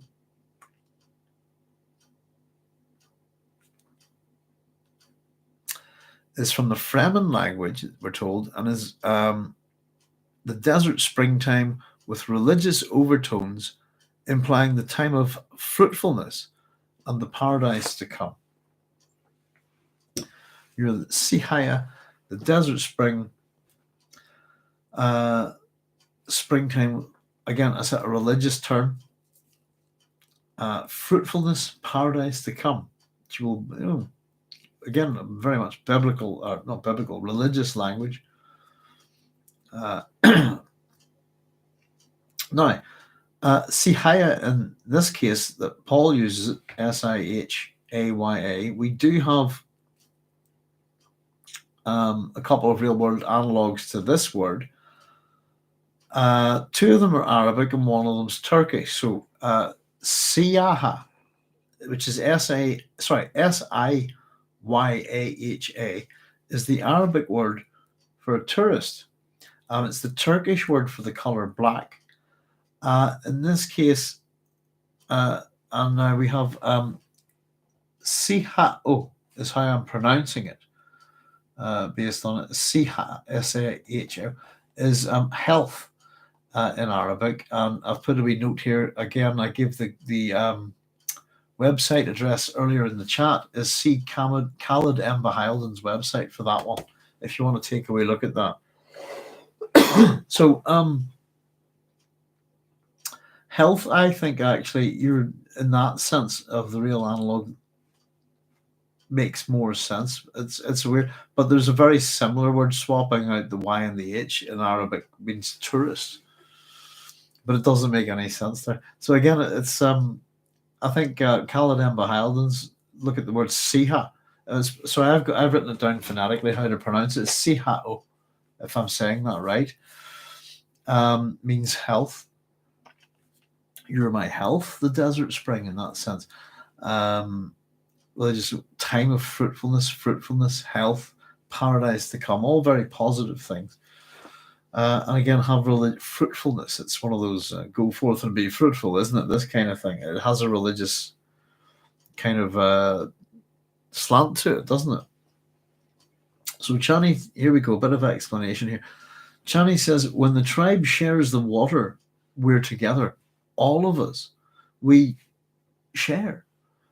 I can sense the others with me, but I'm afraid to share with you. Sorry, it sounded like I was reading a Captain Kirk script there, didn't it? It's all the pausing, isn't it? We share. I can share the others with me. Sorry, I'll read that again. When the tribe shares the water, we're together. All of us, we share. I can sense the others with me, but I'm afraid to share with you. And Paul just, why? And that one word, why, by the way, I think mirrors Jessica's one word, why. Earlier, I was going to go looking for it there, but I think I'll not bother. So he tried to focus on her, but we're told past and future were merging into the present, blurring her image. He saw her in countless ways and positions and settings. Chani says, there's something frightening in you. When I took you away from the others, I did it because I could feel what the others wanted. You press on people. You make us see things. And you always get a sense that she's taken, well, I think it's obvious that I think Chani and Paul be alone together at this point to be private. But there's almost a sense that in her role as a Sayadina, perhaps, we have this mutual awareness within the Siege orgy, if you like. This is the whole point of the ritual, I suppose. I can feel what they wanted. You press on people. You make us see things. It's almost as if she's brought him. Is it she's brought him away to protect them from him, or vice versa? I don't know. But it's I don't know. It breaks down the idea of privacy, really, doesn't it? Quite badly, that you've got within this form of life the Fremen have. And I suppose that they wouldn't look at privacy that way, would they? Paul forced himself, we're told, to speak distinctly. What do you see? Chani looked down at her hand. I see a child in my arms. It's our child, yours and mine. She put a hand to her mouth. How can I know every feature of you? So it's not just that she gets this sense of maybe what the others wanted. She can, again, is it a feeling? This kind of mutual awareness when they share the transformed water of life. It seems that there's a little bit of the gift, the talent, as Paul puts it, within the Fremen. So it's like, again, yeah, Chani here's having a bit of a vision of the future. I see a child in my arms. It's our child, yours and mine. How can I know every feature of you? Paul's thoughts here, they have a little of the talent, but they suppress it because it terrifies. Terror again. In three, I suppose terrors present with plans within plans within plans, triplet motifs within Dune. Terror is presented in three different ways here in this chapter, I think. In a moment of clarity, or at least three, he saw how Chani was trembling. Fear. What is it you want to say? Paul says. Usul, she whispered. Still she trembled. You cannot back into the future, Paul says. A profound compassion for her swept through him and pulled her against him, stroked her head. Chani, Chani, don't fear. And Chani, Usul, help me, she cried. As she spoke, he felt the drug complete its work within him, ripping away the curtains to let him see the distinct grey turmoil of his future. And there we go. So it's a unique effect. It's finally fully kicking in. Chani saying, you're so quiet. So we get, again, we think about this within Dune, that all sorts of people do have elements of prescience, don't they? There's the guild, etc. all the Bene Gesserit, Paul, it's limited in some cases, and it looks like it's a talent within the Fremen here, but they suppress it, as we're told. Well, as Paul's thinking about it, because it terrifies them. And they are superstitious, are they not? Let's catch up with your comments, folks. We're heading to the end. A couple of pages of notes and we're done. Joseph says, does he actually see the future, or does he see the odds? It's hard to tell at this point, isn't it? Like, does Herbert use determinism, or is he basing the future off of probability? I think, oh, that's a hard one, Joseph.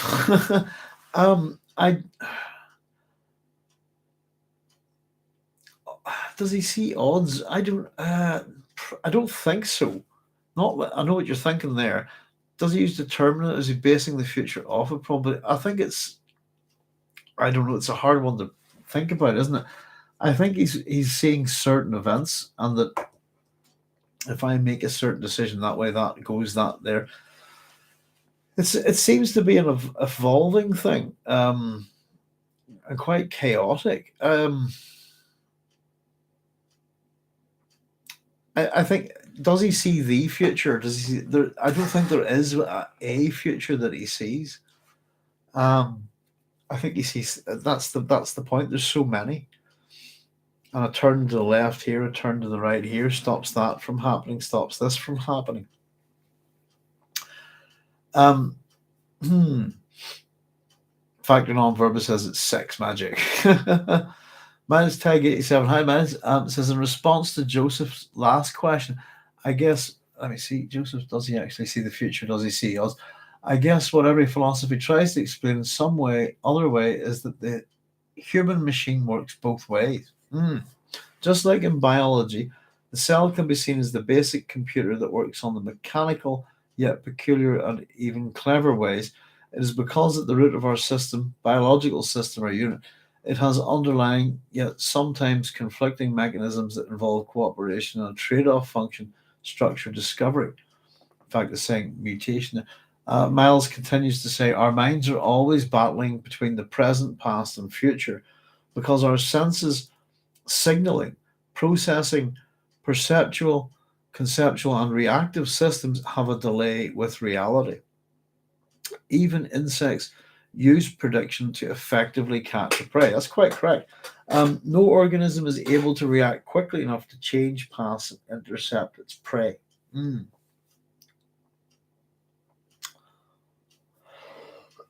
Excuse me.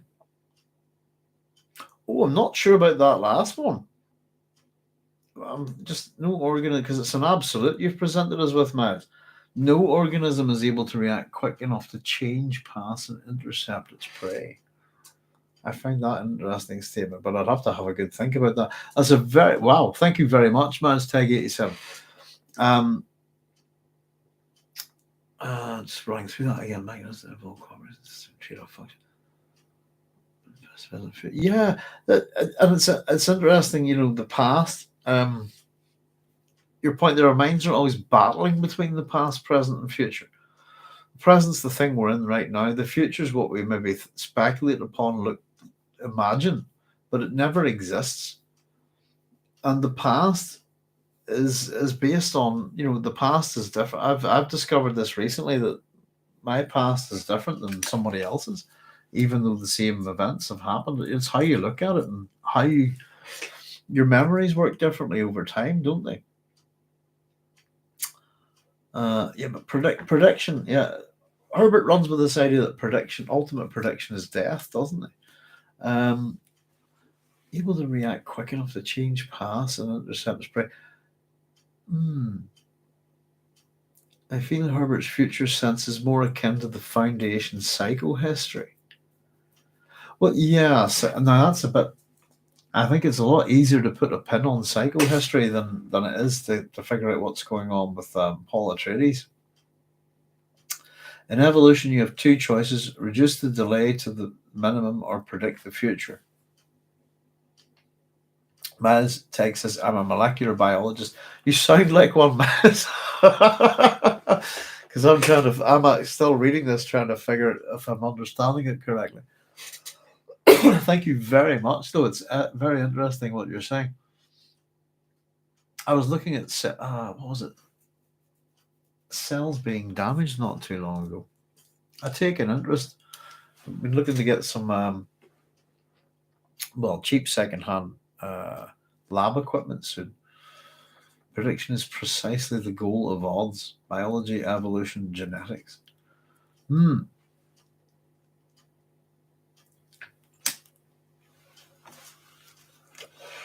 Reduce the delay to the minimum.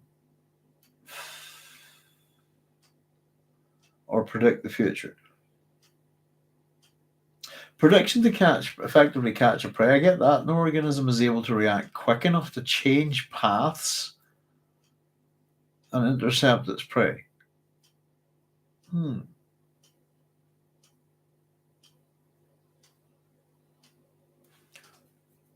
not so sure, because I think if you refer to me, if I'm an organism, I would say that I have done something like that, based on but it's how you presented it with the text, I suppose, within limitation. Two choices: reduce the delay to the minimum, predict the future.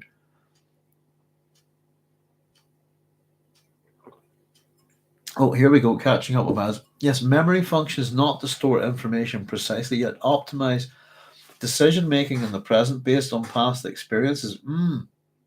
Joseph Smith said, "Be right back." While at the same time, we are actively imagining the outcome in our minds, sometimes with multiple bad outcomes if we sat. Yes, it's very interesting that. Myself and my wife have been chatting about this. There's a core of events in my life that have happened, and I suppose a close relative has a completely different opinion on all of them, to the point where they think that I am something I'm not. I've got somebody whose perception of me is so far removed from reality, even with a full basis of evidence, which is quite strange, you know. In fact, it's really made me think of as much as I'm reading. I'm just about finished.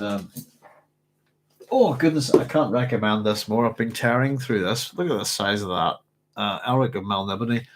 I'm up to the very last story on it, the singing citadel, and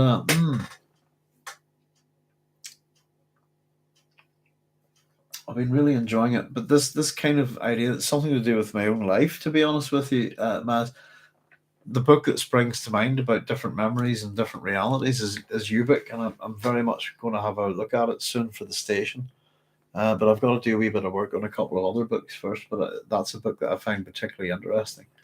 But yes, indeed, we do as you say, we do edit our memories based on the current stage of mind, stage in life, mood, outlook, happiness, sadness, etc. It's a survival technique, isn't it? I think it's when bad things happen to you in the past, you tend to put a particularly bad slant on them. You look at them in certain ways. Good things, you look at them with a bit of polish, isn't it? But yeah, I don't know. I'm kind of interested in that kind of thing because I use memory devices and mnemonics and all sorts of little techniques.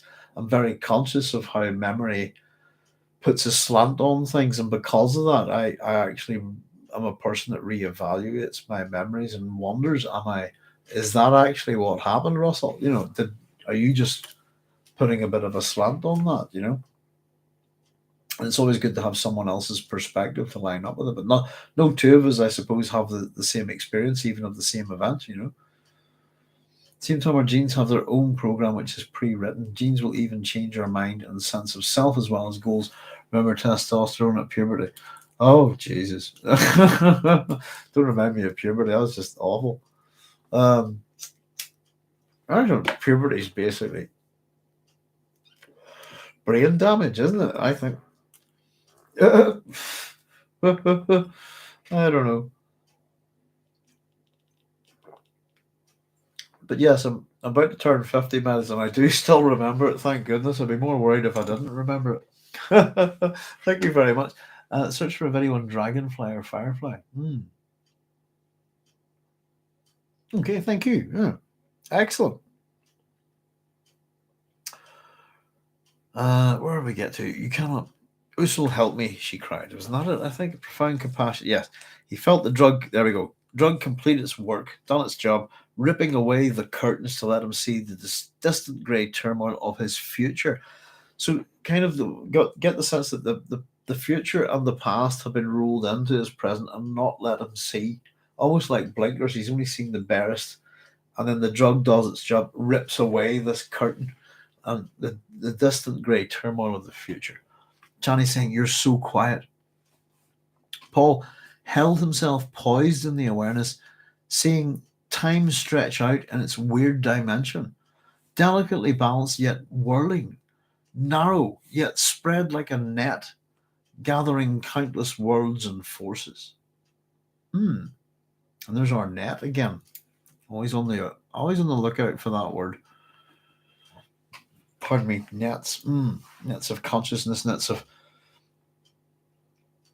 time, etc., etc. A tight wire. Again, we get this kind of running for a wee bit here, that he must walk, yet a secret teeter totter. That must be. I must look that up. Actually, teeter totter is that an Americanism or something? I get it. I actually know what it means, but I'm curious about the phrase. Oh no, right. It absolutely has got nothing to do with what I thought it meant at all. A teeter totter is like a kid's route. What do we call it? Seesaw. Hang on. It says, why do they call it a teeter totter? Teeter or teeter board is used more generally in the northeast United States. There we go. While teeter totter probably the most common term after seesaw. There we go. I was wondering about that. I got kind of teetering on the brink. If you know what I mean, teeter tottering is like, balancing. I did not get that at all. We call them seesaws here. Very good.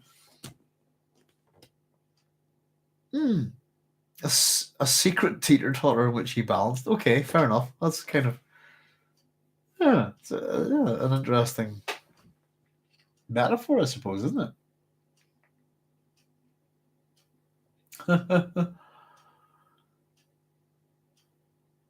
Let's see. I'll just catch up with your comments here a wee second, Miles. Let's see. Genes will even change our mind and sense of self as well as puberty. Exactly. You will edit them depending on the time, outlook, and how you feel towards that topic, which most likely always changes from time to time. Cheers, Doc. Cheers, Miles. Like all drugs, all things work according to the dosage. Absolutely. Well, we were talking about that earlier, Miles. All medicines are poisons was the quote we were talking about.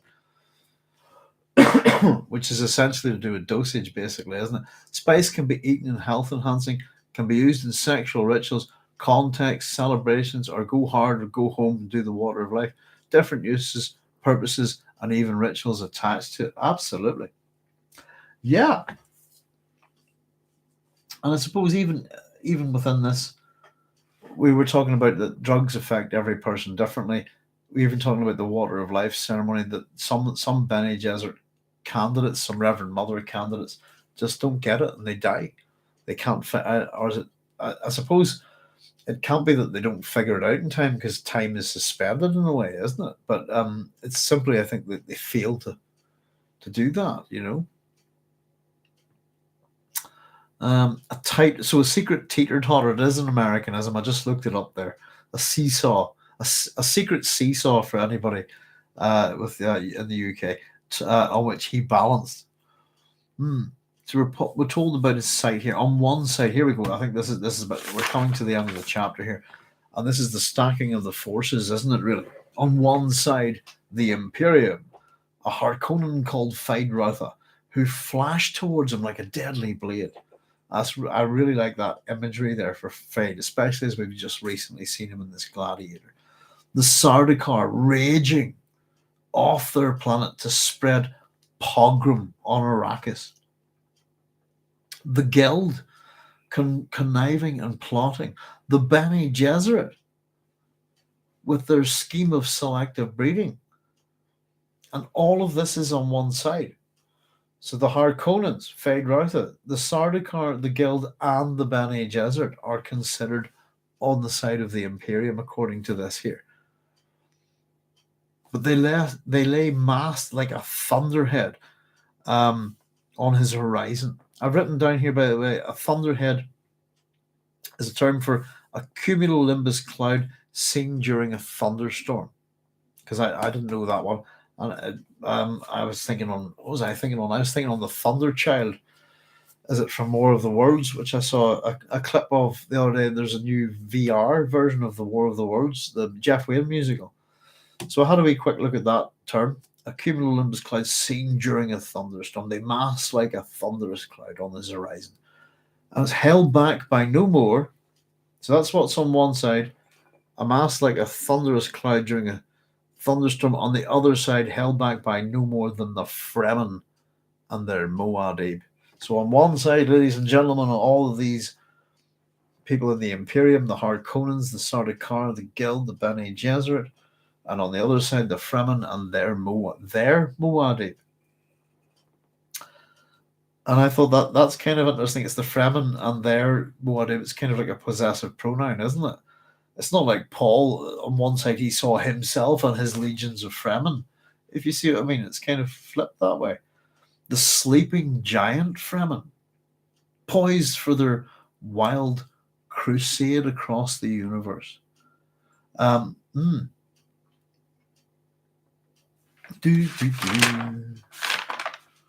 made a wee point here, by the way, folks. If you type in, if you've got a digital copy of Dune,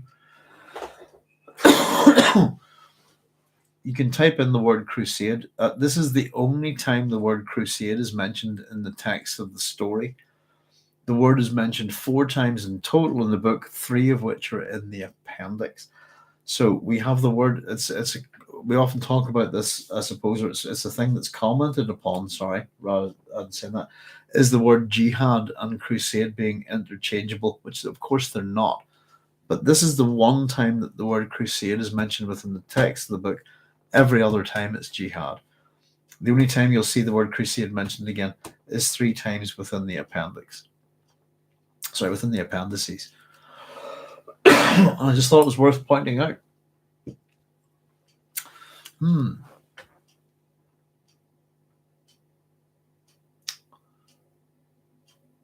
that sense, says Miles, the chosen one will even have a greater effect. They always do, these chosen the chosen one. Because everything has a threshold. Even high amounts of water can be unhealthy. That's correct, yeah.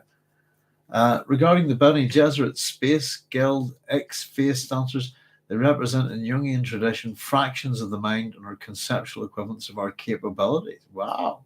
Call this. This fact and non-verbal.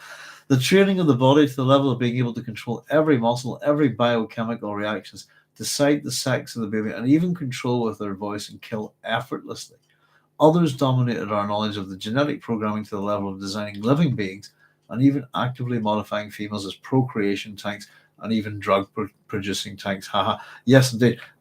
We get that's the development of the axolotl tanks, which of course are the it's one of the big mysteries of the Dune series. What are the axolotl tanks? It's the Bene Trilax women used to produce individuals, to produce golas, etc. But ultimately, then chained ultimately just to produce drugs. Really, isn't it? It's their artificial melange. The Ixians exploited technology and whatnot, and so on. Yes, indeed. Fact and non-verbal says, and their just punishments are never forgotten. Yeah, there's so much in this, isn't there? And it's all being laid, pretty much we've got a sense of some of this stuff, but it's all just being laid down here. The idea of the Ixians, really, we don't really get to see much of them. The Bene Trilax, are probably the major villains of the Dune series. They're not here in this book. They're mentioned as Ixians. Let me see. The only sense is it isn't all really from. Let me just have a wee look. The Bene Trilax aren't even here. The Trilaxu Lone planet of Thal, noted as renegade training source center for Mantat, source of twisted Mantat. We really don't get to see some of the major players in June till the next book, do we? Don't we? Um, hmm. Which is such a pity, isn't it, that they're not?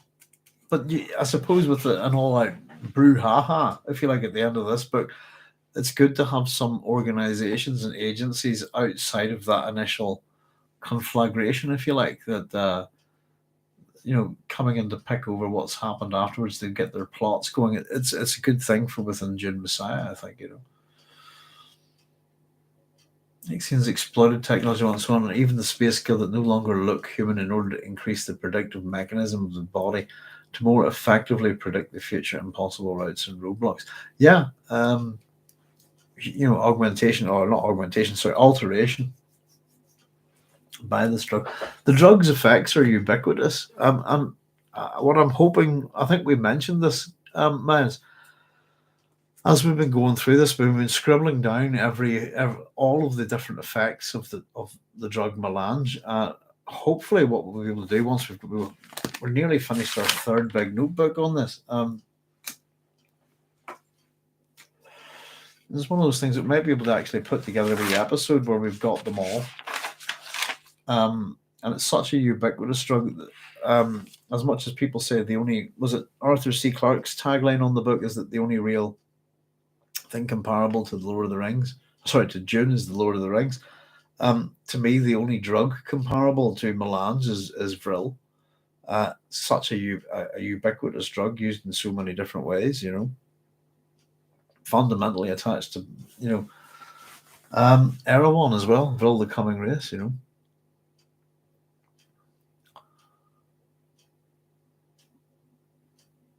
knowledge of the genetic programming to the level of designing living beings and even actively modifying females as procreation tanks and even drug producing tanks. Ixians exploit technology or even the space skill that no longer look human in order to increase the protective mechanisms of the body to more effectively predict the future and possible routes and roadblocks. At the end, they're all fractions of humans that decided to refine their bodies, minds, and they trained and even actively breed individuals with a future objective in mind. In fact, the non-verbose in the Sardaukar were right. It's interesting, I suppose. The question becomes, whenever you look at Dune, the Dune series, is that we have a range of divergent groups of evolutionary paths, if you like. Here's an all-male one, here's an all-female one, here's one that's done on a harsh planet, here's one that's done on an easy planet, this kind of thing. Here's where a society is developed with this particular technology, here's all of, and we really do get to see a range of different, evolutionary paths of the human race. And I suppose the interesting thing is a lot of them fail, don't they? And it kind of, I wonder, does it speak to a warning about the segregation maybe of the human race into different groups? One of the big things I just don't understand it actually, is the race argument that comes out of America at the minute, that and it must be a linguistic problem, I think, because I didn't think that people were that. How's the way to put it? I suppose. Well, I'll give you the opposite, not forward thinking in their terms of what race is. And we get a lot of talk about race these days. And really what people are actually talking about is ethnicity and the color of people's skin. But, we get a lot, I hear it, particularly in American TV programs and films, etc., our commentaries on things like this. But this idea of that I'm a different race than you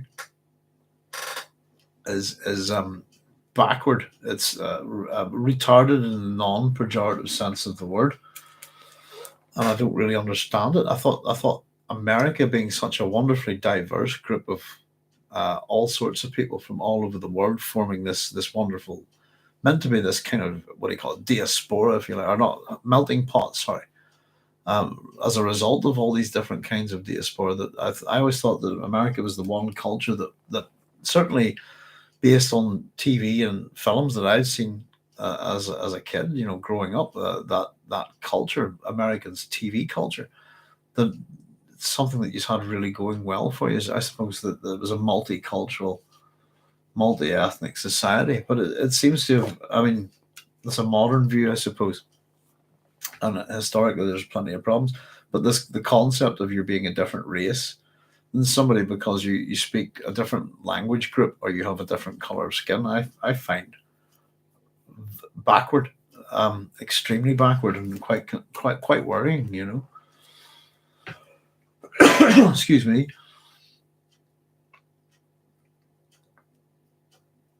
Mansley, also no drugs hit any two individuals in exactly the same way. Yes, we were on. We could be chat about this earlier, Matt. We humans have a subjective understanding of pain, feelings, and how others feel. Is this the same feel with the same intensity? You can see, yeah, that's a good point. You can see these in the effect of painkillers, say after surgery. Some people can be screaming in pain from superficial wounds, while others seriously injured can act calm. Same dosage of the same medicine can also have wildly different effect, from super responsive to basically none. Appalling indeed, says Joseph. Yes, indeed. Um, a good one, Miles, is that once upon a time, a long time ago, my dad had a wee bit of bother sleeping, and my mum gave him a very, very small dosage of Valium, um, ridiculously small. My mum was taking, a larger dosage in this, and it was just to try, and it knocked him out on his feet. And he took the boom, boom like that, and I heard a big bang and went in and found his head against the radiator. He was out cold, and it was a bit naughty of my mum, etc. But from then on, if he ever took one of these, he wasn't allowed to have one unless he was already in bed. But my mum was 4'11", and so my dad was a lot bigger, and I'm a lot bigger, I suppose. But a dosage that doesn't do anything to my mum knocked my dad out cold on his feet. Fortunately, he wasn't hurt, but it was quite funny. Well, after the fact, if you see what I mean. Mm. Yeah, we are all different indeed, aren't we? It's the one thing we have in common with each other. Vive la différence, huh? Feeling very French all of a sudden there. Mm. I like the French, they're good fun. I used to hang about in France a wee bit. Mm. So, let's see. It's completed its course. This walking this tightrope. Oh, sorry. Yes, the stacked up sides. That's where we got to. The Fremen on one side, stacked against the Harkonnens, the Sardaukar with their pogrom, the Guild, conniving and plotting, the Bene Gesserit with their scheme of selective breeding. The Sardaukar raging. Of course, the sleeping giant Fremen. Yes, indeed. Careful that you don't wake the sleeping giant. Pardon me. So Paul felt himself at the center, at the pivot where the whole structure turned, walking a thin wire. Again, this tightrope wire analogy, thin wire of peace, with a measure of happiness, Chani, at his side. He could see it stretching ahead of him, a time of relative quiet in a hidden siege, a moment of peace between periods of violence. And this is, I suppose, this is kind of where we're really sort of seeing this bit here at the end here. Now, there's no other place for peace, Paul said. He's spotted somewhere in these possible futures. That one will give us a bit of peace. But there's no other place for it. And he's crying, obviously. Usul, you're crying. Usul, my strength. And again, of course, he's given moisture to the dead. We get this asked again from Chani. Do you give moisture to the dead? To who's dead? Again, well, Romano's just kicked the bucket, actually, hasn't she? But Paul's response is, of course, to one's not yet dead. And it's very mystical in that sense, but Chani's response is very practical and pragmatic, very Fremen. Then let them have their time of life. If you're somebody's going to die in X amount of time, you've got X amount of time to have life with that person. I understand that very well. Let them have their, they're not dead yet. Get on with living, if you see what I mean. That kind of thing. Let them have their time of life. And Paul, we're told, sensed through the drug fog how right she was. Yeah, it's pragmatism here, isn't it? It's kind of almost wise up, would you? They're not dead yet. Would you get on with things? Stop worrying about it. They'll have their life. And I think that's kind of interesting if we think about the golden path, what Chani says there. In fact, you know what? I want to highlight the heck out of that. Make sure I find this again. It's almost her response here is almost antithetical to the very nature of the golden path, isn't it? Let them have their time of life. I can see a big battle at the end of the universe, and I'll have to kill all these people to make it happen. No, just let them live. They'll die anyway. If you see what I mean, at the end of the universe, everybody's dead, I suppose. You don't have to kill them to get there. It's pragmatic, it's common sense. To one's not yet dead. That's it's one of the almost how would we put it? It's in direction, isn't it? It's like saying here's to everybody alive on the planet. It's the same as saying here's to everybody who's not yet dead. Cheers. Sloan. Good health and long life.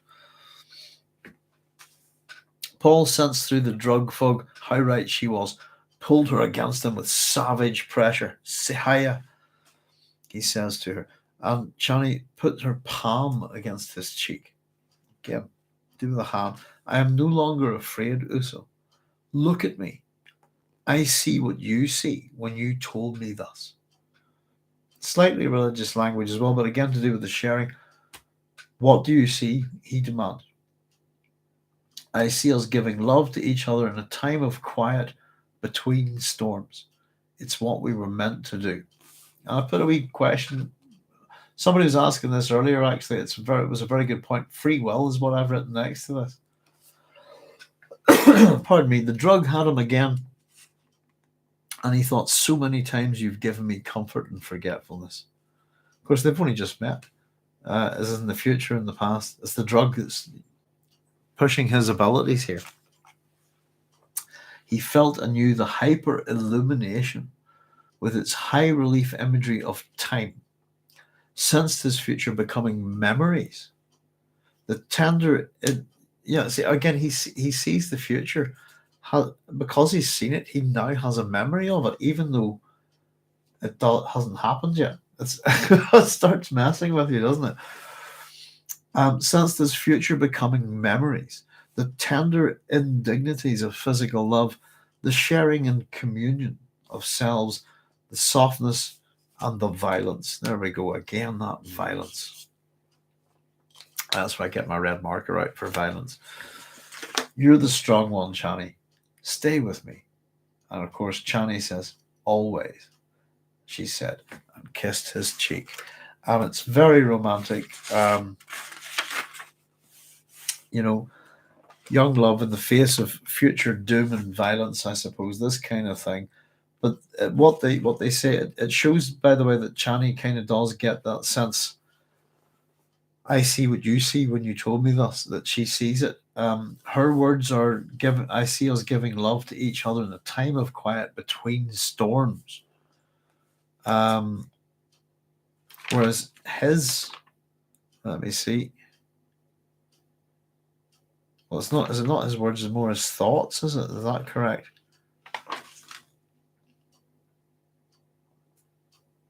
Yes, it is his thoughts. Sorry. He could see it stretching ahead of him, a time of relative quiet in a hidden siege, a moment of peace between periods of violence. He doesn't articulate that to her, but she gets it, and that's how she puts it there. And I think that's the way the drug works with her. Is it's completely different for how it works with Paul. And it's a nice way, isn't it? It's been a pretty full on chapter, this one.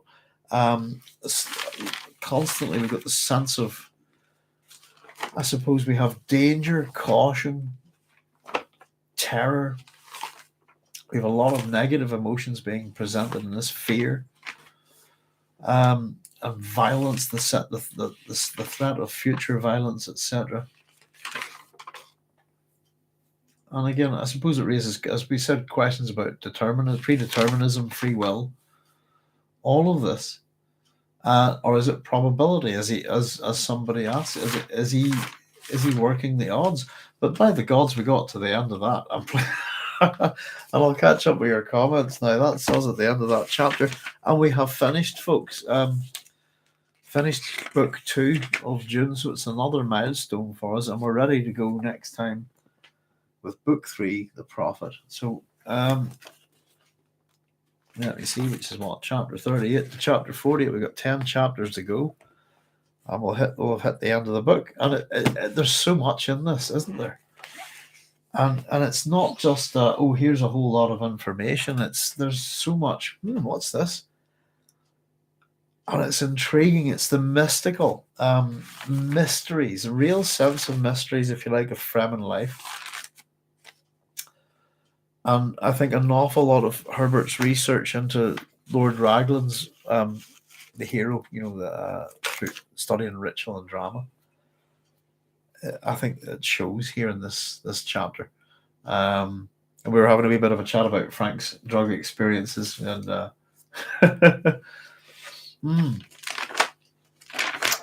so there we go, folks. Let me catch up with just let me see what our comments here. Okay, a lot of good stuff from Miles tonight. Doc, I plan to explain sooner rather than later in a coherent, maybe more probable way, the ideas, information, cognition, intelligence, and whatnot. Where are we? Sorry, I jumped up a wee bit there. However, it's not a product of evolution. Okay. Let's see where we're going with this. So, ideas, information, cognition, intelligence, and whatnot is not a product of evolution, rather a building block of nature and reality itself. You think I can at least grab the attention of some people if worded correctly? You're doing rightly tonight, Madge. I just think there's limitations with when people are typing these, it's different for me. I can go verbal here, but tapping away as I keep putting it on keyboards. I find it very hard to express myself the way you guys do. I like Twitter, I just put adverts up. I couldn't get a thought out in those amount of words, if you see what I mean. So no, you're doing rightly. It's interesting. Evolution, I suppose, as much as it's a theory, and it's the theory of evolution, it's an observable fact, if you know what I mean. But how would I put it? It's a human description of a system, isn't it? It's a human system. And how we look at what evolution is, it's how we interpret it. And it's, I think I can understand where you're maybe coming. Maybe I'm wrong in this. I'm up a few comments here, Matt, so I'm just reading. I haven't got down a bit yet. Rather than a building block of nature and reality itself, yeah, it's always the human interpretation ultimately, isn't it? And we look at things in terms of ourselves before we look at really anything else. The evolution, I suppose, isn't, but it's a human viewpoint. And I'm still open on the question of what the heck's going on in the universe. What is reality? And I'd be one of those people, Miles, that doesn't believe in anything that's unnatural. If you see what I mean, I don't believe in the. I have a real problem with the word unnatural.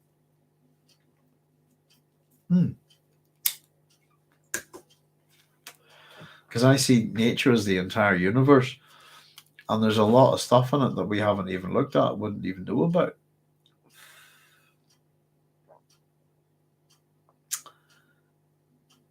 Everything, facta non verbis is everything taught by the United States of America about the United States of America is self-serving nonsense, but so is most of the world's nations' coverages of themselves. Couldn't agree more. Facta, I'm a product of British imperialism.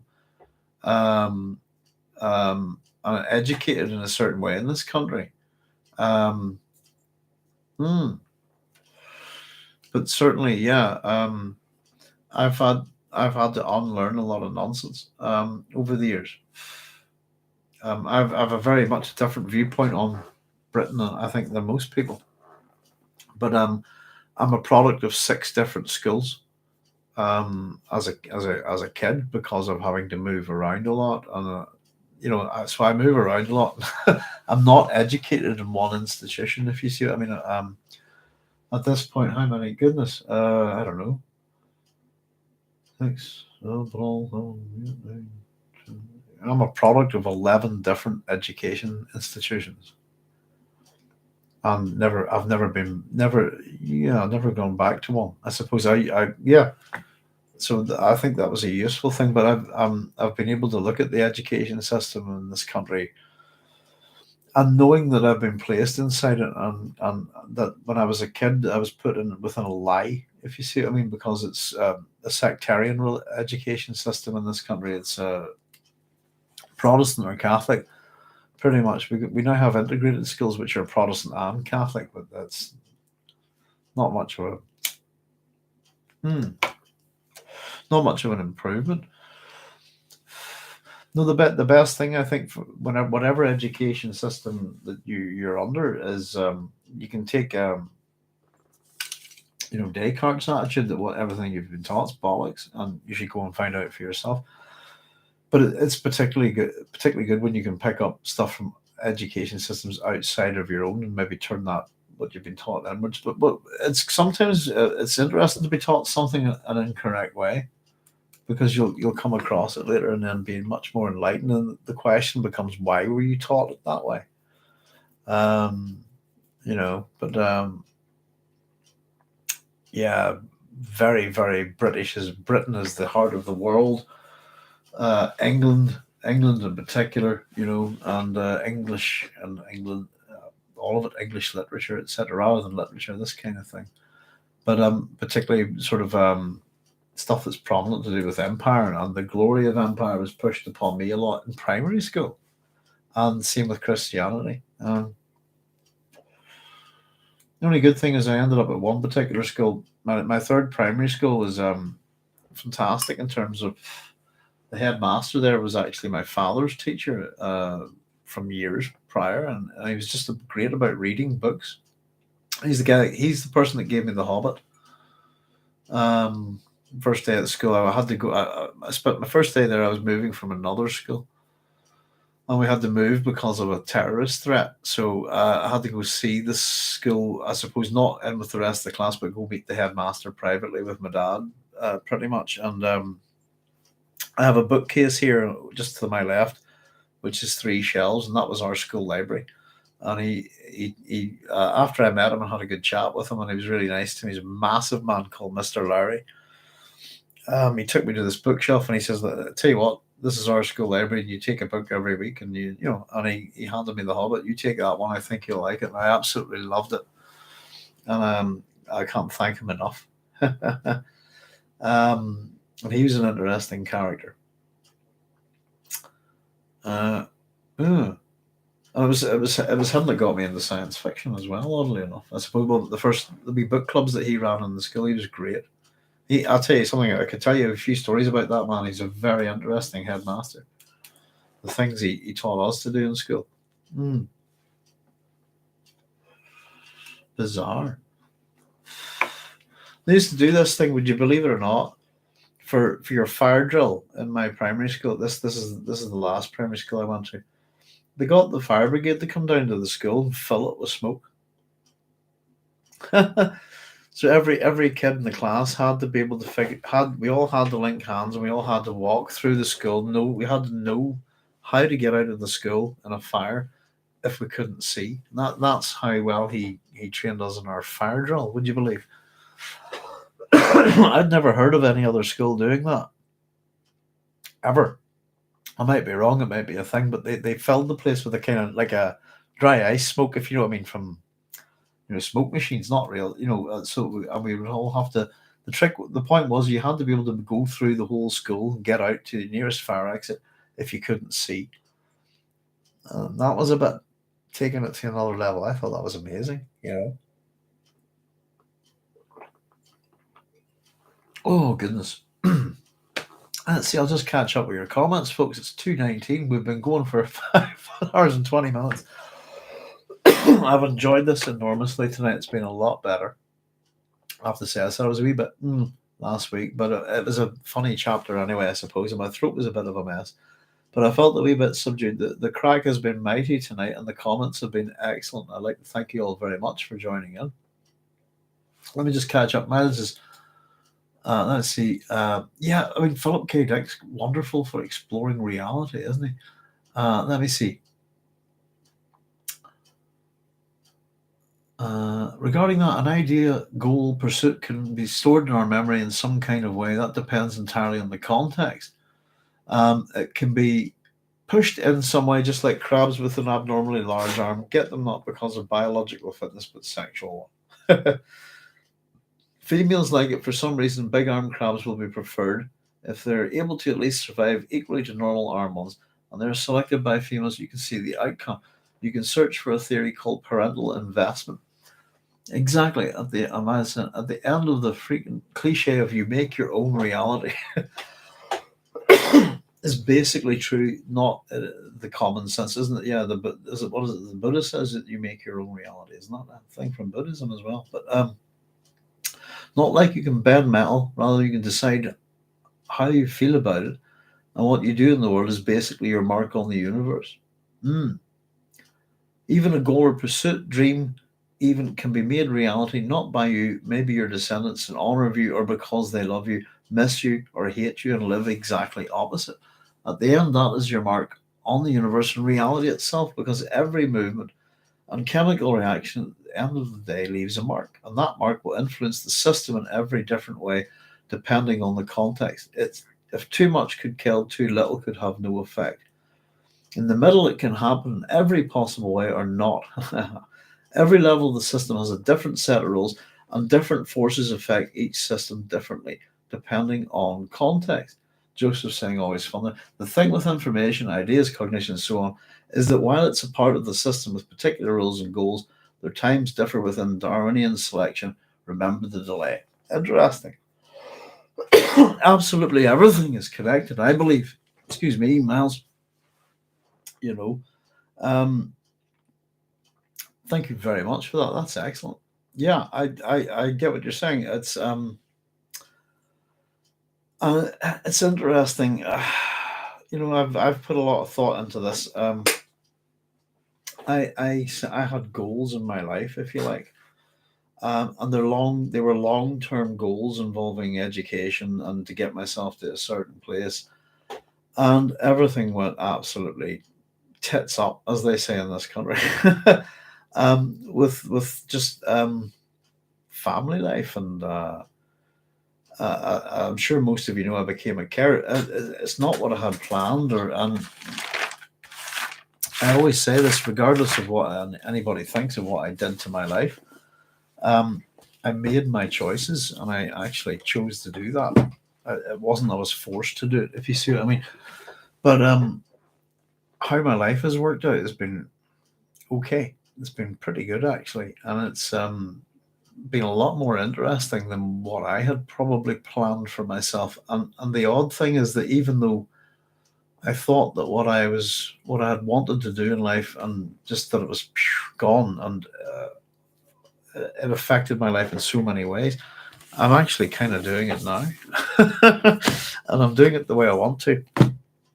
And I'm exceptionally, as though I could say I'm a very angry man these days. And I'm dealing with an awful lot of what I would like to call existential rage, but I'm doing my best not to let it develop into world-destroying wrath.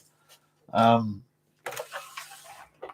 like who I am. I'm very happy with my life, and things. I don't know.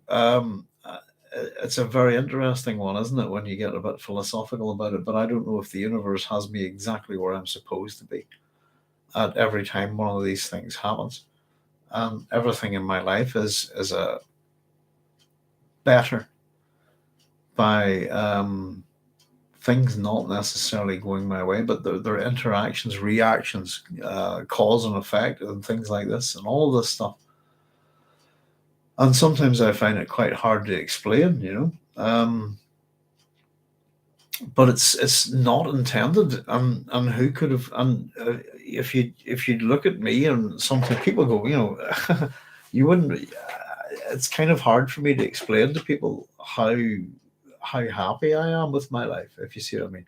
And it doesn't look like what you might think somebody should have a happy life out of. I don't know if I'm making sense. Um, you know what I mean? But I've had to make some hard decisions and do some sacrifices and totally destroy a life I spent over a decade building and with a goal, if you see what I mean. And I was a pretty solitary person, lived on my own, and just did my thing. And I kind of had to come back and I suppose do all that for family. But it was so destructive in my life, but at the same time, it wasn't. Not by any means whatsoever. It just seemed that way at the time. And it's interesting the way we talk about memories.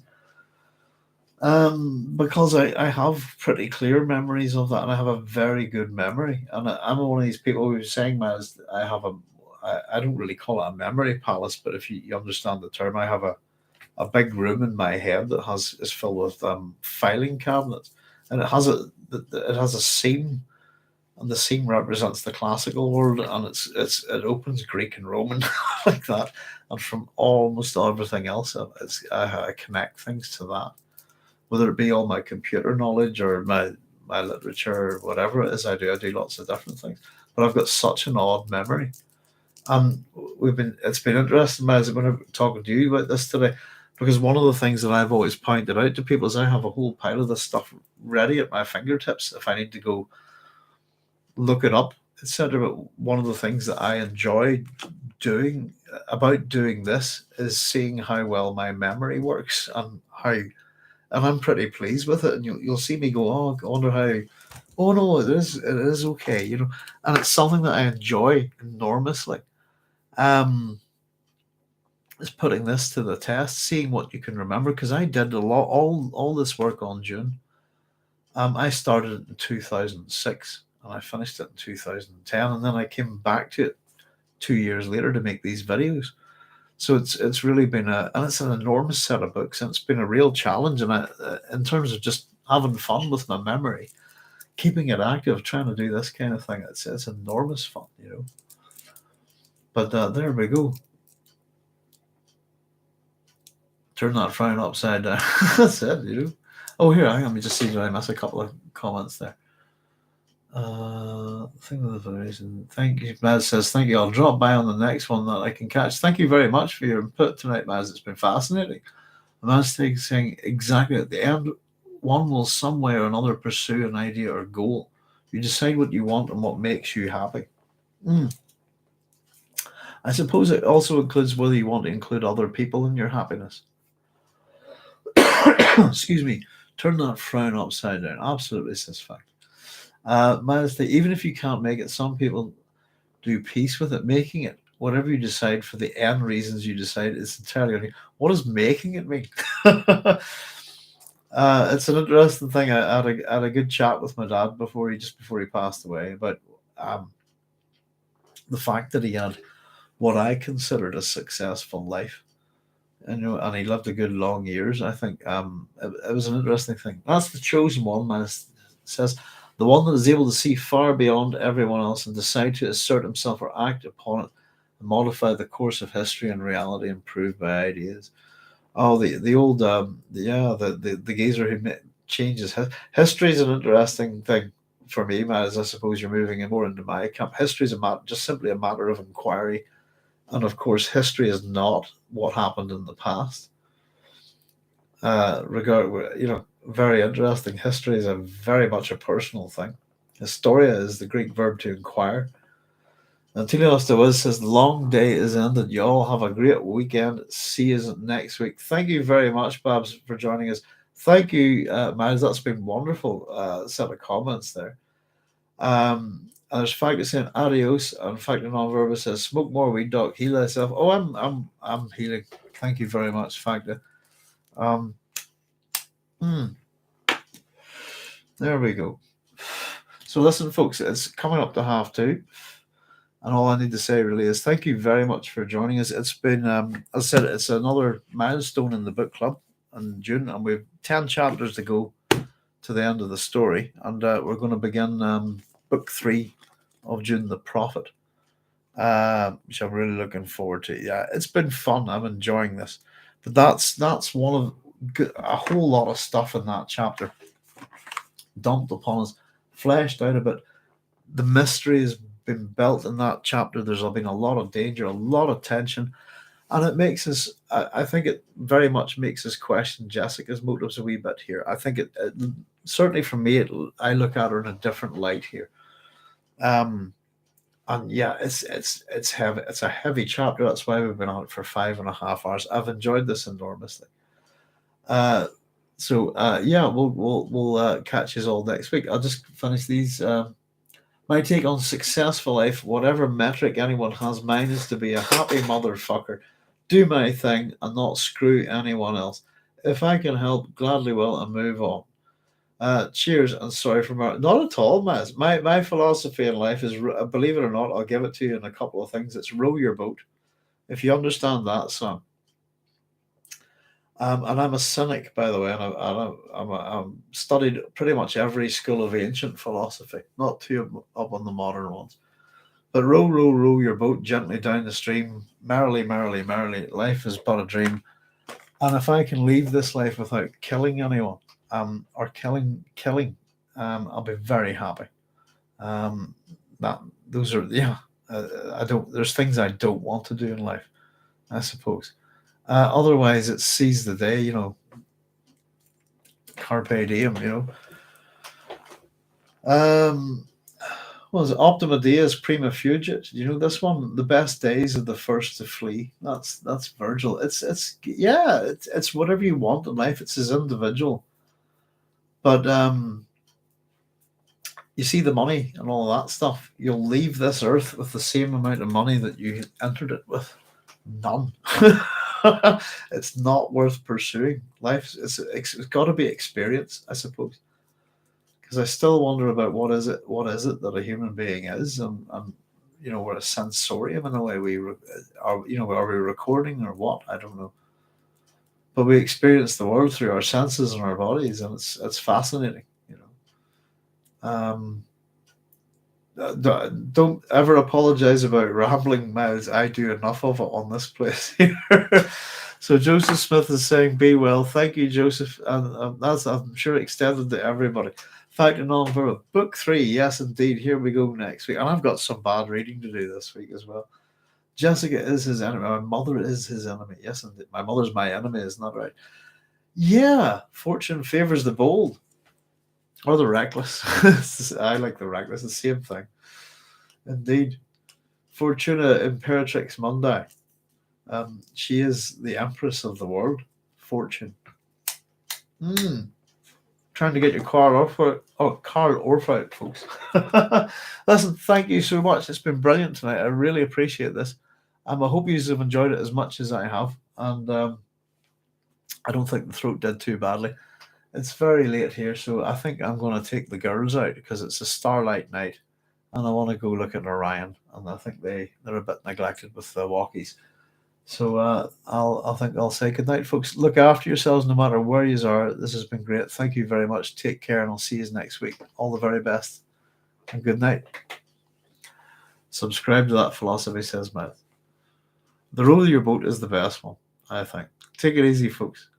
And it's not even my wisdom, it's just good wisdom. Row your boat gently down the stream. Life's but a dream. Good night. All the best.